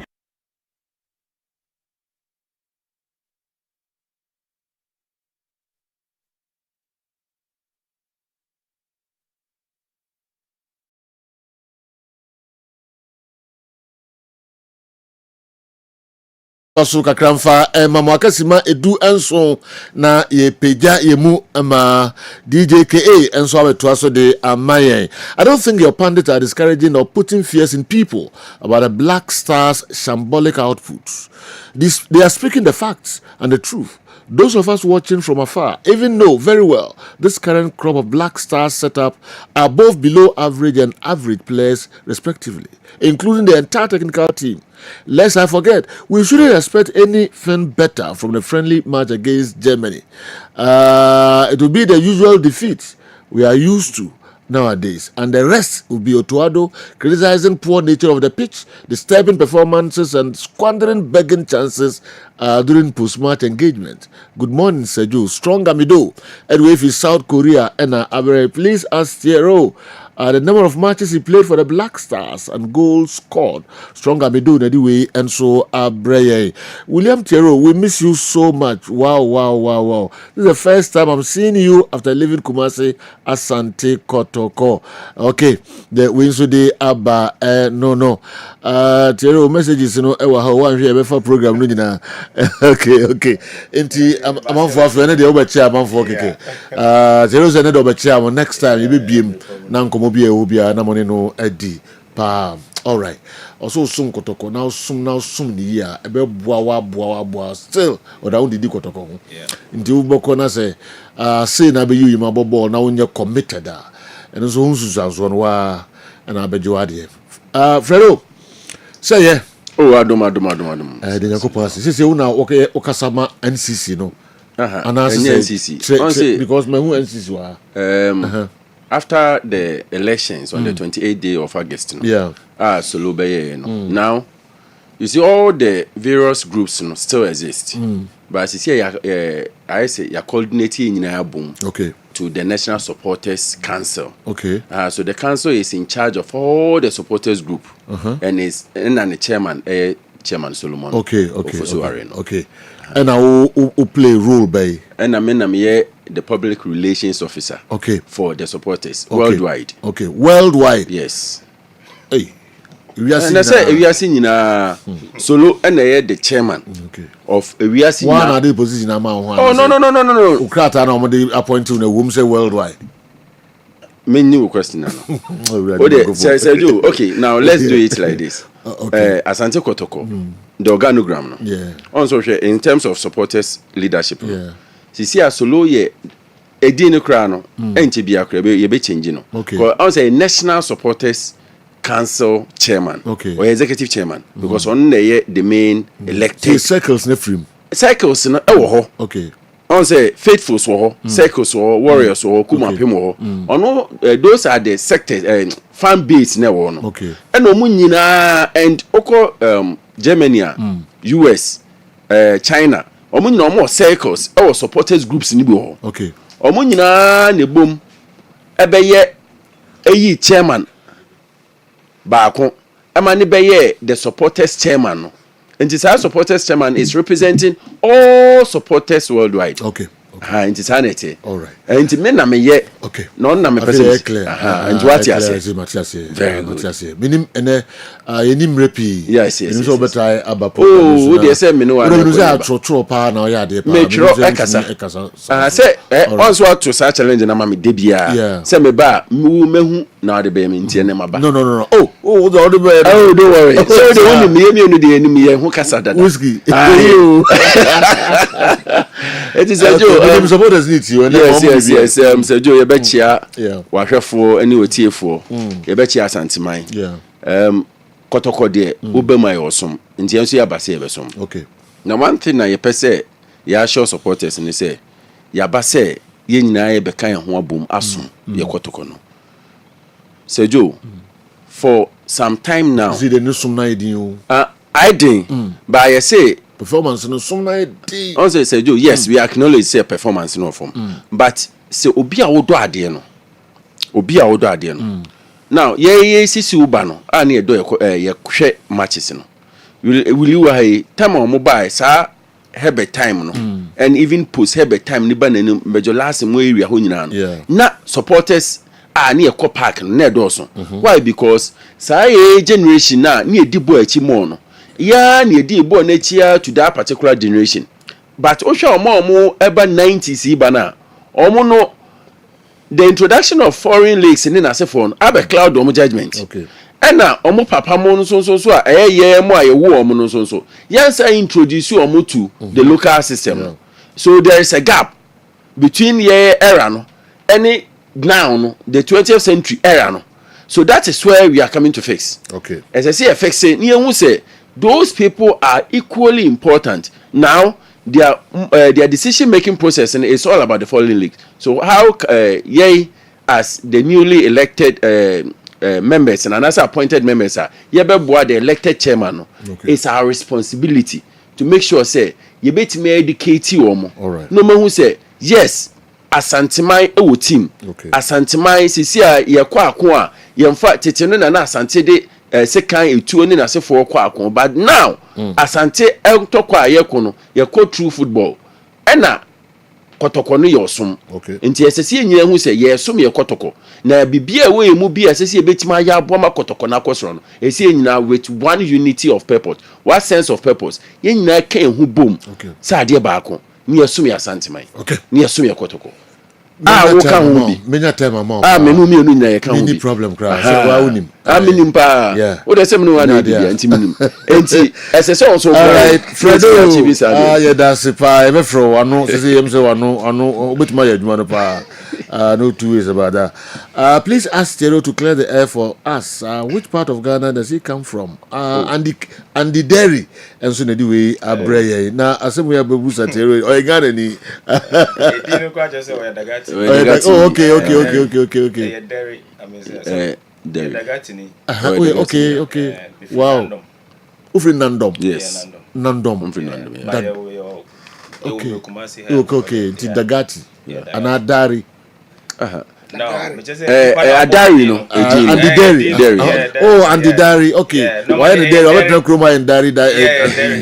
Okay. Yeah, that's organization. All right. Yeah, okay. All right. Enti anideri wati nsema Tero akano also free Nandom.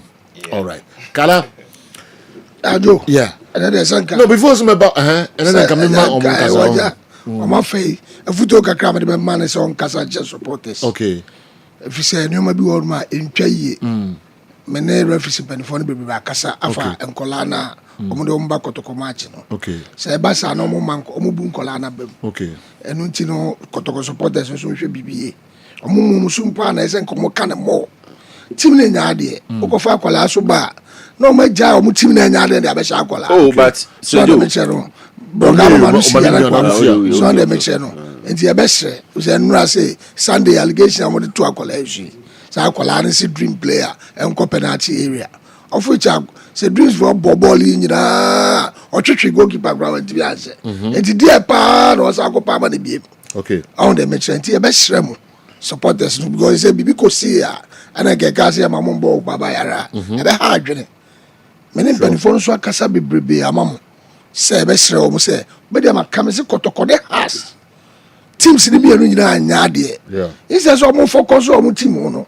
one common mistake bi a obi atu say genuine mistake no ma jai ni nyina no mo de ababeto enkola no so but akola no so obe start wa ha e no de ababedu ba bi a wadru obekọ nti ebe sere mo bebrebe ya ka ha ka nti ya nhwe se ebe focus o ebe ko yanim ndi jo ene de nya ma o mo na e kire ni ya de na enu na o kafa se Sunday no me hu se o ka no se de ya kan na si ho a o de referees no nyama no egu ka no ojo yeah se enya o so ma referees gwa o ma referees no ko ti e kire na eja ya ni mo nyam kakra o mo de support ya na yina ya de boys e ko ye na jo ya ko last 16 years from Tamale o tuku azo be di kotoko match sa me de ni kwa ko see the station I say obafroka obeko okay our current Black Stars players lack confidence against top European teams. If they play with hunger and aggression of a lion, we'll move forward. Andy and Awa are speaking the truth.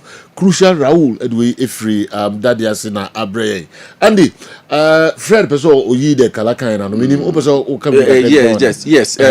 yes, we accept it. But Sergio, a 1-2 menu. Post referee scote error no.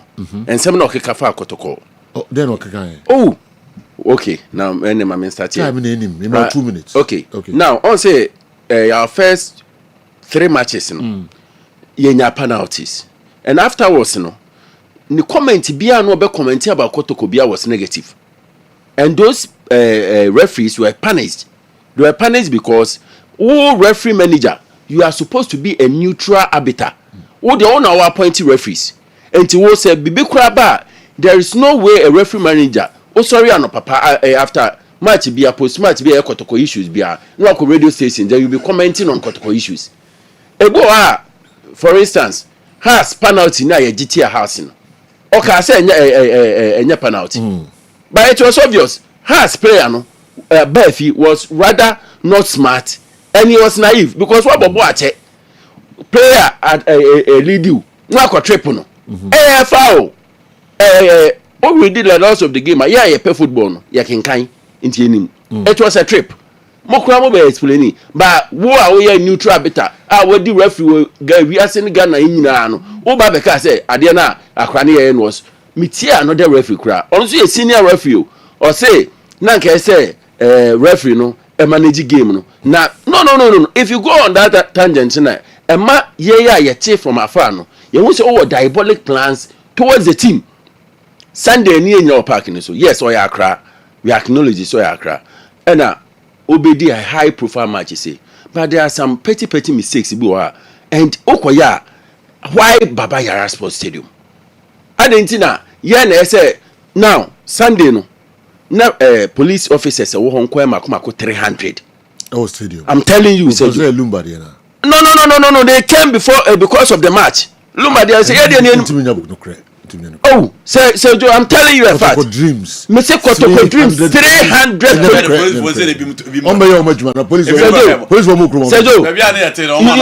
you know, I speak with fast to men. Mommy investigate. Now I'm telling you, 300 stadium. Joe, say investigate it and you prove dreams. I'm telling you, 300 me na me pass him ninti. Me say oh no, I don't deal with propaganda. Unim say me propagandist. Me no unim say me propagandist. Me say 300 police officers and they don't Baba Yara investigate it. But is afraid they be moved. No. Obiano after the game no.